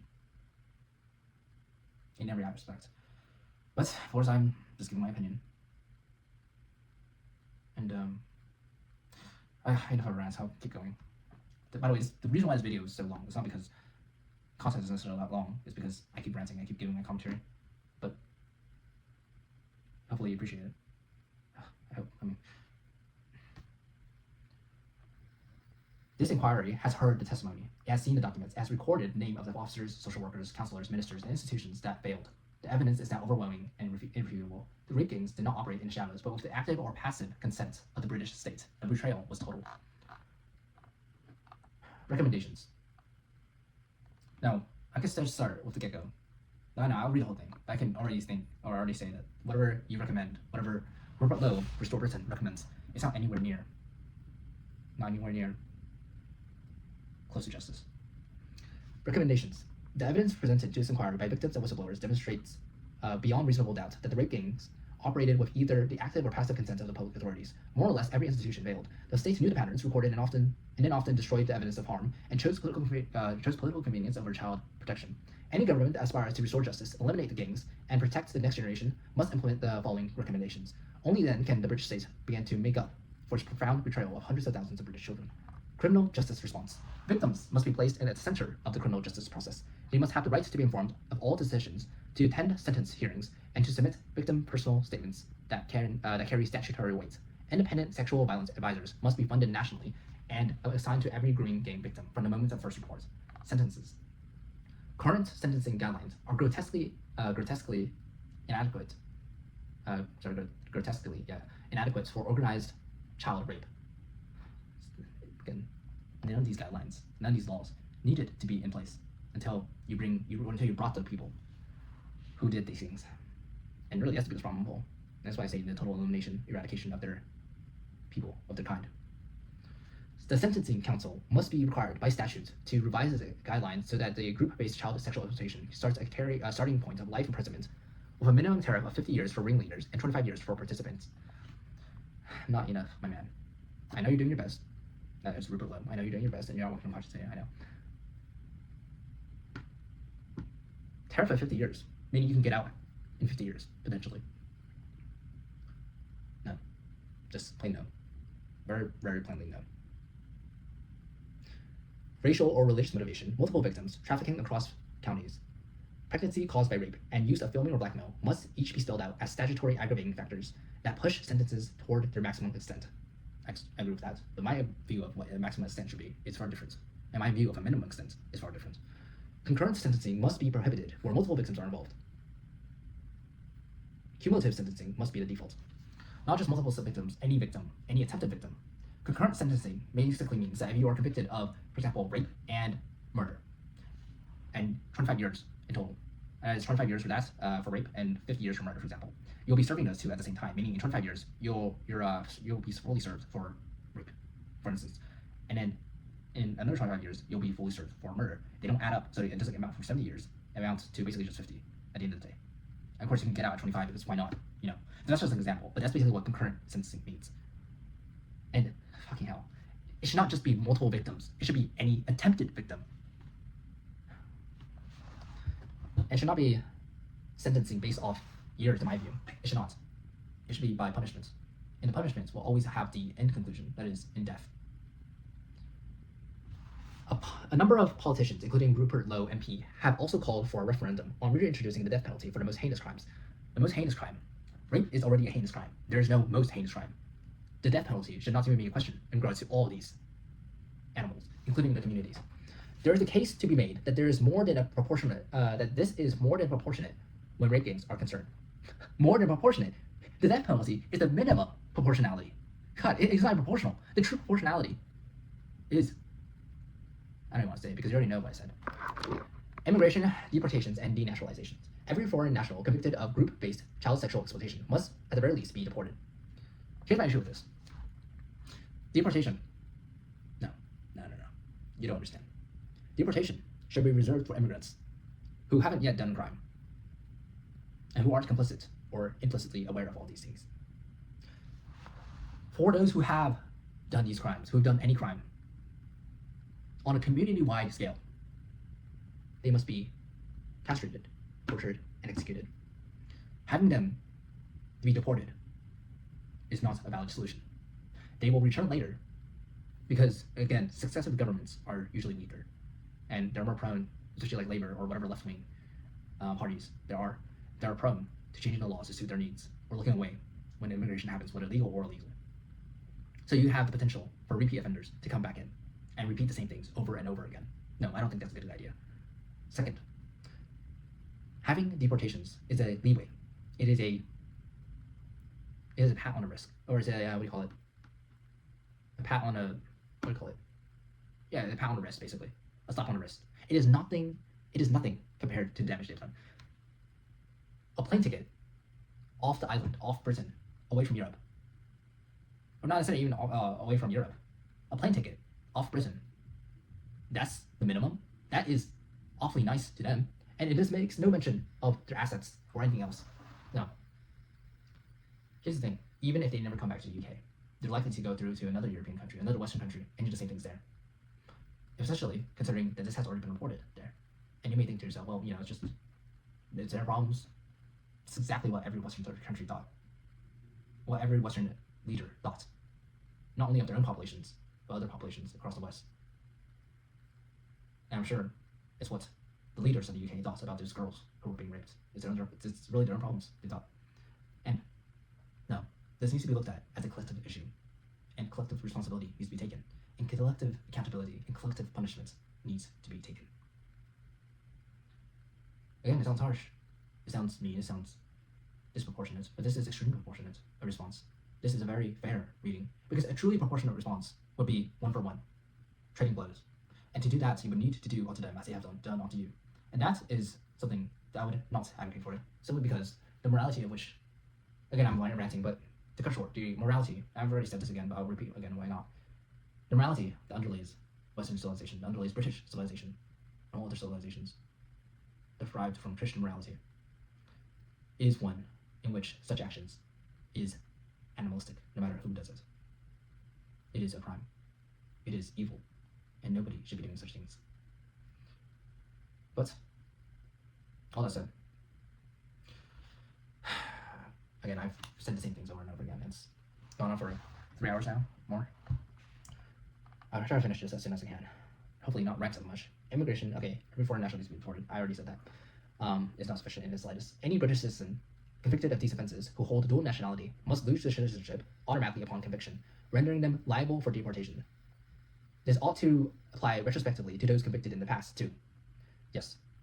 And all these crimes, by the way, should be, all these legislation should be retrospective, or retroactive, meaning just because this new law passes or whatever, doesn't mean it doesn't concern what happened back then.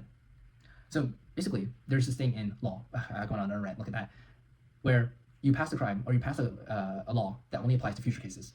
But here, retroactive or retrospective means that you're looking at the past, you're looking at cases that happened in the past. And I think that is the only way. I mean, that just goes without question, honestly, that you must reapply the full extent of the law and beyond that onto past perpetrators. Because the reality is that ever since 7 decades ago, which is 70 years ago, it's been a long time. The reality is that many of these animals have already lived full lives, already died, naturally, probably, and are probably still doing the same things. Or they retired and their children are doing the same things, and so on and so forth. It is not merely enough to do so to protect future girls, but you must do so retroactively in order to have true justice. They're going on another rant. The Home Office must publish annual deportation figures broken down by national background and offense type. Yes. And also, citizenship, right? Oh, okay, right here. Where a perpetrator has family members in Britain who have supported, harbored, or failed to report offending, the entire immediate family unit must also face deportations proceedings themselves, unless they can prove either active cooperation with authorities or no prior knowledge. Now, this is beginning to get into what I support. It's beginning to get there, but it's not nearly there. Deportations, again, not enough, man, not nearly enough. And not just immediate family unit, because here's the thing with Middle Eastern and a lot of these kind of third world societies, family units, family structures, they are usually, like all the cousins or uncles or whatever, they're all in on it usually. They have close connections with their extended family members, so not just the immediate family member should be charged with deportation. No, the entire freaking family needs to be punished, not just deported, mind you.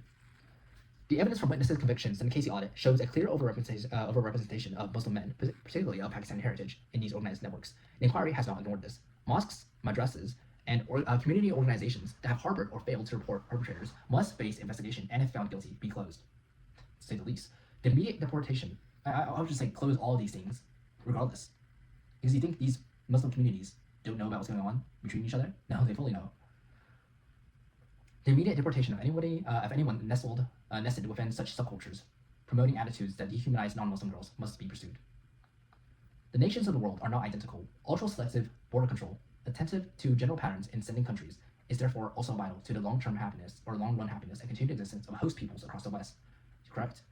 Immigration policies must immediately reflect the evidence. Anyone from a country whose nationals are disproportionately represented in rape gang convictions must no longer be entitled to a visa. This should be applied ruthlessly. Our young girls must come first. I agree. I do agree. And here's the other thing, right? Not everybody of a particular race or whatever is, necessarily guilty. So I would not base it off of nationality necessarily. Of course, with certain nationalities, I would have more extreme prejudices. But do not be so easily at ease whenever you see somebody from a Western nation, because what has happened in the UK is happening on the industrial scale as well in other Western nations. You see France, for example, right across the English Channel. Same things happening there, and no one's guaranteed you. And the population of France is significantly changed since decades past. It is no longer France. And so France used to be a Western nation. Today it's really a third world nation, a Muslim nation, an African nation. It is not a French nation. You look at many other countries, it's pretty much the same thing. Even in the US, which has had stronger, I guess, enforcement when it comes to these matters compared to most of Europe, most of the West. When the majority of the population, while white, it is a slow and it's a declining population. You still have those who are in the United States who are not white. And I say this, again, as somebody who is not white. The majority of the population of Western host countries, of Western countries in general, should be white. I mean majority. So not just like 51%. I don't mean just that. I mean like 99%, if not 100%, should be white. And again, I acknowledge this as somebody who is not white. Why didn't I say this if it's against my best interest or whatever? Because I don't give a shit about my best interest, okay? I care about the promotion and the continued survival of Western civilization. And it can only last so long as white people continue to exist. Because contrary to those who are against Western civilization, against Christianity, white people are the foundation. They are the heritage of the West. And therefore, without their existence, what is the point exactly? And to somebody with my past comments about all of this, it may appear racist or may appear whatever. I don't give a shit. What matters is not that I appear racist. What matters is that people hear this message. That people hear that deportation is not enough. That selective border control is not enough. You must look at the race. You must look at the ethnicity of those who go into the country. You must look at everything. Demographics, religion. For example, South Africa. Be careful who you take in. The US in recent years, as in like last year basically, took in white South Afrikaners. They did not, however, take in black South Africans. It is biased, correct? And it's within the same nation, correct? Children giving evidence. Special measures for child witnesses in grooming gang trials must be strengthened. Pre-recorded evidence, remote testimony, and screens must be the default. Cross-examinations that re-traumatize the child must be prohibited. The courts must appoint a specialist intermediary in every case. And again, I'll go on another rant, but because of the missing data, I've already recommended, assuming the missing records are all Muslims, or are all foreign nationals, or foreign, those of foreign descent, automatically, of course. But for cases, we often in English common law, or I guess American law, which is derivative of English common law, use the argument that those are innocent, or people are innocent unless proven without, unless they are convicted without reasonable doubt or something like that. I say pause that for a second. Don't care about that. A single accusation, that's all that's needed. Because the systems that have allowed for this to happen thus far the systems that have allowed for the industrial scaled rape of Britain, they are the systems that work within the confines of the law, and the law has been used against you. So I don't give a shit about the law exactly right now. No, I demand justice, and justice needs to be applied, regardless of what the law says. As the law works against you, then don't give a shit about it. No, work for what is in the best interests of the survivors, work for what is in the best interests of your young girls, of the most vulnerable of society, that is, young, white, British girls.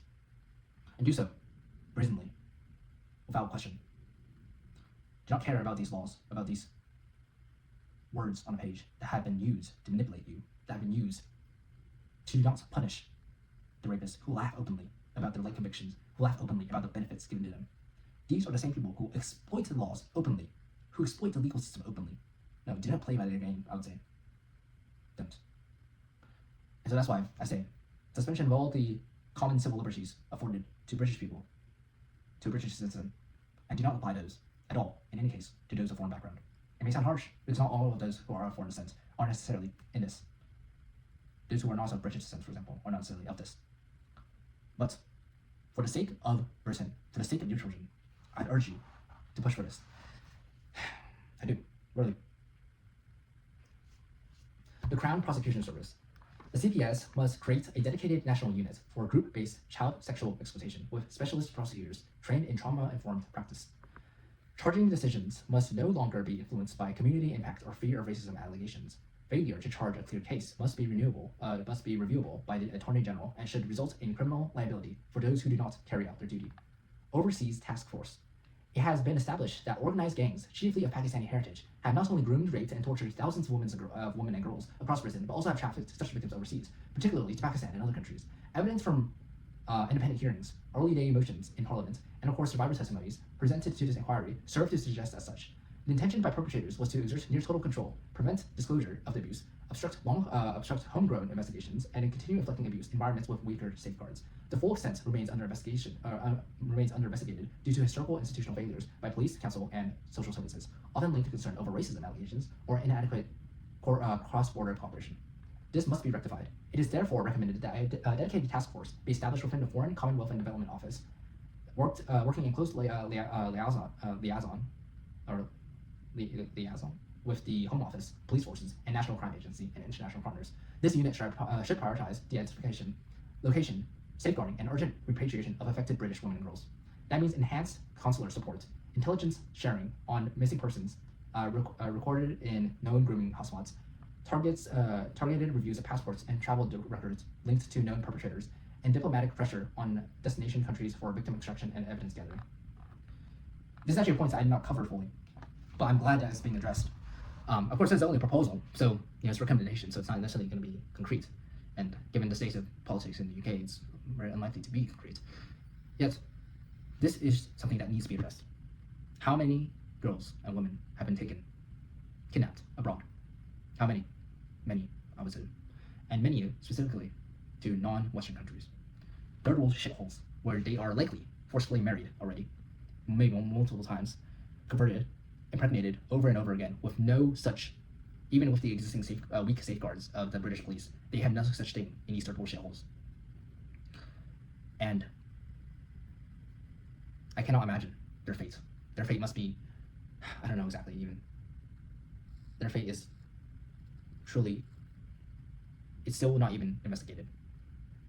I'd urge everyone to consider that no matter how bad these reports have been thus far, I would wager that their reports, the reports of these women who have been taken to these third world shitholes, are even worse, unimaginably worse.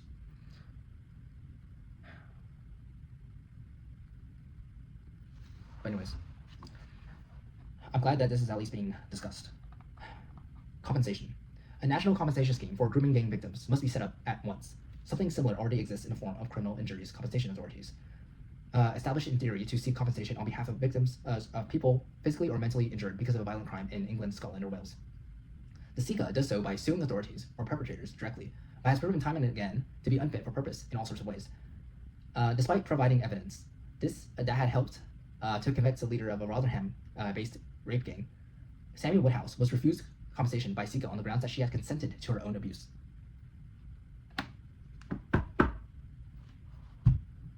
First of all, that's fucking retarded. Second of all, here's the thing. so far as I view it, asset seizure must be done on a mass scale. Whether it's unfair or not, I don't really care, against those of foreign background. Specifically Muslims, but foreign background generally speaking. I don't give a shit. I don't. Not in the slightest. Asset seizure, bank account seizure. Yes. Because right now, the proposal is to have, first of all, suing the perpetrators. Are you kidding me? That's not going to do anything. Suing the authorities.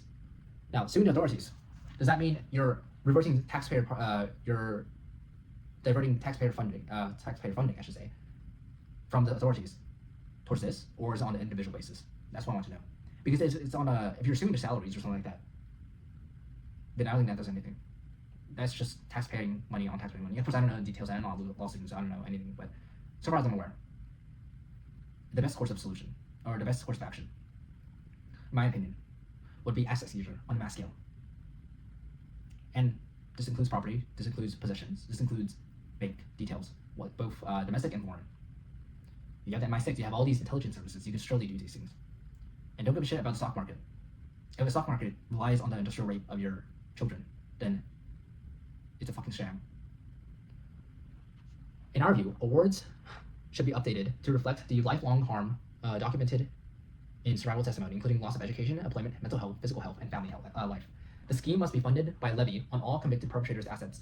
Okay, getting better. And by the defined benefit pensions enjoyed by any public servants, either within police forces or social services, found guilty of or dismissed for culpable negligence. So, here's the thing. I'm glad that they're at least beginning to discuss this. That's a good thing. However, just a levy is basically like a tax. It's not enough. The whole thing, the whole damn thing. Not just a levy. And also, the good thing they're targeting pensions at least as well. That's good as well. So pensions, of course, diverting that's good. Diverting the entirety of the perpetrator's assets, as well as their community assets. That is the assets of their family, assets of their friends, assets of the whole thing. I don't give a shit. Their entire community, even if they're not necessarily aware of everything, which they are. Let's not be kidding ourselves here. Rake in as much money as you can. That's it. Because no matter how much money you get in, it will never be enough to compensate for a single rape. It will not be able to compensate for that. It won't. No, not really. Family. The law must place the protective family at the center of safeguarding. As such, the core principle that should underpin safeguarding reform is recognition that a child's family tends to represent the first, strongest, and most effective line of defense against exploitation. While there are circumstances in which children cannot safely remain within their family unit, exploitation cases generally differ from traditional intra-family abuse models. Present safeguarding systems do not always reflect this distinction. Families may experience responses that frame them primarily as contributors to risk rather than as potential safeguards against it. This can result in reduced trust between families and professionals, parental disengagement from safeguarding processes, delayed information sharing, increased isolation of the child from protective relationships, and perpetrators exploiting divisions between children, families, and agencies. Official research increasingly reinforces relational approaches to child sexual exploitation, recognizing that protective networks, including parents, siblings, extended family, schools, peers, and community relationships, are central to reducing vulnerability and disrupting exploitation. Once removed from family and community networks, children, as a general matter, become more vulnerable to grooming, missing episodes, trafficking, and other forms of harm. A family-first approach is therefore essential. We recommend the construction of a safeguarding framework in which families are recognized as primary protective factors wherever safe family support is prioritized. Contextual safeguarding approaches are strengthened, and residential care is used proportionately and as a last resort rather than as a default response to exploitation exploitation risk. This proceeds from the understanding bolstered by our inquiry that where rape gangs are concerned, parents and carers are more often protective than causative agents. They may have more data about this than I do, but from what I see, bad homes and abusive carers, implicit carers, are the primary cause so far. Of course, there are stable homes, of course, that are targeted as well. But from what I see, from what I've seen from the testimonies, many of the cases have come about because of, or at least some of the cases, have come about because of bad homes. That is, you have a stepfather instead of a father, and nothing against stepfathers, but they typically don't care for the children as much as they should, for example. Bad parenting, whether it be biological or otherwise. And again, this is a general case, so they may have more statistics than I do, but from what I read, this is what appears to be the case, that those who are without a father figure, those who are without a strong father figure, they are most at risk. And carers, many of the carers mentioned in these testimonies, not only sold their children to these Muslim gangs, but some of them participated in the rape themselves, in the sexual abuse themselves. And so, I don't necessarily trust them all that much either.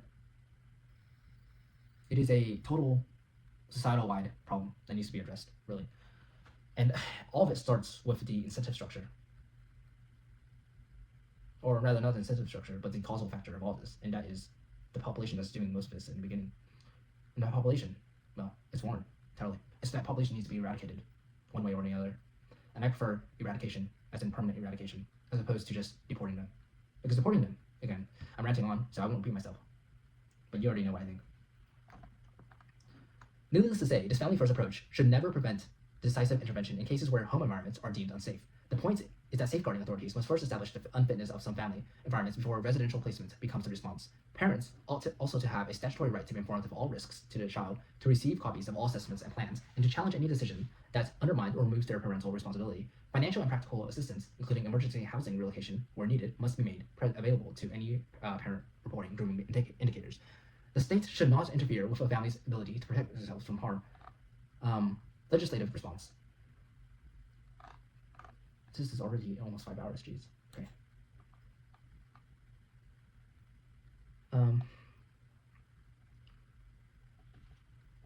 I believe it's, again, let's see. So, 15, 17, I'm thinking out loud here. 17 plus 15, 30, oh jeez. There's a lot of pages in it. It would definitely be in 6 hour range, I think. Probably 5-6 hour range, yeah, that's for sure. Legislative response. The existing legislative framework is fragmented, inconsistently applied, and deliberately blind to the ethnic and religious patterns documented in the inquiry and the KC on national audit. As we have noted above, the Sexual Offences Act 2003 and the Modern Slavery Act 2015, among other relevant statutes, already contain powers that were never used to any significant effect against rape gangs. Ethnicity recording, too, remains either patchy or absent. Group-based child sexual exploitation is not even a distinct offense with its own sentencing guidelines. The result is a system that records thousands of individuals' offenses while concealing, deliberately or otherwise, I would say deliberately, the original or the organized nature of the predation. A single comprehensive Childhood Sexual Exploitation Act must be enacted at once. The new statute should create a specific offense of organized group-based child sexual exploitation, understood as participation in networks that groom, traffic, or exploit children for sexual purposes, whether or not each individual act can be separately proven, with mandatory minimum sentences and aggravating factors for racial or religious motivation. It must reverse the presumption that a child can ever consent to sexual activity with an adult, especially in a grooming context. Courts to date have recognized that apparent acquiescence, apparent acquiescence may be the product of coercion or psychological manipulation, but the statutory formulation has not yet fully reflected this aspect of child sexual exploitation. It must also impose a statutory duty on every relevant public authority to record and publish the ethnicity, immigration status, nationality, and religion of both victims and perpetrators in all such cases. This would entail speedy repeal of any legislation that forbids authority from collecting relevant ethnicity and religious data. Last of all, it must criminalize, as we shall elaborate below how, any provable or any provably culpable failure or refusal on the part of public officials to act on rape gangs for fear of inflaming community tensions or inviting anti-racist media scrutiny. This would build upon existing principles concerning misconduct in public office, but provide clearer and more enforceable standards. Parliament should mandate enhanced sentencing for offenses committed as parts of organized networks, including minimum custodial terms and expanded use of whole life orders in extreme cases. The gravity of such offenses, often including prolonged abuse, trafficking, and commercial exploitation, justifies the harshest possible sentences. Not harsh enough, not really harsh enough at all. In my opinion, the harshest, the maximum that they already have right now is not the minimum in my world. But step by step, right? Unfortunately, with every step you take, you're losing victims. You are. A broader constitutional question arises concerning the interaction between human rights law and the prosecution of organized sexual exploitation. It is frequently argued that existing rights frameworks have been interpreted in ways that inhibit robust enforcement or contribute to institutional caution. A comprehensive review of the Human Rights Act of 1998 should therefore be undertaken with a view of recalibrating the balance between individual rights and the protection of vulnerable victims. No shit. Here's the thing. Human rights. What human rights are you looking for? that are you looking to protect? The human rights of these rapists or human rights of your girls? I'd say the girls. Reforms should focus on ensuring that rights-based arguments cannot be deployed to obstruct investigations, prosecutions, or deportation proceedings involving serious sexual offending. Again, define serious. Any sexual offending is serious in my book. It should be involving any sexual offending. And then see how the media, see how liberal politicians try to argue against that. Are you in favor of sexual offending then? Indeed, it is probably preferable to repeal the Human Rights Act 1998 than to allow it to continue in its current form. I don't even know the Human Rights Act, and I'm already too tired to look it up. But I can assure you, any act that says Human Rights Act and that does not protect the interests of white girls is not a Human Rights Act at all. It is merely a globalist piece of bullshit designed to promote the immigration, the importation, and the importing of third world rapists into your country, and place their human rights over the human rights of the girls that they're raping. That's what it is. The Equality Act 2010, if not repealed altogether, should never be applied to criminal justice and safeguarding contexts. Anti-discrimination principles must not operate as a deterrent to the identification of risk patterns or the enforcement of criminal law. Short of full repeal, at the very least, legislative amendment should clarify that equality protections can neither be invoked to shield criminal conduct nor to restrict lawful investigative practices based off or on evidence-led risk assessment. Preventative mechanisms must be significantly expanded to address the evolving nature of child sexual exploitation and organized grooming networks. At present, the criminal justice system remains heavily reactive, intervening most decisively only after serious offenses have already occurred and victims have suffered lasting harm. While prosecution and punishment remain essential, greater emphasis must be placed on early intervention, disruption, and risk management in order to prevent abuse before it escalates. Correct. Any problem is better solved early on or prevented altogether, as opposed to what has happened in the 7 decades prior. Of course, sympathy and empathy must be felt for the victims. One vital reform would be to ensure the wider and more proactive use of sexual risk orders and relate to civil preventative orders and related civil preventative orders. In principle, these powers allow authorities to impose restrictions on individuals who demonstrate concerning behavior, characteristics of sexual behavior abusers, even where a criminal conviction has not yet been secured. Yes, please use this. You can look at behavior statistics, at what people do. You could look at their internet. You could look at everything, okay? And you could already make an assessment right from the get-go. And you could target them that way. Greater readiness to deploy them would give police officers and safeguarding agencies more confidence to intervene sooner rather than later, whether by restricting contact with vulnerable children, monitoring online activity, limiting access to certain locations, or preventing association with suspected grooming networks. Such measures would help close the gap between suspicion and prosecution, where many offenders currently continue operating unchecked. For similar reasons, compulsory monitoring arrangements for high-risk offenders should be strengthened. Individuals with history of sexual violence, exploitation, trafficking, or organized abuse should be subjected to more rigorous supervision through electronic monitoring, regular risk assessments, mandatory disclosure requirements, and closer multi-agency oversight. Given the increasingly digital nature of grooming, monitoring should also include online behavior and communications where legally proportionate. Enhanced supervision would not only reduce opportunities for reoffending, but also improve intelligence gathering on wider criminal networks. I'm going to go on another rant. I've been going on so many rants. Again, this is not nearly enough. Not nearly enough. Here's the reality, is that this is good. It's a good start. It's a good little token, I think you could say.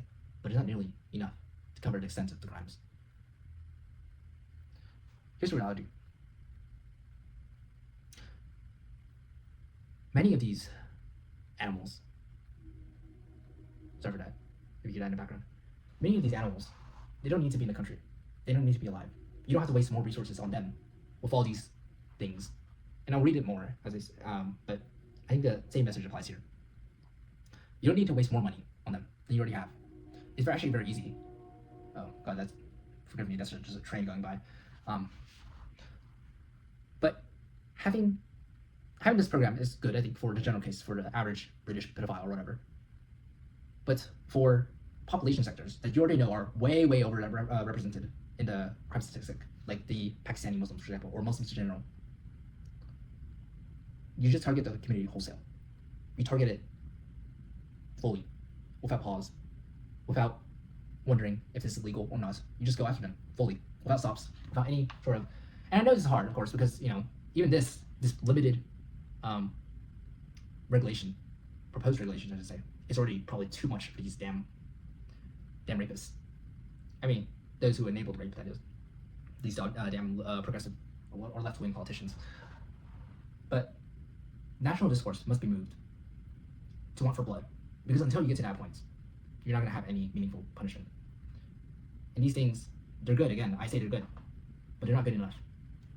Mandatory reporting duties for institutions represent another crucial preventative safeguard. Schools, social services, healthcare providers, care homes, charities, and other organizations working with children should be placed under a clear legal obligation to report suspected abuse, exploitation, or grooming activity to the appropriate authorities. Too often, institutional failures, fear of reputational damage, or uncertainty about procedures have allowed warning signs to be ignored.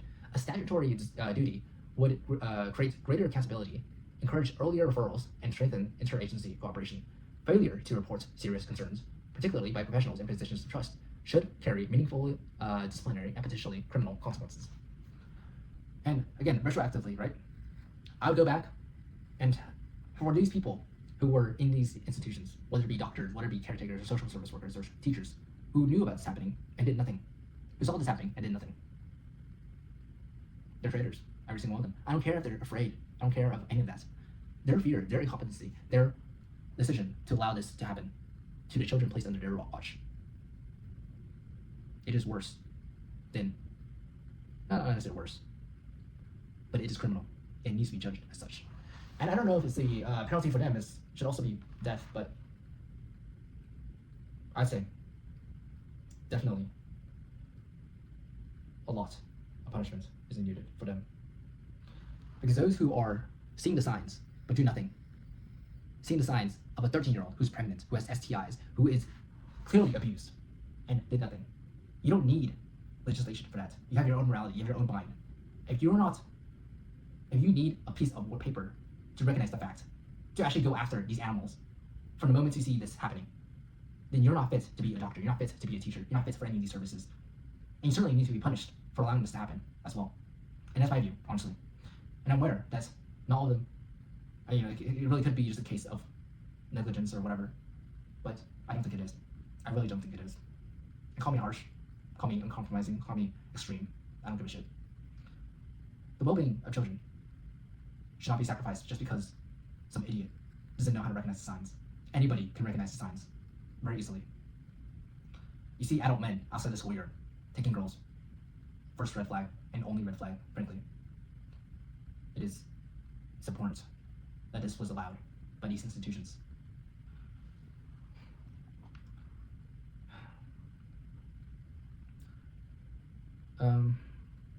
Statutory duty would create good. Okay, failure to report serious concerns.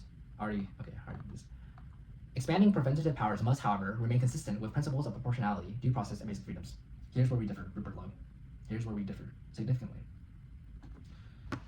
Safeguards, including judicial oversight, regular review mechanisms, and clear evidential thresholds, are necessary to ensure that expanded powers are not used arbitrarily. Nevertheless, where the protection of vulnerable children is at stake, the balance of public policy should favor earlier intervention rather than waiting for irreparable harm to occur. I agree with that last sentence as a general statement, but the foundation behind this, what builds up to this conclusion, is warning, to say the least. It's not enough. Here's the thing with basic freedoms, with civil liberties, with due process, and all these things, proportionality. This only really works in a Western civilization with Western people. It does not work with animals. With animals, you must treat them as animals because they don't care of these things. They don't care about civil liberties or any of that. In fact, they want you to care about them because then they can exploit you more. Then they can rape more of your daughters. No, I don't give a shit about their liberties, about their freedom, because they are already taken way too many girls' freedoms themselves. They were already taken too many freedoms of the girls they raped, and I, for one, cannot stand for it. I don't give a shit about their rights. Their rights are insignificant. In fact, I want to take away as many of the rights as possible. All the rights, actually. But, I suppose, step by step, right? But again, as I said before, with every step, you're losing more and more victims. And more of these criminals are just passing through natural means or otherwise. Finally, the overarching legislative objective should be to recognize organized sexual exploitation as a form of structural criminality. This requires a shift in both legal adoption and institutional culture. The law must move from reactive punishment to proactive eradication of networks that exploit vulnerable children. Without such a shift, existing statutes, however numerous or severe in theory, will continue to operate as instruments of retrospective justice rather than effective protection. I think it must be both. It must be both retroactive as well as proactive. You must look to the past and act against them as harshly as I said. And you must also look to the future to prevent such cases from happening. But I agree with the assessment. You cannot be just reactive. Certainly cannot. Being reactive is allowed this rape to go on as long as it did, and still going on. The following principles must be enshrined in the aforementioned Childhood Sexual Exploitation Act. Children can never consent. I actually am surprised that this needed to be said. Children can obviously never consent. The act must prohibit any agency or court from treating a child's previous behavior, clothing, intoxication, or lifestyle choices as mitigation or consent. Any professional who uses such language in reports or proceedings must face disciplinary action and potential criminal sanction. I know he has to. I know Lowe has to. But this is like the most softball language you can use for such a thing. If anybody thinks that a 13-year-old can consent, then they are not in the right mind, and they should be looked at immediately and be punished immediately. Again, this relates back to a previous case where, for example, doctors, nurses were looking at pregnant 13-year-olds and wondering, so many of them keep showing up. I don't know what to do. I guess I'll just treat them and have fun. No, these animals, these fucking idiots, they're not just idiots, they're complicit. I don't give a shit about the reasoning. I don't give a shit if this professional, so-called, it's excusing the girls. Every single one of them needs to be charged because they are complicit in this. It doesn't matter if the laws are not made clear. And this, by the way, is applying retroactively as well, or retroactively. That I'm proposing in my hypothetical head.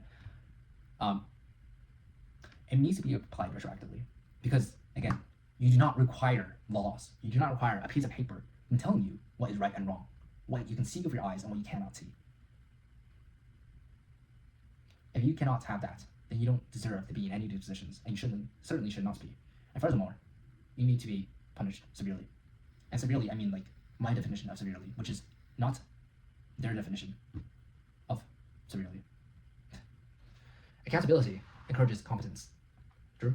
The act must contain greater clarification or clarity in law detailing the positive expectations in which public-facing bodies with a statutory duty of care must be held accountable. Among frontline professionals, it is of course everybody's duty to safeguard children. The clarification should be such as to require the relevant duty holder, be it an individual, an organization, or some other entity, to take proactive, affirmative steps to save children from group-based exploitation. Breach of this duty, whether by provable incompetence or deliberate malpractice, must be offense. Thank you for doing that at least. Or saying that at least. Repeated failure to act on known safeguarding indicators have been one of the defining characteristics of the rape gang scourge across britain. Public bodies must therefore face clear legal accountability where serious neglect occurs.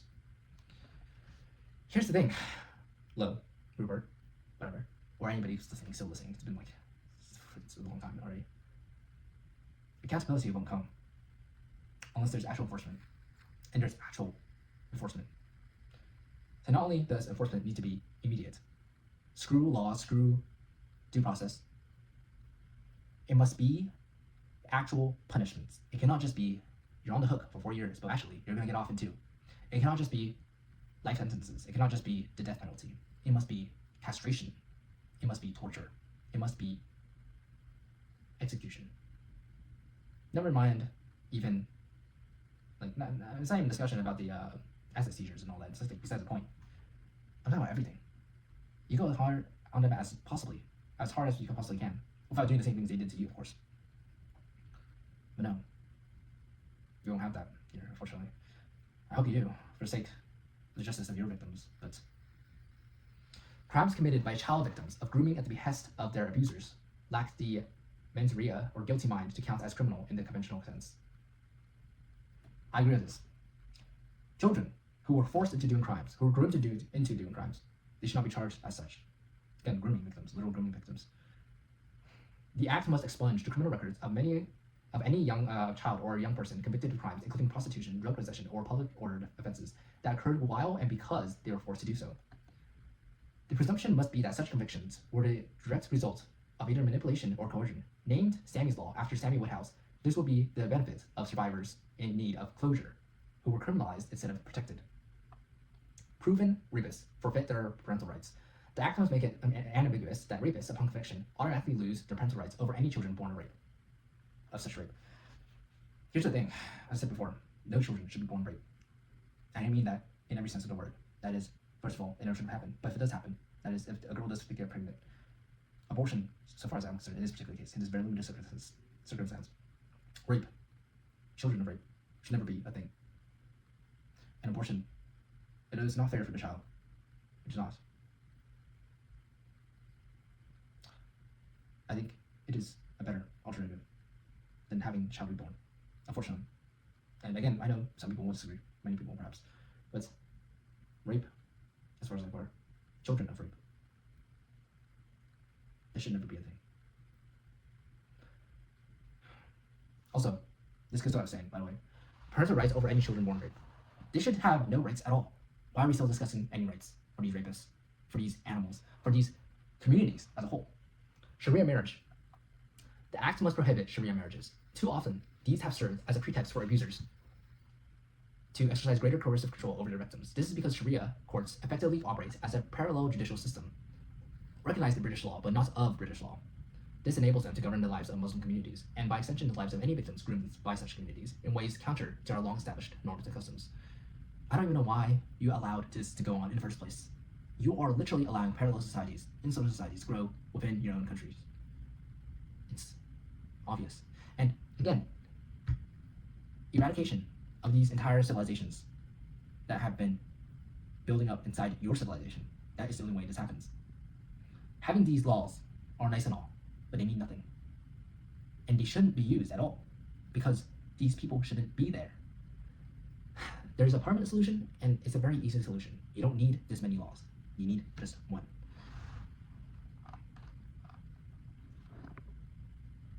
All frontline response.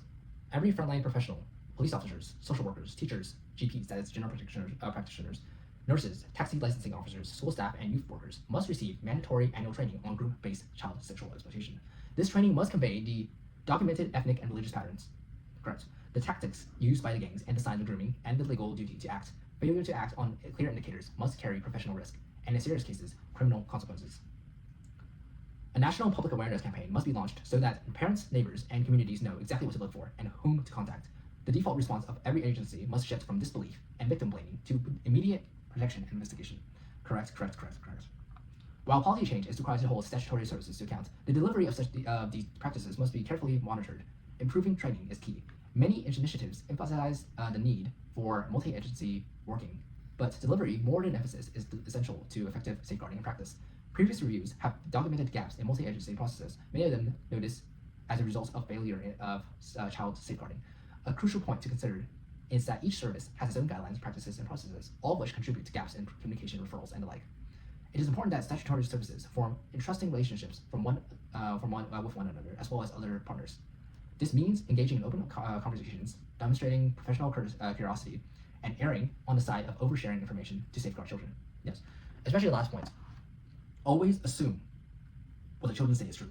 Never assume that you and your assumptions are right, which is, I guess, a contradiction. But always assume the children are right. It doesn't matter. Believe all victims, right? It's a common mantra that's heard. I say believe it. I say believe them. I say believe the girls. It doesn't matter. I'd say any person they accuse, immediately go after them. And go after them hard, without pause, without reprieve. It doesn't matter if they're guilty or not. I don't give a shit. And it sounds dangerous, it sounds unhinged, because it is. But unless you are as unhinged, unless you are as deranged as these fucking animals, unfortunately, of course you're not even deranged, just, what I'm talking about right now is not nearly as deranged as they are. Unless you are willing to meet them, however, in the middle, you're not able at all to punish them. In 2022, the British Journal of General Practice published an article on the work of Sharon Dixon, Brownie Kendall, Jenny Driscoll, and Catherine Pope. Relationship building is at the heart of multi-agency working, read, and sharing stories and findings can be part of this. When research is primarily conducted and shared within single-agency professional meetings and publications, opportunities to do so, or to do this may be missed. This buttresses the findings from the inquiry. Cross-agency training is vital to facilitating multi-agency working.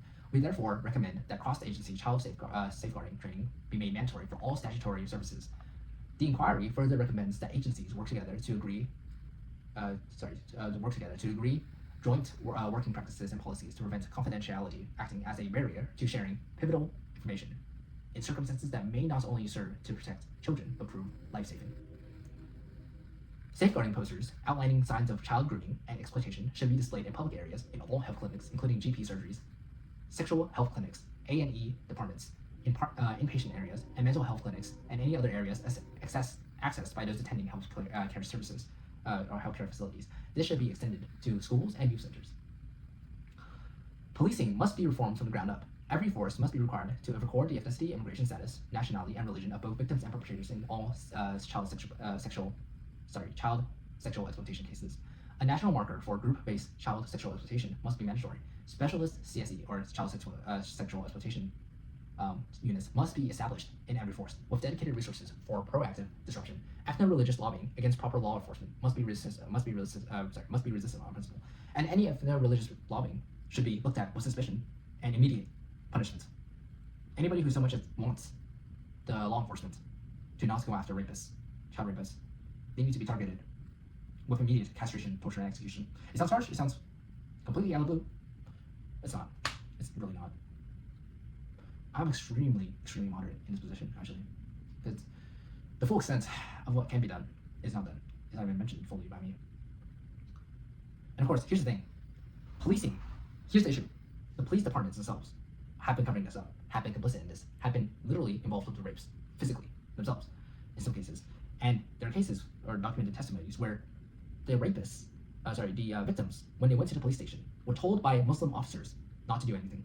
And so, no Muslims should be in the UK, least of all, the freaking police. But maybe they'll mention that. I doubt it, though. The current framework within policing, the current framework within which law enforcement approaches child sexual exploitation is untrue to the real-world nuances of the problem. In order to perform better, the police must deepen their cooperation with existing multi-agency child sexual exploitation panels designed to identify and safeguard children at the risk of exploitation. At present, these efforts take place largely at the local level without sufficient coordination. Multi-agency child sexual exploitation panels also lack either a statutory footing or a nationally mandated operational framework. As a result, performance varies from place to place. Evidence from serious case reviews and major inquiries, including those arising from investigations into the Rotherham and Rockdale gangs, indicates that the lack of consistent playbook set down nationwide contributed to safeguarding failures and undermined local responses. We therefore call for the immediate reintroduction of multi-agency coordination on child sexual exploitation and a uniform operational framework. Such reforms would improve consistency and maximize accountability. Where effective, multi-agency child sexual exploitation panels tend to demonstrate well-defined referral thresholds and pathways, regular strategic meetings between police departments and children's services, and clear lines of accountability. Norfolk is often praised for its track record on these very fronts. There exists a dedicated multi-agency exploitation team embedded alongside policing. The proven model of such success stories must serve as the foundations of any future reforms. Policing should also be trained to interview rape gang suspects in relation to their religious beliefs and investigate the witness evidence of victims in relation to the religious elements of their abuse. The fear of offending cultural sensitivities should be removed immediately, or completely, from the culture that permeates modern policing. Very true, very true. But again, it does not mention what I had mentioned. The fact that the police themselves must be comprised, personally, as far as I would see it, of people, they must be fully made aware of the crimes that are going on. And they must be actually not impartial to this. They must be emotionally charged when they do this. Why? Isn't the purpose of the police to be as unbiased as possible? Normally, yes. In Western civilizations, in Western societies, where it is a Western base, where you don't have these subversive elements within, then yeah, I would expect such a thing. Because such a thing is proper in that context. But in cases like this, no, not at all. Be as emotionally biased as you can. Be as ethnically biased as you can. Be as religiously biased as you can against the interests of these foreigners and for the interests of your young girls. That needs to happen. And it may sound like, you're just supporting more tribalism. And yeah, I am doing that. You know why? Because so far, tribalism has been used against white people exclusively and for the interests of these fucking third worlders. No, I say the opposite. It needs to be done. There needs to be persecution. There needs to be everything you can think of, that's like Hitler adjacent or whatever. Just freaking do it. Because without that, if you don't go the opposite way, if you don't swing around, well, then you're just condemning all these girls. That's what you're doing. That's literally what you're doing. And you're not giving justice. All of this thus far they're not even close to justice. And justice can only be found in castration, torture, and execution on a nationwide scale, if not continental, if not global scale. Again, I sound harsh, I sound mad, at times, but it's what I am. Healthcare. The NHS must be specified in law to owe a duty of care to survivors of rape gangs. Every sexual health clinic, GP surgery, A&E department, and mental health service must trigger an automatic safeguarding referral for any child presenting with STIs, genital herpes, pregnancies, or repeated self-harm linked to exploitation. Discharge of a child back to a known risk environment without multi-agency protection plan must be prohibited. Trauma-informed care must be commissioned nationally for all rape gang survivors. Backstreet abortions and pregnancies caused by rape must be treated as crimes, not private medical matters. Obviously. In March of 2026, the government established an updated version of Working Together to Safeguard Children, a statutory guidance manual on multi-agency working to help support and protect children. The guidance provides a summary of changes within the updated version, as well as an appendix glossary on group-based child sexual exploitation.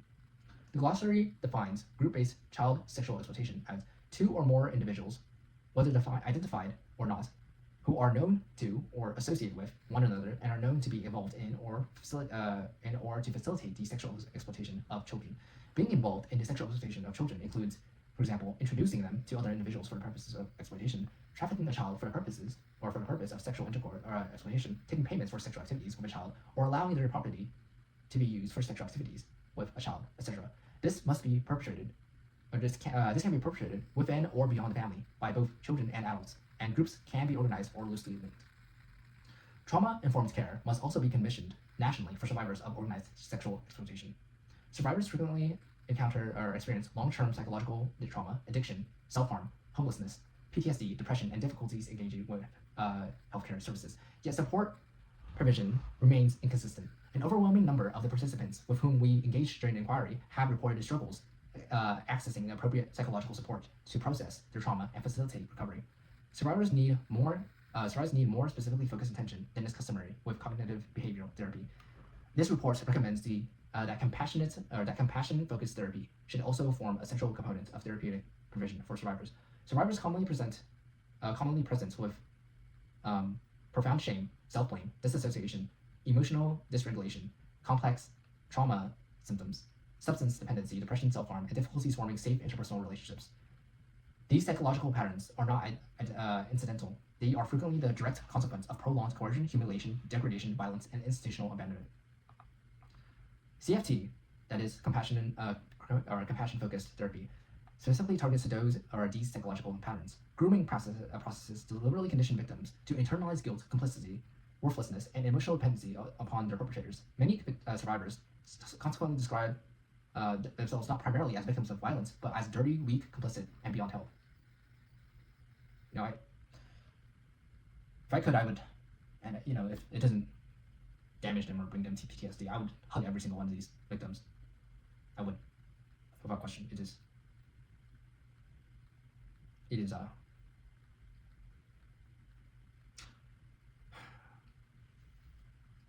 These shame-based feelings persist even after physical safety has been secured. There's no such thing as physical safety here. I know what they're trying to say, but nothing to bring bounce back. What has been lost to them. The amount of trauma, physical trauma they went through.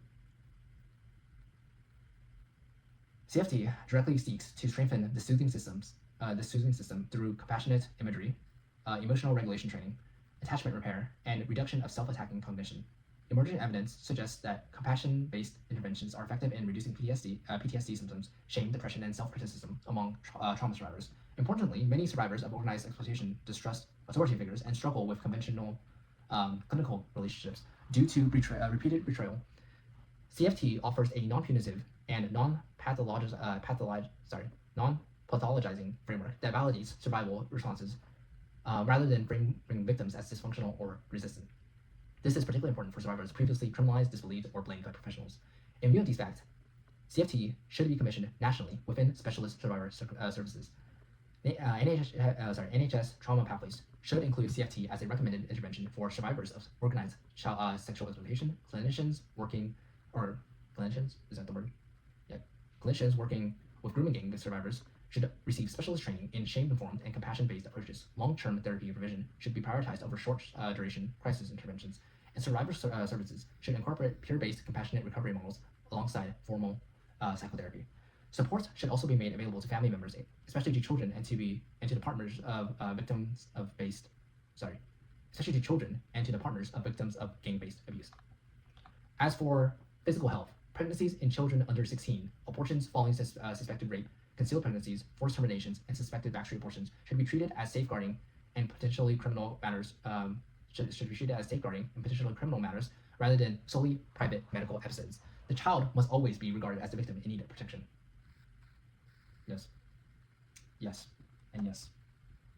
As we have seen, the physical after effects of exploitation did not end when the abuse itself ended. In many cases, as we have seen, trauma carried over into the lives of the children born through rape. And that's why what I say is not a popular opinion. I mean, nothing of what I said, if you're following so far, is of a popular opinion. But I think abortion, yes, abortion is needed. And it's disgusting to say such a thing, but I can think of no better solution than abortion. Because here's the thing.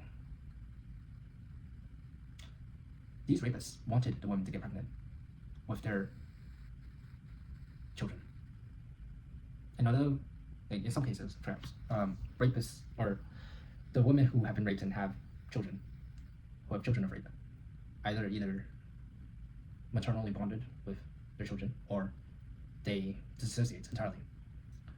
And regardless of the case, I acknowledge every person's different.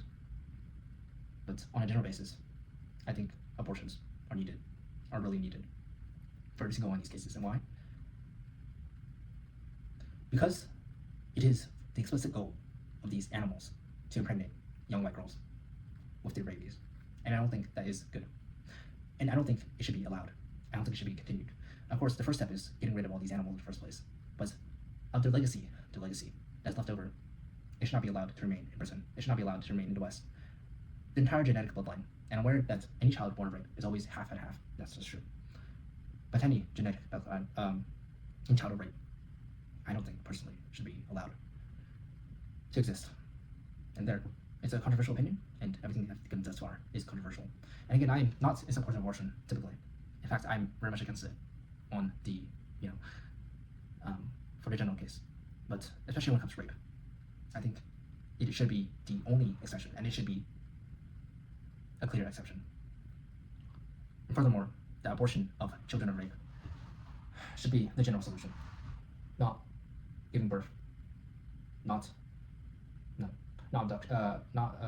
adoption either, not that. And again, no fault to the victims, no fault to the children themselves, but every fault is put squarely on these animals who raped the girls. And you wonder yourself, why are you putting so much emphasis on these rapists? At the end of the day, are these children also not the mothers? And mothers, really, these are frankly usually young girls, teenagers, kids. Then why cannot state not just take them? No, I don't want any of that. It is, of course, what I want is not what, British people necessarily want, but my opinion is that none of this should be allowed. That this is a shameful history that person had, that person still has, and it should be just that, history. None of this should ever be allowed to happen again. The legacy of this should be remembered, but should not be through the visible memories of the children of rape. It should be through the victims, and solely the victims.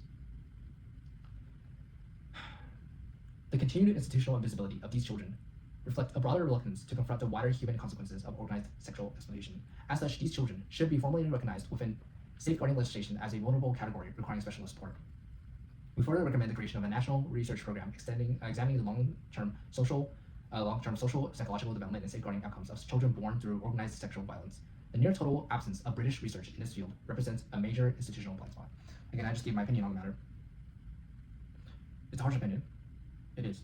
It is a deeply unpopular opinion, I can probably gather immediately. But nonetheless, I think this is the only way, really. Really. And that's because I cannot in good conscience think of a single policy, of a single legislation, or a single regulation that favors in any way these rapists' interests. And their interest is the mass rape and impregnation of young white girls with their foreign blood. I understand it is traumatic. I understand it is not the children's fault. It's not certainly the victim's fault. It should still not be allowed to propagate. These children themselves will be stigmatized. They will be judged according to their fathers. And that is the sad truth of it.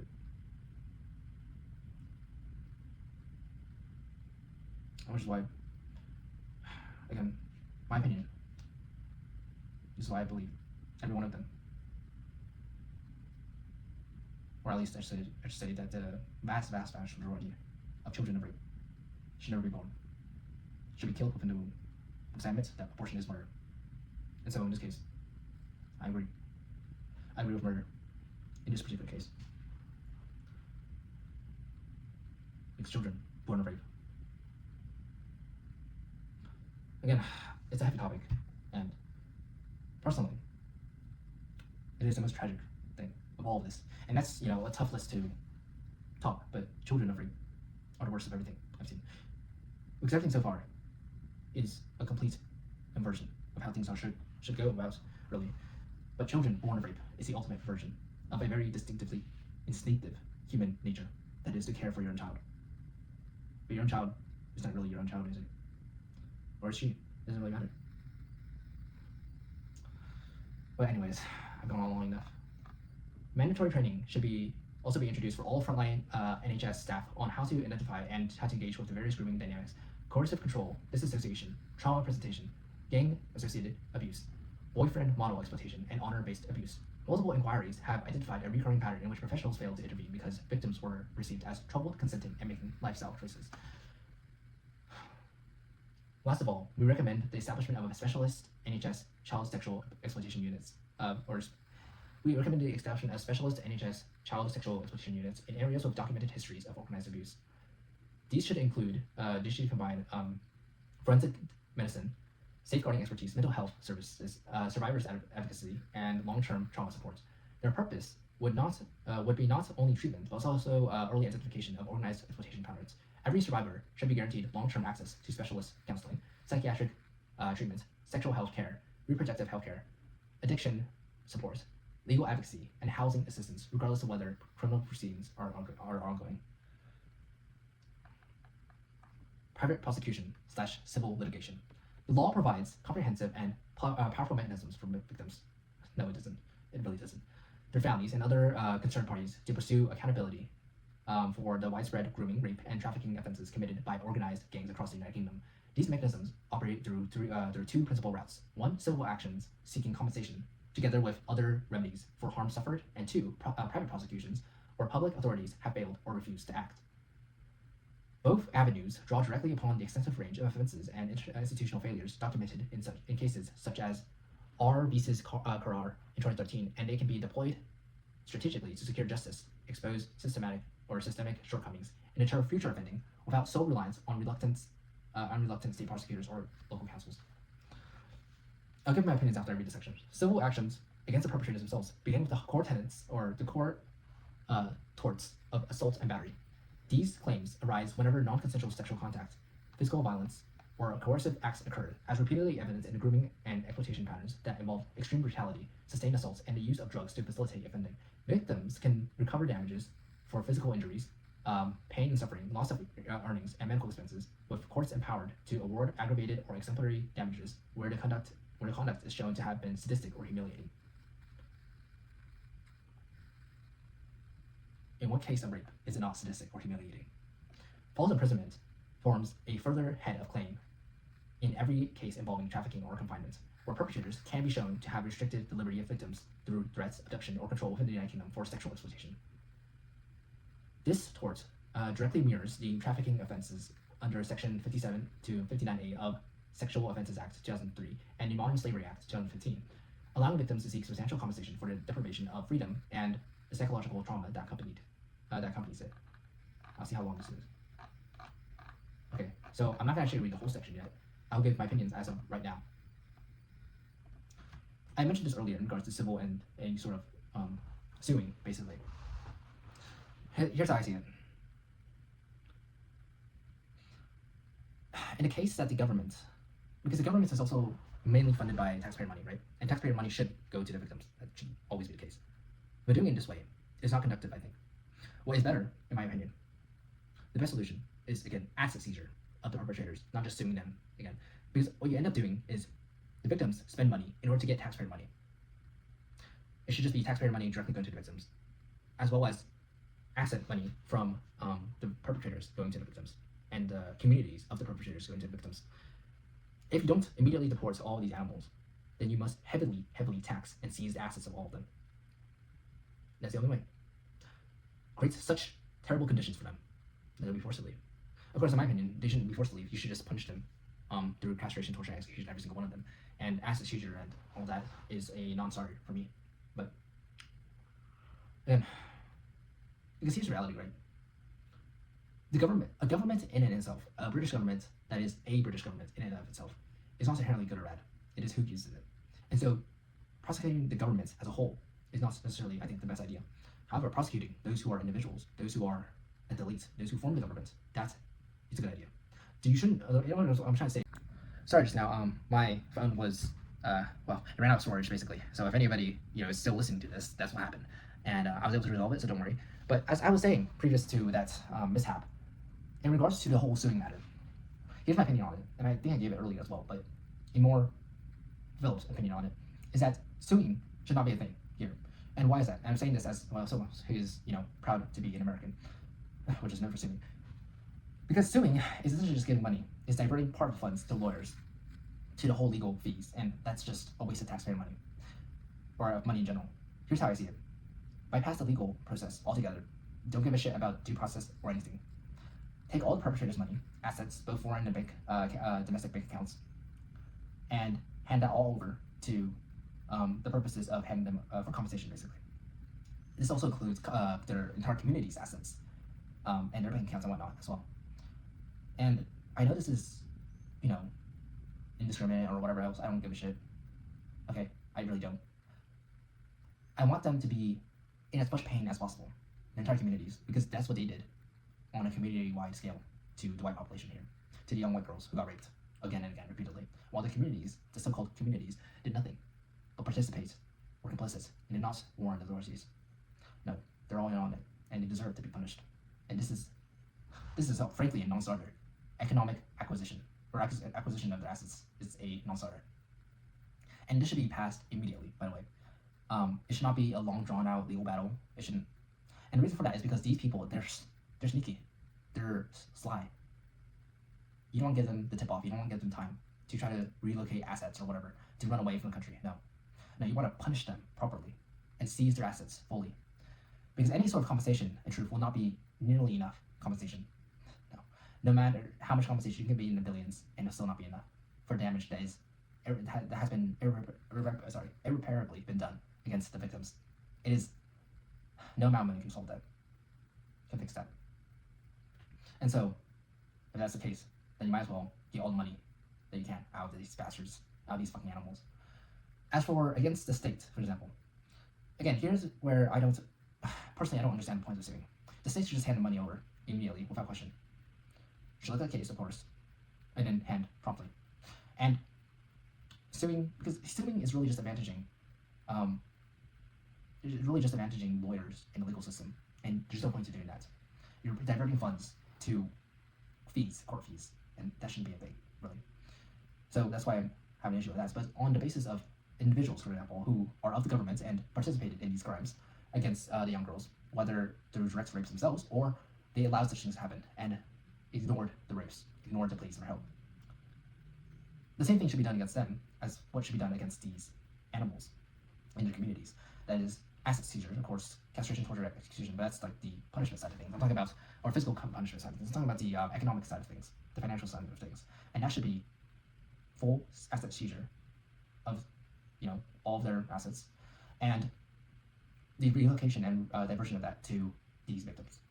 There should be no legal process or no any of that BS, no due process whatsoever. No. Because here's the thing. Again, I point this out because I feel like the legal process has been utilized against these girls from the very beginning. Either legalized or used in such a way so as to discredit them, to paint them in a bad light, to ignore their pleas, or even commit crimes against them, to criminalize them. No, the legal pathway is inherently corrupt and manipulative. A clear-cut way is just that. Immediate action, no due process, nothing of that sort. Because no due process, no freedoms, no civil liberties were permitted to be given to these girls. And that's the reality. Whatever is done to these girls should be done to the victimizers, but it will never be fully done. This is the least, I think, that can be done. And so the suspension of habeas corpus, of all these civil rights that English common law is based around, again, this is extraordinary circumstances, and many of these victimizers are not English, they're not British, they don't deserve these rights, they don't. And many of these people who are complicit in this, who are of British blood, they don't deserve rights either. Maybe I'm too harsh with all this, but so far as I can see it, this is the best course of action. Of course, these are just my thoughts, so they're probably not going to change a damn thing, but a separate but highly relevant civil claim is available under the rule in Wilkinson versus Downton, 1897, for the intentional infliction of emotional distress. This tort captures the grooming process itself, the supply of controlled substances to lower resistance, and the repeated humiliation and the long-term mental health harm inflicted on child victims. Courts have recognized that such deliberate conduct, often accompanied by threats to families, meet the threshold of outrageous behavior calculated to cause psychiatric injury, thereby opening the door to compensation even where physical injury is absent.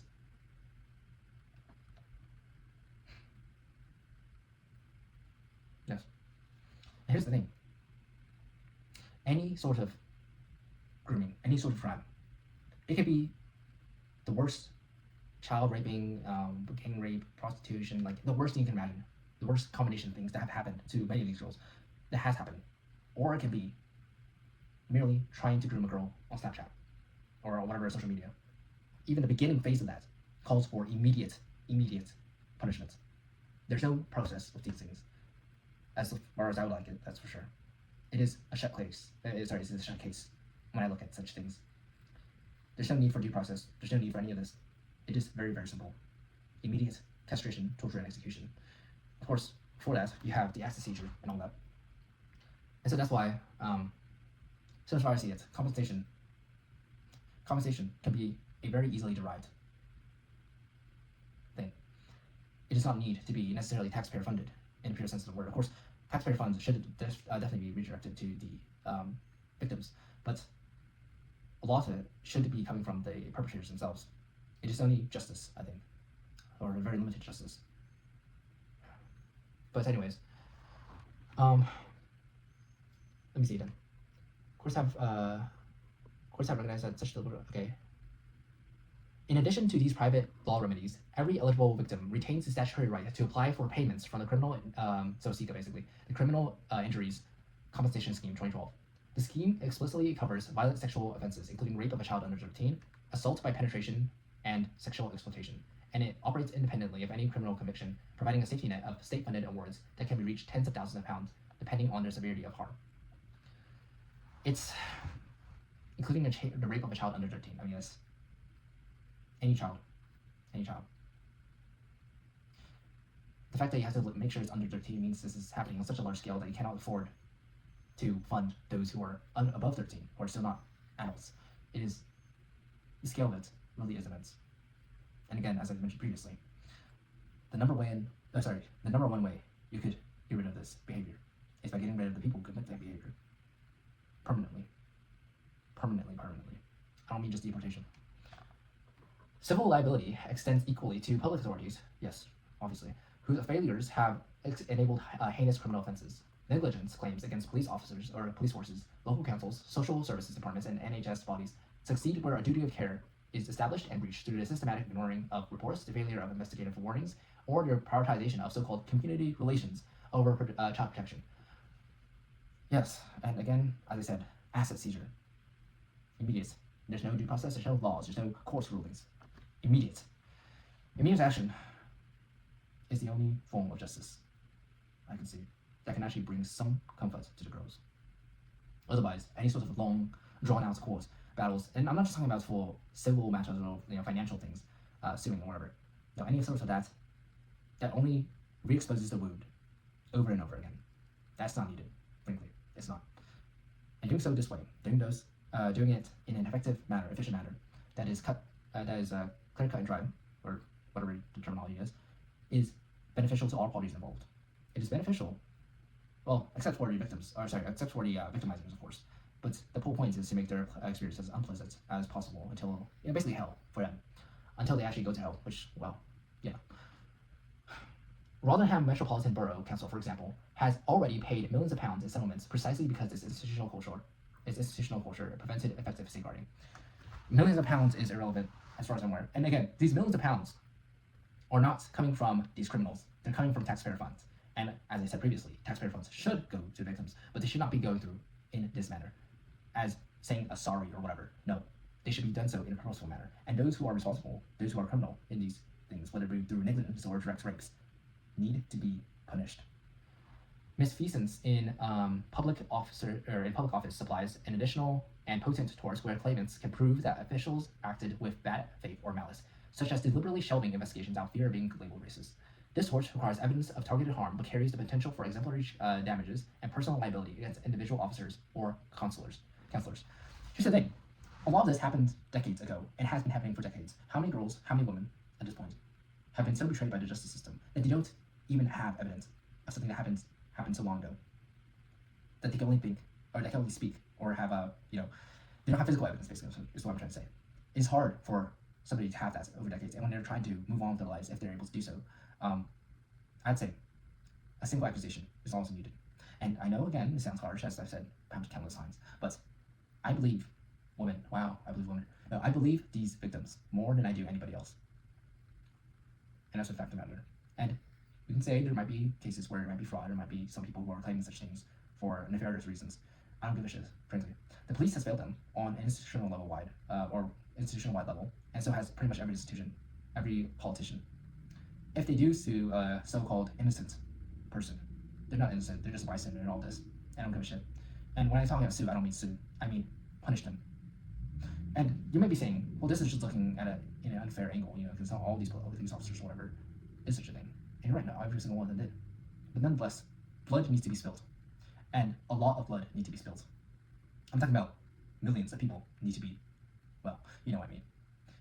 And this does not only mean the perpetrators of the crimes, but those who actually practice raping, but also the police who cover for them, and the police who were afraid of being called racist, and all the other institutional staff or whatever, government workers who were afraid of being called racist.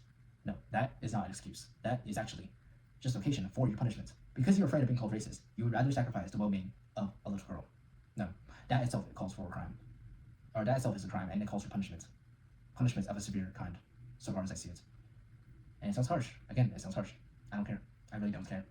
If the well-being of a young girl is being sabotaged because a person thought it'd be racist to call out crimes, then I don't give a shit about that person. And this extends in every single institution, not just the police. And of course, again, the communities as well need to be punished.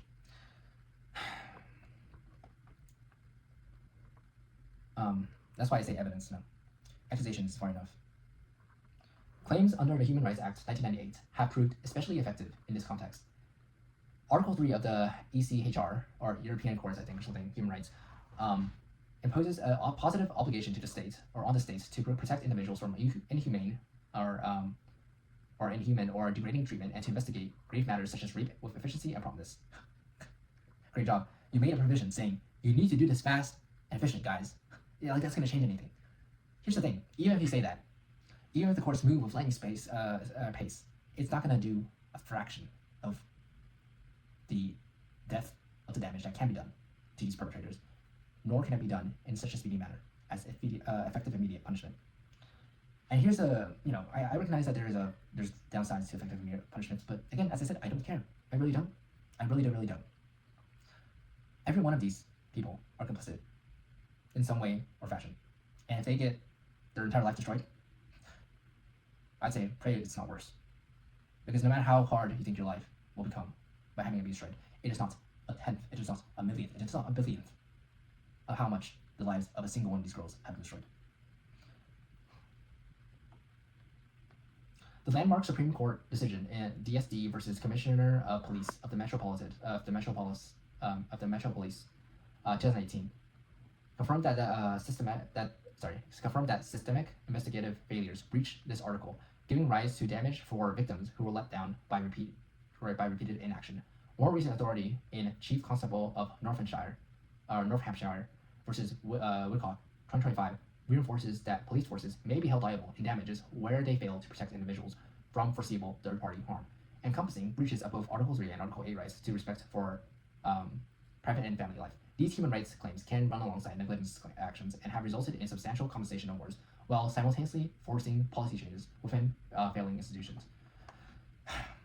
Rupert Lowe is really, I thought he was the guy, but he's not the guy. He's as close to the guy as you can get. But again, this is very, very, very limited. The amount of punishments that needs to be doled out is not nearly there. And even the punishments I'm advocating for, it is not actually proportionate. It is merely right. Just right. And doing just right is never enough, really. But nevertheless, further statutory routes arise from the Children's Act 1989 and Children's Act 2004. It's funny that you have to have it twice, right? I wonder why.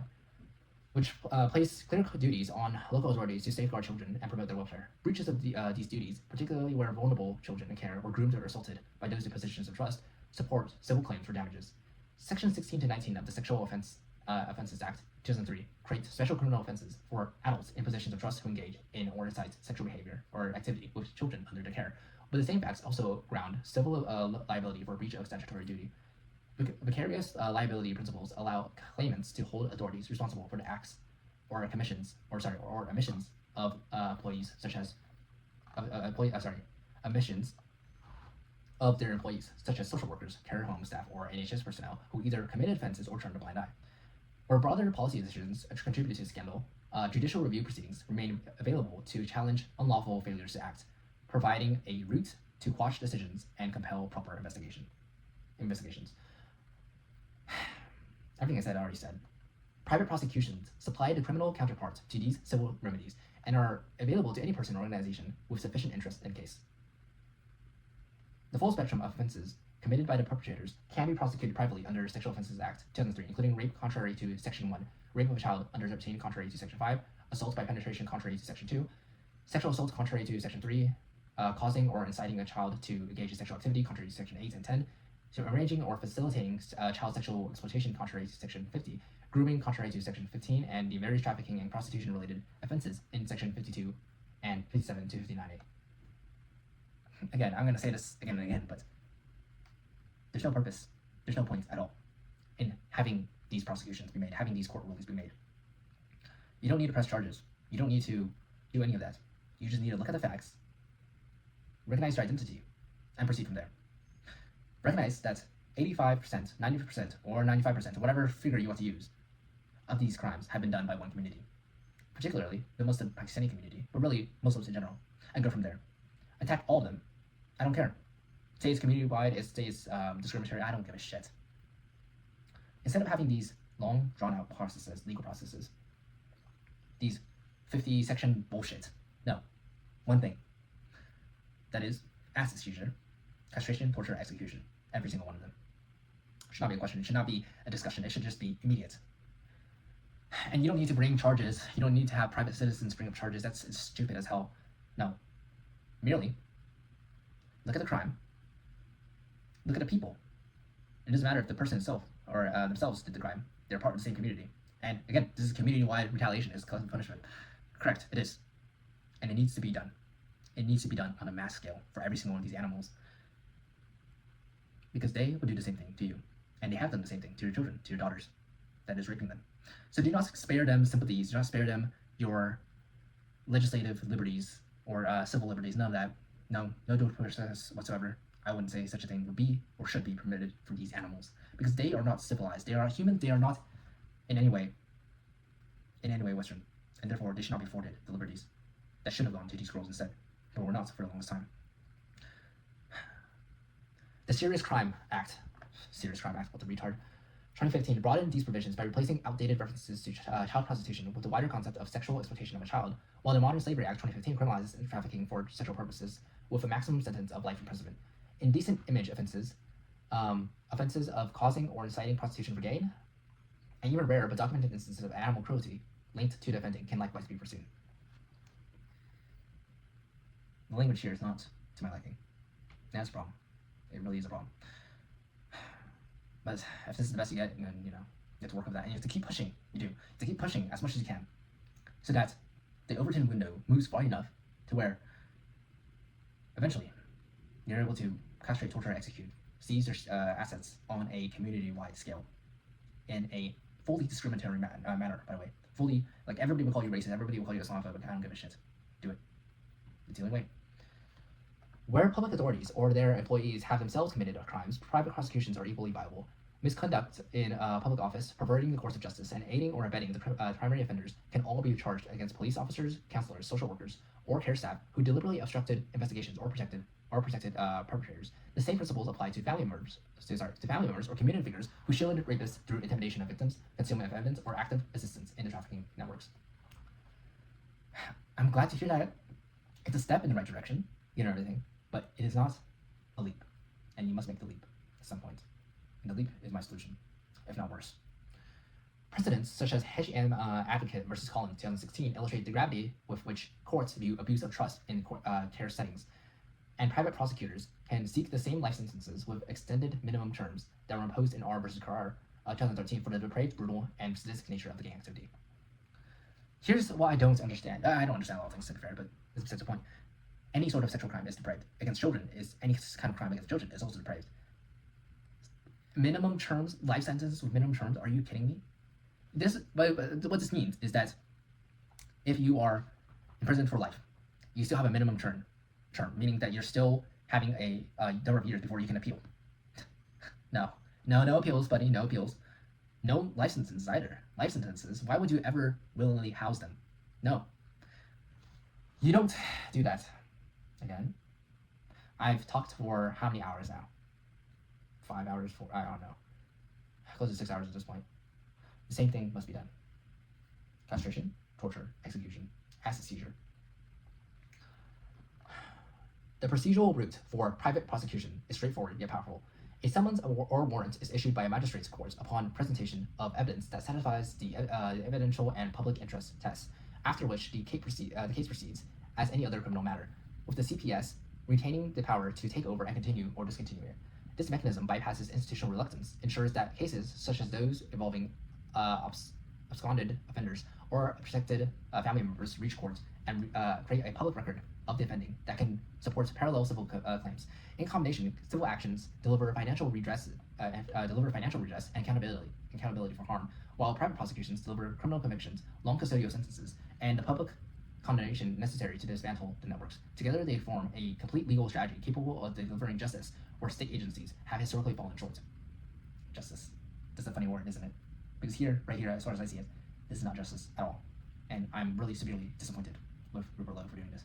And again, I do support him. I do support his party because he is about as far, in the right direction as you can get. But long custodial sentences, public condemnation, accountability for harm, no. None of these things are being actually met, nor do many of them work. True accountability does not come from lengthy sentences. No, they don't.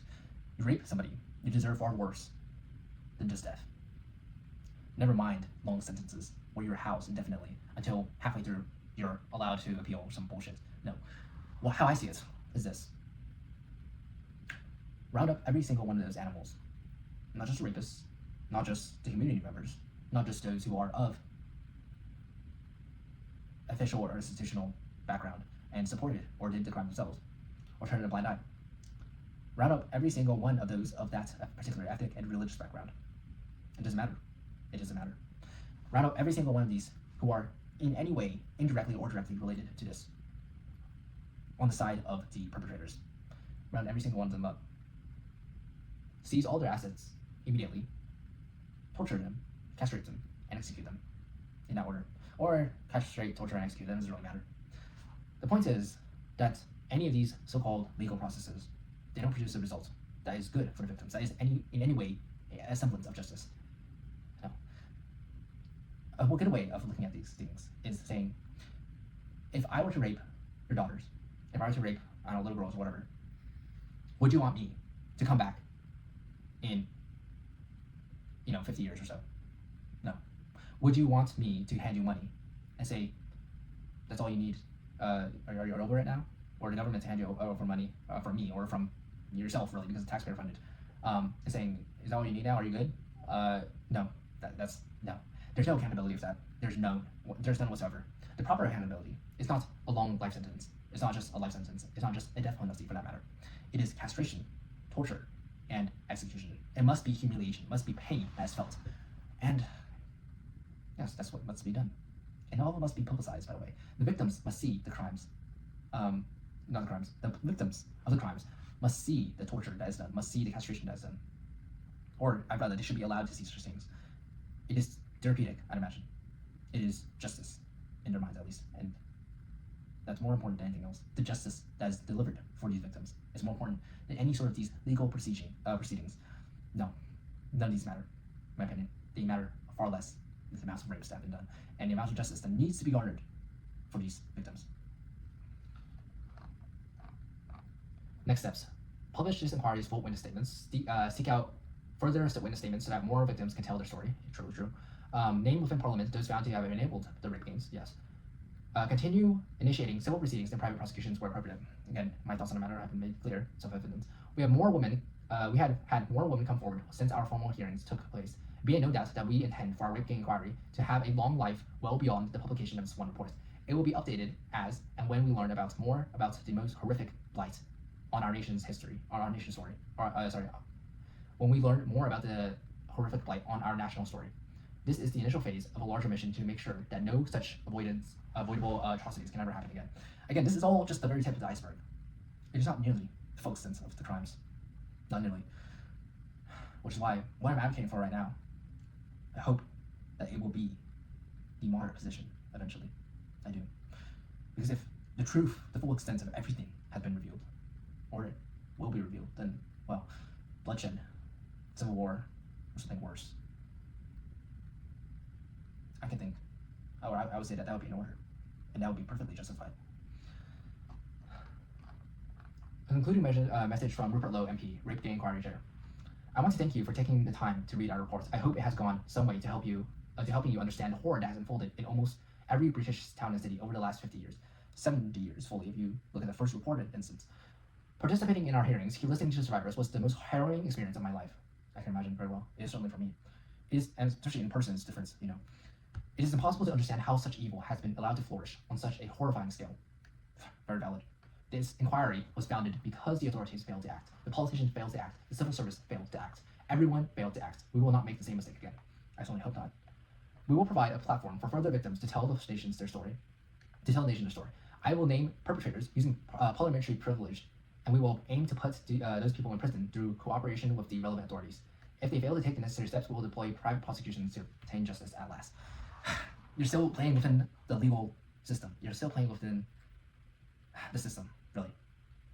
And I acknowledge that Rupert Lowe is about as far as he can get while still remaining within the system, but really, it's a shame.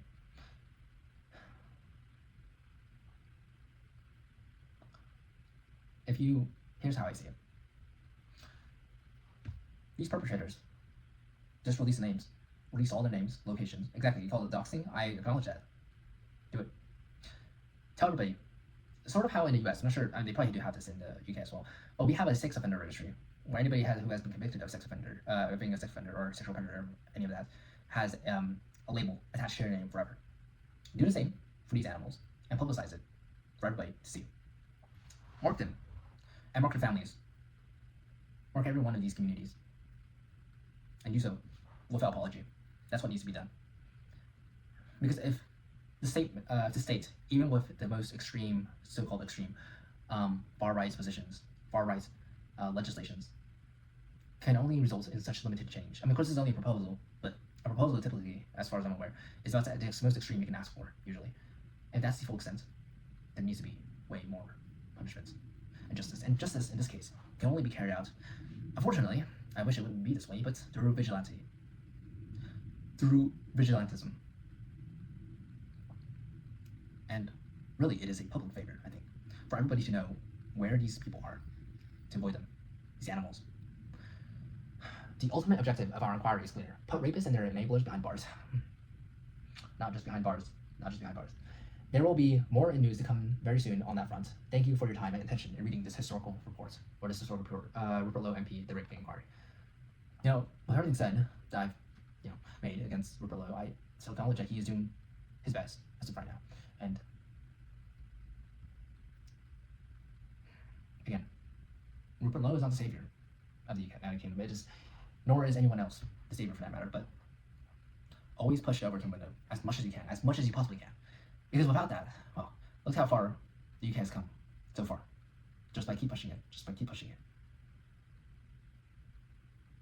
You need to keep pushing it. That's really all that needs to be said. Keep pushing it until the conversation turns to torture. And that's when you actually get some actual consequences. Without that, you don't have a consequence.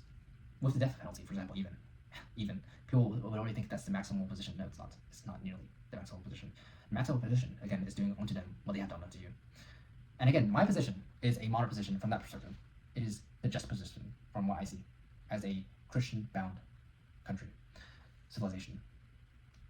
But I can perfectly understand that people go even beyond in upcoming reports, you could say, when the full extent or a greater extent of what has happened is revealed. I can fully imagine why people will want to go an eye for an eye in every respect imaginable. And I would not blame them necessarily. And, I can try to relate as much as I can, but no one can truly relate to the victims. No one. Okay, so now I am done with this portion. This video will go on way into 5 or 6 hours. I will now read the last portion, institutional failures.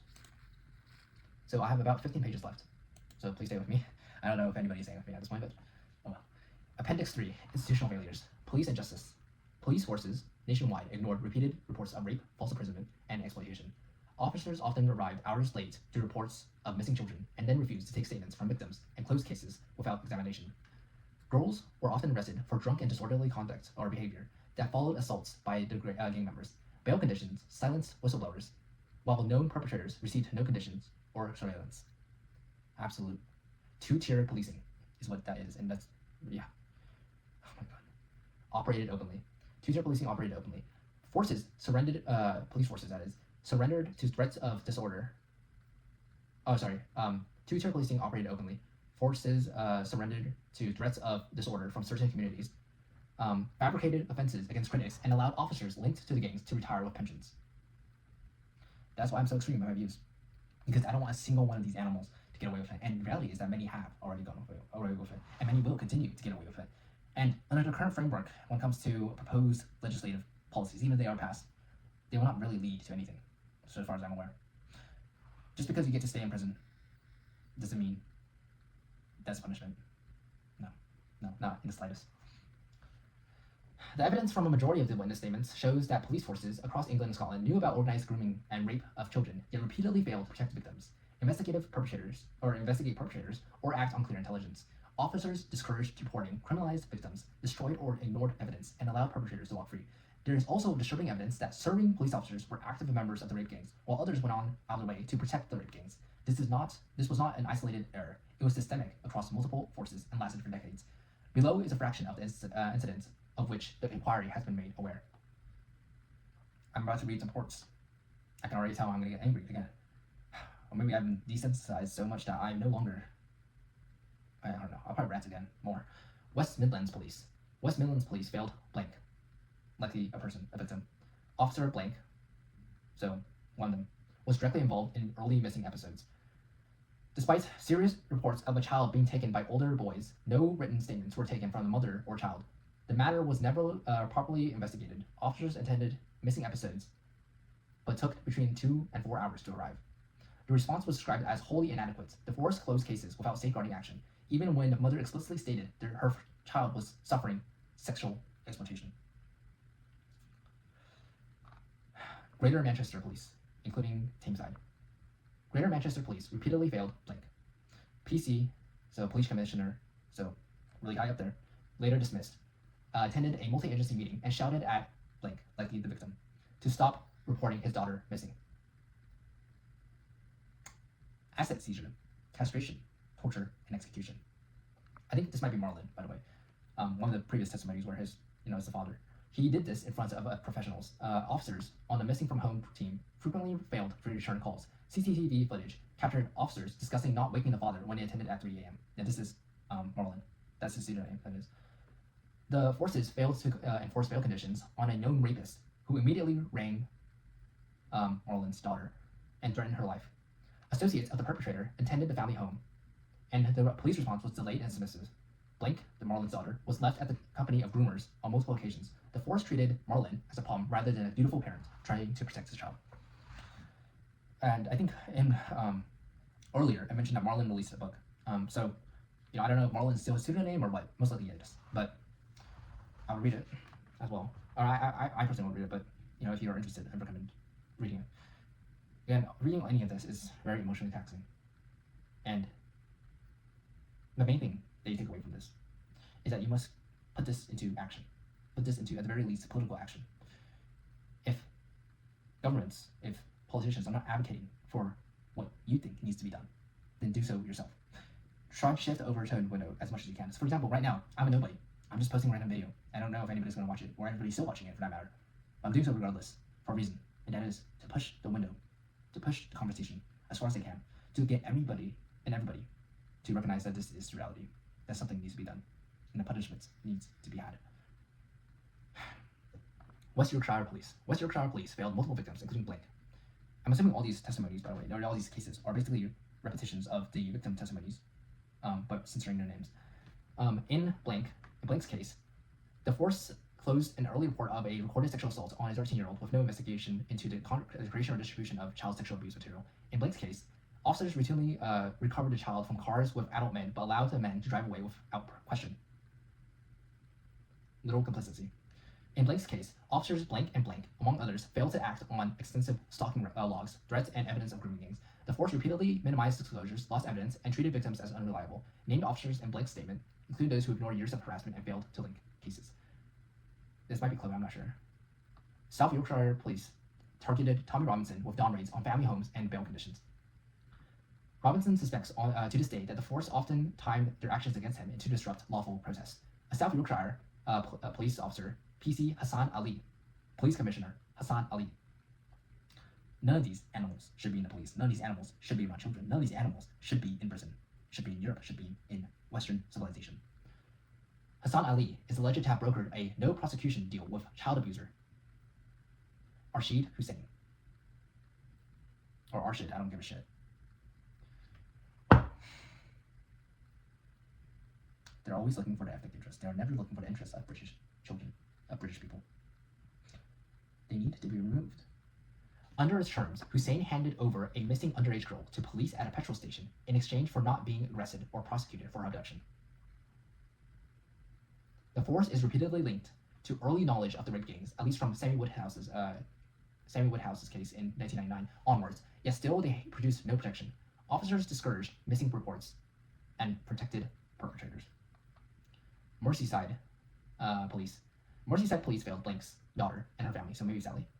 DC, so this is high up in the police officers and senior police rules. DC, Blank, and PC, so police commissioner Blank, discouraged the 12-year-old rape victim from pursuing justice.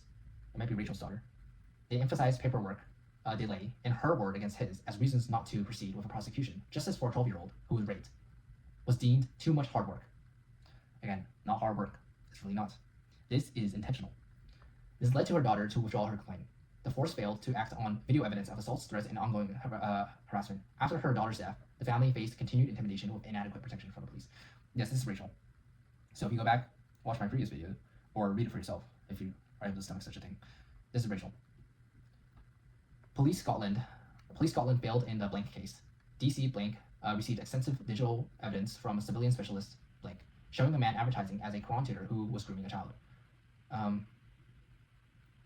I kind of faintly remember this, but it's, again, all these cases are basically in reference to earlier testimonies. Despite the evidence, Blank relocated abroad, reappeared, and continued activity while under investigation. The force has systemic data failures and no specific marker for group-based child sexual exploitation and inconsistent recording of ethnicity data. This prevents proper understanding and disruption of networks. The Metropolitan Police, the big one. The Metropolitan Police failed Blank. Officers attended the home after her report of a coerced recorded sexual assault on a 13-year-old, but took no further action and closed the case without any investigation of the recording or its distribution. The force later allegedly assaulted Blank while she was restrained during an arrest. I think this might be Kate. I'm not sure, but I think it might be Kate. NHS Services. The NHS, including its mental health teams, sexual health clinics, hospitals, GPs, and emergency departments, repeatedly failed to safeguard children who presented with clear physical injuries, repeated STIs, suicide attempts, self-harm, and disclosures of rape. Staff recorded the evidence, treated the symptoms, and discharged the children back into the hands of the abusers without triggering safeguarding, making referrals, or providing trauma care. Here's the thing. As I said before, the NHS staff, the police, those who saw what was going on, the teachers who saw what was going on, who knew what was going on, you cannot just claim negligence on their part. No. It is clear to anybody with a brain. It's clear to anybody you don't need laws to know what's right or wrong, to know what needs to be done. And this is why retroactive punishment needs to be needed. This was not clear, or this is not occasional oversight. It was consistent practice across multiple regions and services. Hospital records, hospitals recorded physical injuries consistent with sexual assault, yet took no protective action and sent the children home the same night. ADHD, autism, and addiction, directly linked to exploitation, received symptoms-only treatment, with no connection made to grooming. Quick discharges returned traumatized children to the environments where the abuse continued. You see a child, you treat their symptoms, and then you send them back to their abusers again and again and again. And you don't think they're responsible. They are fully responsible. Physical and psychological harm from repeated rape went unaddressed, leaving victims without coordinated medical or psychiatric care across the country. In addition to showcasing a chronic lack of professional curiosity, officials within the NHS also demonstrated a lack of collaborative, multi-agency, and multidisciplinary coordination. Instead, NHS services tended to work in silos within their own departments, such that physical services, A&E, sexual health clinics, and the like, failed in many cases to collaborate or share information with mental health services. NHS Health Services, West Yorkshire. NHS Sexual Health Services treated Blank for multiple sexually transmitted infections, including gonorrhea and chlamydia, when she was only 13 years old. This was another girl. I forgot her name. This, so much of it is literally the same thing. It might be Fiona, it might be someone else. Regardless, if you're able to, again, please read it for yourself. You'll know who it is. The clinics diagnosed and medicated her, but never triggered safeguarding procedures or reported the fact that a child was being repeatedly raped by adult men. No child protection referral was made. The service treated the infections as a medical issue rather than the evidence of organized child rape. Again, children don't have sex. Little girls don't have sex. Little girls aren't going to get STDs or pregnancies. Okay? That's just clear. They don't consent to any of this shit. Obviously, there's something going on. You have to be willingly, intentionally aware of this and turning your eye to it. There's no other explanation. They are fully aware of this. Dr. Blank, GP, Telford area. A general practitioner saw Blank with clear indicators of sexual exploitation, including injuries and behavior changes consistent with repeated rape. Dr. Blank failed to ask safeguarding questions, failed to make any referral, and failed to protect the child despite the obvious red flags. Medical professionals, GPs, surgeons, and consultants, probably allocation, treating teams. GPs, surgeons, and consultants repeatedly recorded physical evidence of sexual abuse on one of the victims from infancy. Oh, I think I know the victim. Sexual abuse from victims, yeah. I think this is Marie from infancy. Genital rashes, bowel problems, invasive treatments, and later severe injuries from extensive violence, anal rape, penetration with objects, strangulation, biting, and cutting. These professionals attributed the injuries to psychological issues. Sorry about that. Psychological causes, performed repeated invasive examinations without safeguarding action, and failed to protect her. How many more pages is this? 11. Hospital and psychiatric services. Multiple victims, including Blank and others. Hospital staff across several regions discharged children after serious suicide attempts, overdoses, and self-harming, requiring stitches without safeguarding assessments or protection plans. In Blank's case, psychiatric detention and hospitalization occurred while she was heavily medicated. Police interviews took place in that state with no trauma support. Physical injuries consistent with sexual assault were recorded, but no protection followed. Children were sent home the same night. I also think I know this case. I forgot her name, but again, please read it for yourself. CAMHS and Liaison Services, blank treating teams. Child and Adolescent Mental Health Services, CAMHS, practitioner blank, and Associate Services framed blank disclosures of organized trafficking, filmed rape, blackmail, and extreme violence red rooms as mental health issues rather than organized crime. No escalation or to protection or investigation followed disclosures. So this was Kate. Social care. Children's homes became trafficking hubs where staff failed to stop older men collecting girls at night. Not failed. They permitted such a thing. They allowed such a thing. They encouraged such a thing. Local authorities often returned children to unsafe homes and placements despite repeated disclosures of grooming. Social workers dismissed parental concerns, removed parental authority in front of the children, closed cases without intervention, and saw their job as standing in for the parents themselves. Children in long-term care moved repeatedly between placements that exposed them to further abuse. Children received no long-term trauma supports following removal from families. The state systematically failed the most vulnerable and enabled the gangs to operate inside the care system. Social care across England systematically enabled organized grooming and rape of children. Children's services, local authorities, and foster homes and children's homes and independent units repeatedly returned vulnerable children to known risk. Vulnerable young people who had already been groomed were placed in institutions that were known to be hubs for rape gangs. They're putting the children where they're being raped. This was not an isolated error. It was a nationwide problem and a practice that lasted for decades, including right now. According to the National Audit Office, the average cost to keep a child in care home is £318,000 per year. To send a child to Eton, that is the top school, basically one of the top universities, I think, or secondary schools or school systems in college. In the UK, it costs £63,000 per year. The failure in social care are not due to a lack of financial resources and have everything to do with the ideology that has permeated throughout our culture, as discussed earlier in this report. Correct. So, in many cases, these care homes, so-called, these social workers, what they did was they took the money, the significant funds, by the way, that was given by the government, and then, in addition to that money, they also sold these little girls to these Muslim men who are waiting right outside as slaves, as sex slaves, as whores, as wives. They sold them, and they deserve. Every time I read these things, I hope you think I realize that my solution is perhaps the moderate solution. That castration, torture, and execution, as a seizure, all that, indiscriminately, or rather discriminately, based off ethnicity, based off religion, is the moderate solution. Blank Metropolitan Borough Council.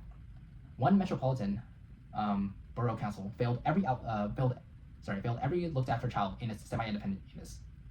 A whistleblower social worker formally disclosed financial abuse of care leavers, misuse of public funds, unlawful sanctions, illegal evictions, racism towards children in care. By the way, this is racism again towards white children, and systemic failures to safeguard against sexual and criminal exploitation. Senior officers blank, leaving care service manager blank, interim director of children's social care and early health blank, chief executive blank leader, and blank head of corporate governance acknowledged the concerns as credible, yet concluded and conducted no proper investigation. Blank head of counterfraud and blank counterfraud team manager confirmed the records had been destroyed.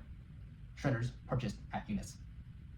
Literal cover-ups of the mass industrial rape of children that they were taking care of, that they're supposed to be taking care of. The council deemed that the whistleblowing reviewed without interviewing her. The council deemed the whistleblowing reviewed without interviewing her, that is the whistleblower, and retaliated with suspension and escalation. Children remained in unsafe placements, and the level of risks grew. No remedial actions followed. This, by the way, is again in reference to one of the whistleblower testimonies. Tameside Children's Services, Greater Manchester. Tameside Children's Services undermined Marlon's parental authority and placed his daughter in danger. A social worker privately acknowledged safeguarding failures, but the service told Marlon's daughter she could leave home and contact authorities if her father tried to stop her. Edge of Care staff returned her to the exact farm where she had been raped and destroyed forensic evidence. After a rapist threatened her life on bail, no protection followed. In Marlon's daughter's case, senior social worker blank imposed deprivation of liberty safeguards, restricted family contact, dismissed disclosures, and misrepresented records. Agency social worker blank signed reports believed to have been authorized by blank. Social worker blank failed to report Marlon's daughter's rape and incomprehensibly returned her to the scene of the crime. The service treated the protective father as a problem, exposed the child to further grooming in care placements staffed entirely by Muslim men, where racist and extremist abuse occurred. Why are any of these care placements staffed by Muslims? I'm going to be honest, men in general. I'm saying this as a man.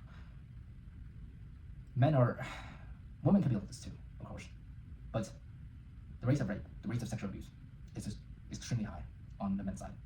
And especially Muslim men, when they are known to be committing these things at a disproportional rate.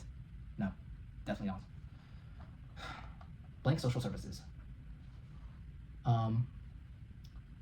Wolverhampton Social Services failed blank and her daughter, Debbie Sally.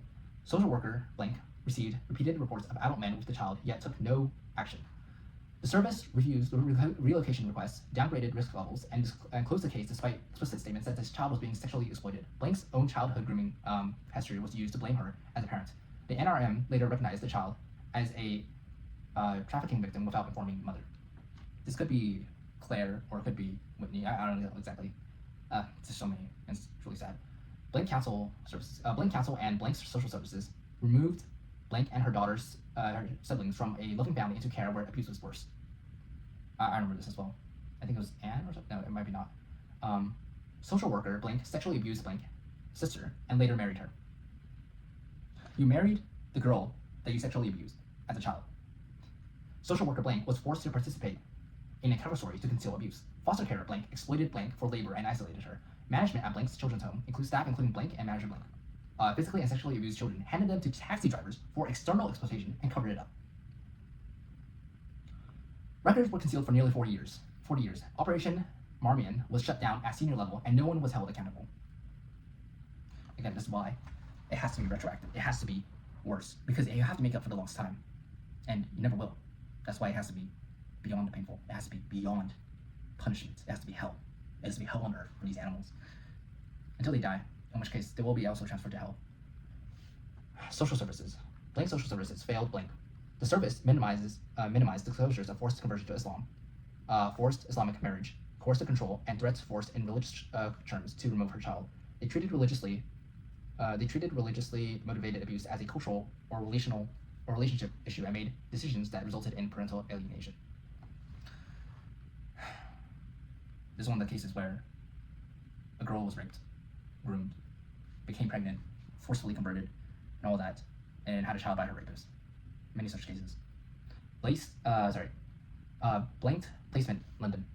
Staff at Blank, a supposedly high-support CCTV-covered children's home, dismissed Blank disclosures of trafficking to adult men in Hounslow flats as a choice rather than exploitation. They did not believe another resident's report of abduction and rape. Records from the placement are missing or destroyed. Again, any missing records, any destroyed records, complicity, and that is guilty in my book. Exact guilty. Social services in Blank case, West Yorkshire. Social services knew Blank was associating with adult South Asian men and had been raped, yet treated it as risky behavior or a lifestyle choice. A kid does not have a lifestyle choice of being raped. That's not risky behavior. That is obviously unconsented behavior, and a child cannot consent. They focus on contraception and sexual health checks rather than recognizing statutory rape. Foster placements failed to protect her, and the abuse continued. Blank social services in Blank case. Social worker Blank disbelieved Blank disclosures, and her diary strangely later went missing. Strangely, huh? Social worker manager Blank oversaw the response. Incomprehensibly enough, the service treated organized trafficking, blackmail with filmed rape, and red room sex as consensual. So this is also Kate's case. Her diary went missing, huh? How convenient is that? Fucking animals, every single one of them. Social services in Blank case, Telford. Social worker Blank provided ineffective intervention despite repeated disclosures of organized gang rape facilitated by taxis, restaurants, and women enforcers. I'm going to repeat this at some point, but here's the thing. These social service workers, they are as complicit. These police officers, they are as complicit. These NHS, these medical professionals, these teachers, care workers, all that. Every one of them is complicit, and every one of them needs to be punished. They do. Really. And here's why I mean by punished. I mean, the entire institution needs to be uprooted from the bottom up. Yes, this is happening on not just the local level, but in every chain of command. Social services in Blank case, Sheffield.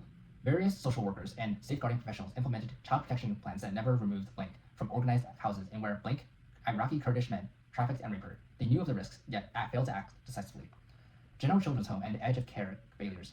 Blank and multiple other cases show that unnamed children's homes staff and educare teams repeatedly encountered missing, intoxicated, and injured children with adult men, but failed to report rapes, escalated risk, or remove children from known exploitation environments. Placements became gateways for further abuse. Education. It's not just the NHS, not just the social service workers, and not just everything else I mentioned previously. The schools. They knew of these crimes going on. They saw them outside the gate. These fucking animals waiting for the children, and they did nothing.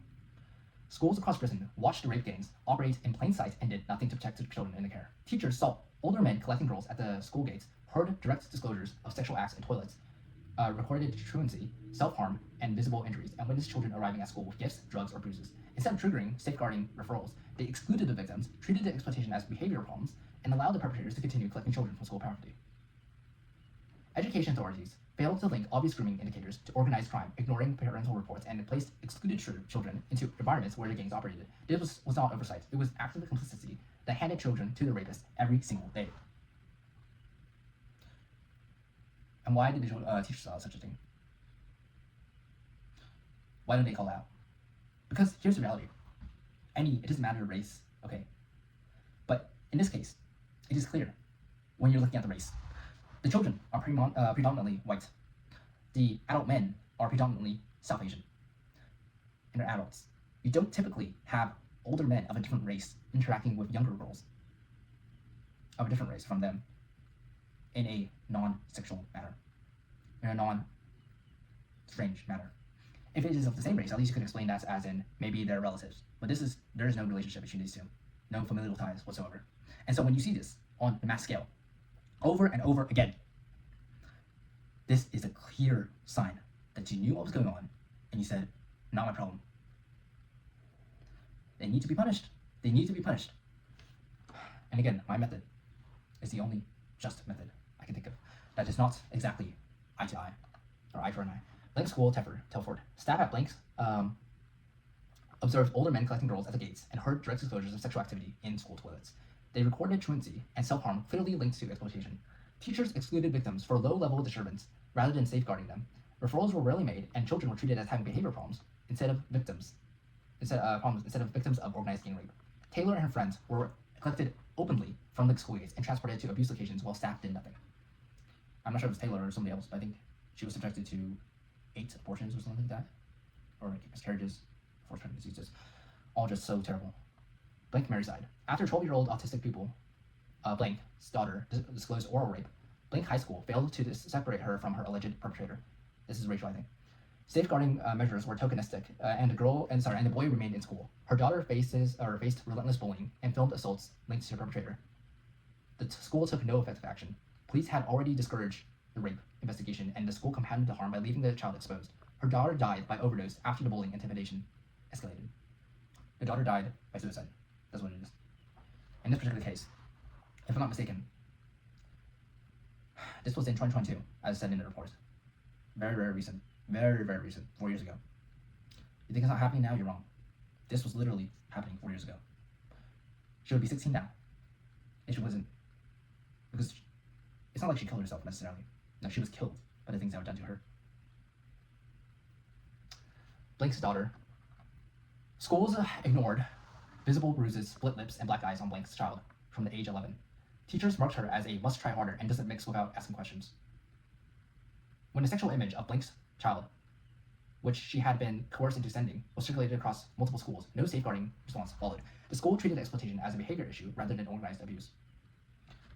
This, again, is a degradation of the culture, of the Christian culture, that is the core of Western civilization. When people don't feel that having a child release photos, explicit photos, I should say, themselves, to see that as morally reprehensible, as something that should never have happened in the first place, then you have a permission structure that allows more and more of these things to happen, and eventually, the mass industrial wide rape of your children, and even that becomes permissible past a certain point. Taxi licensing. Taxi licensing authorities across Britain knowingly granted, renewed, and failed to revoke licenses for vehicles and drivers who formed the central transport and operational backbone of the rape gangs. Perpetrators used taxis and private hire cars to collect children from school gates, care homes, and streets. ferry them between towns for gang rape, supplied drugs and alcohol, and returned them injured or unconscious. Licensing bodies possessed repeated intelligence linking named drivers and firms to organize exploitation, yet took no enforcement action, ignored background check failures, and surrendered to organized protests when basic safety measures such as CCTV were proposed. This failure was the active facilitation of child trafficking on a national scale. Blank licensing authorities. So now I'll get into the specific licensing authorities. Thankfully, this is like the last actual page because everything else is just the names. Let me get to this. Okay, I can read it. Blank licensing authorities failed Blanks and dozens of other girls in the same network. Taxis and private hire cars were the primary method used to collect, transport, and exploit children across Blank. Specific drivers and firms were repeatedly linked to the gangs through victim reports. Police reports, police intelligence, and drug sightings. Licensing bodies took no action to revoke licenses or tighten background checks despite clear evidence of organized criminal use. When attempts were made to introduce CCTVs in taxis, Blank councils faced organized protests and backed down. The result was considerable mobility for the perpetrators and zero accountability for the licensing regime. So basically, these licensing authorities, these officials, when people try to get CCTV installed in taxis, you have the local community, that is the Muslim community, protests against such behavior because they want the rape to continue. And so the licensing authority said, oh, okay, you can keep raping, it's okay. Please do it more. We won't stop you. These fucking animals, every single one of them. This is why it must be retroactive. This is why it must be castration, torture, real torture, and execution. Blank council licensing. Council licensing failed Blank, and every child handed over to Blank's children's home. Staff openly selected children and passed them directly to taxi drivers for sexual exploitation. This practice continued for years, in full view of the licensing authority. The council's licensing system enabled taxi drivers to operate as a direct extension of the abuse network inside a children's home. Blank served as a Blank city councilor with direct responsibilities for safeguarding licensing and community safety. She received a WhatsApp exchange that concerned victims of rape gangs. She made a deliberate decision to make the full exchange public.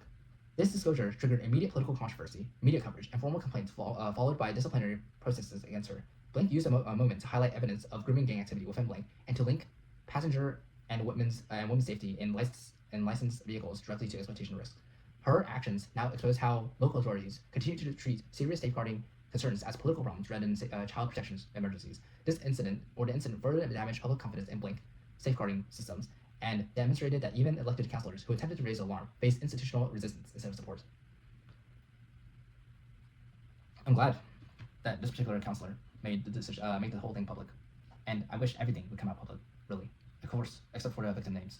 But the names of the perpetrators, the names of those who are complicit in this, especially in all the crimes, need to be put out in the sunlight. Appendix 4.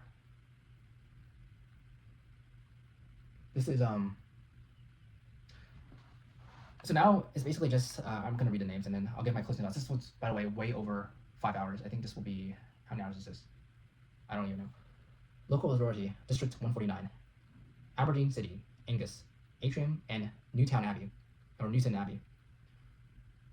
There's Newtown Abbey. Argo and Butte, Ashford, Aylesbury Vale, Barking and Dagenham, Barnsley, Barrow and Furness, Bassett Law, Bexley, Birmingham, Blackburn and Darwin, Blackpool, Bolton, Bournemouth, Bradford, Brent, Bristol, Bromley, Broxbourne, Broxtowe, Burnley, Bury, Calderdale, Cambridge, Camden, Canterbury, Carlisle,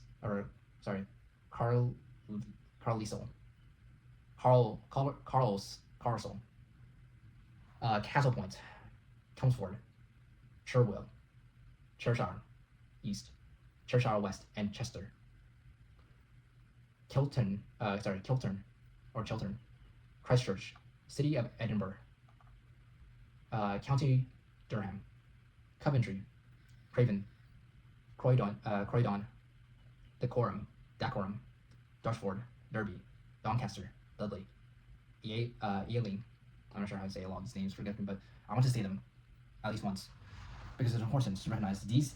If you're living in the UK, if you're living there in that region, then you know of all these cities, or you're familiar with at least some of these cities' names, and you have more of a familial connection, I should say, with these, and you should recognize that these things have been happening all over your country, all over, and is abhorrent, to say the least.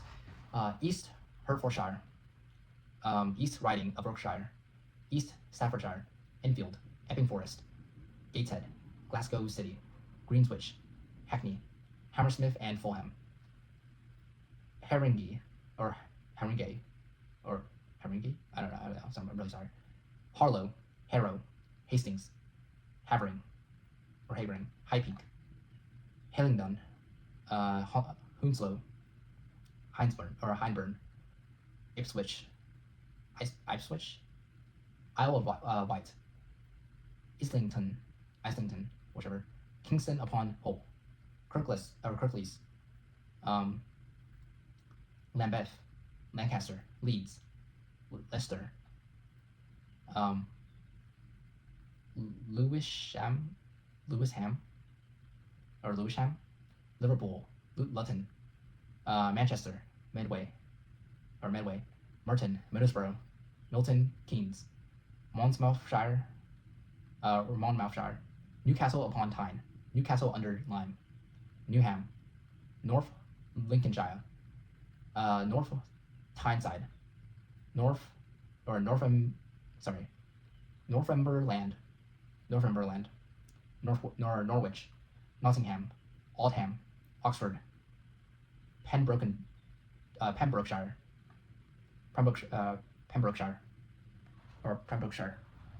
Pendle, Petersburg, Plymouth, Poole, Preston, Reading, Redbridge, Redditch, Richmond upon Thames, Rochdale, Rossendale, Rotherham, Sandwell, Sefton, Sheffield, Shropshire, Solihull, South Ayrshire, South Derbyshire, South Somerset, Southend-on-Sea, Southwark, St Helens, Stockport, Stoke-on-Trent, Sutton, Swansea, Swindon, Tameside, Telford and Wrekin, Thanet, Thurrock, Tower Hamlets, Vale of White Horse, Wakefield, Walsall, I'm not sure, Waltham Forest, Wandsworth, Warrington, Watford, West Berkshire, West Dunbartonshire,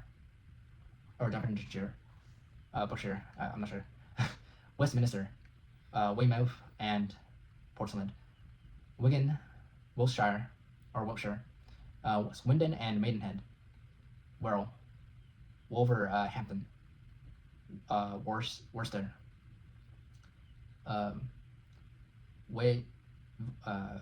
Wickhaven or Gitcaven, Wickham or Yickham or Combe, Reforest or Ware Forest, York. Our inquiry also found additional strong evidence of rape gangs operating more widely within the following counties, albeit with a lower degree of specificity. So within all the names I just listed, by the way, listed of areas gangs are known to have operated. So basically, literally everywhere in the country, all around. Well, all these names I recognize as being of Welsh, and of course in Scotland with Edinburgh or whatever, and of course in England as well. And some of them are likely in Northern Ireland too. Counties: Derbyshire, Devon, Dorset, Greater Manchester, Greater London, Lancashire,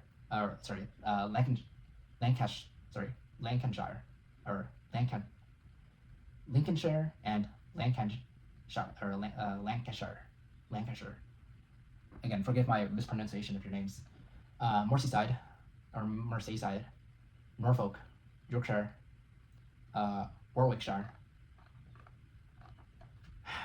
And that is the full report. I've read everything up to this point, and I know this is an extremely long video that I made. It's actually longer somehow than the victims report I made, that I read, the victims testimony. If anybody is watching right now, I thank you for watching. My closing thoughts are the same as before, and it's only solidified, I should say, if anything. That is, I believe the policies made, the proposed ones, at least over here, are insufficient. They are a stepping in the right direction, but they are not nearly sufficient. And the step is one. It's just too little, in my opinion. Punishment needs to be had. Asset seizure, total asset seizure, and castration, torture, and execution. All these things, every single one of these things, these 4 things I just listed, need to be done on a mass industrial scale, because a mass industrial scale of rapes have been committed against young white British girls. This is the only semblance of justice, actual justice, that can be had. And these 4 things, that is asset seizure, castration, torture, and execution, need to be committed against these perpetrators of the crimes, these Muslim or these foreigners, these foreign rapists, need to be put down, as well as domestic rapists, as well as those in the police or whatever who cooperated with these animals. They also need to be put through the same ringer. Of course, also the communities are surrounding these rapists who permitted such a thing to go on without any hesitation whatsoever. And furthermore, beyond that, beyond just these foreign communities and the rapists that are within them, and beyond just the police and those who are negligent, to say the least, or who are openly or complicit in all this, directly complicit, covered up for them.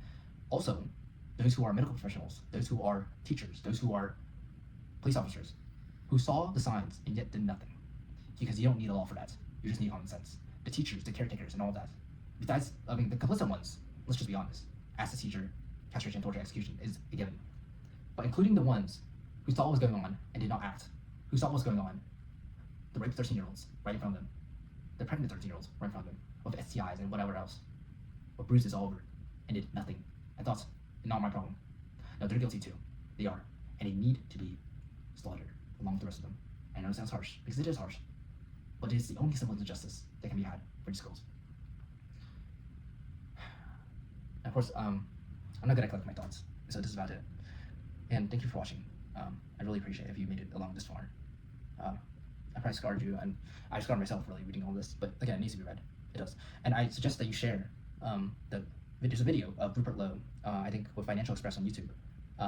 He has a 5-minute little speech basically detailing some of this, all of this stuff, all of this reports. And I think it's important to show that to people who are your friends, who are your acquaintances even, people who you have the phone numbers of. Because having this message be spread, be more familiarized across not just people in Europe, but people in, not just people in the UK, but people everywhere, needs to be had. It needs to be done. Especially people in the West. They need to wake up. They need to realize that the enemy is already in the country. That these animals need to be exterminated permanently. That deportation is not enough. That life sentences are not enough. And those things are even, they're not even a thing right now. The death penalty is not enough. There needs to be actual punishment. There needs to be hell on earth for them. And again, I feel most for these victims. And it is, as of right now, it's actually, I think I've been reading for 9 hours, or 6, 7 hours, I don't know how many hours at this point, straight, pretty much. I'm tired. I haven't slept at 6 a.m. I've been reading straight through the night. But this needs to be done. And everybody should do it, honestly.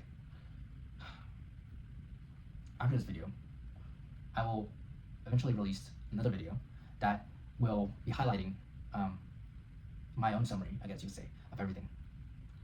It will be probably an emotional response, but I hope it will be better received. I hope more people will see it. And not for my own ego, by the way, no. This is why I recommended watching Asmongold, because he covered the whole thing in one sitting, and I cannot just stop talking about it, and I cannot just stop ranting about it, because this is deeply emotional for me, despite never having been subjected to the same an inch of the horrendous crimes that have been put through these victims. Nor do I know anybody who has. I live in a different culture entirely, of course still in the West, but my experience is totally different from theirs, and yet still, I feel a kinship that is, I don't know how to explain it exactly. I just really wish, of course, that it's not traumatizing to them, that I'd be able to, if I could, I'd be able to give them hugs, every single one of those victims, because they really sorely need it. And far more, they need justice, and justice can only be accomplished through asset seizure, but most especially castration, torture, and execution of every single one of these animals. The entire communities, ethnically cleansed. Yes, other words, I don't really care, because I've seen enough, I've read enough, and I don't want any more of it, not one bit. But anyways, again, thanks for watching. I know my opinions are extreme or whatever, and they are, but an extreme response is warranted for this extreme, demented, deranged, horrific behavior. Anyways, thanks for watching. I'll see you next time.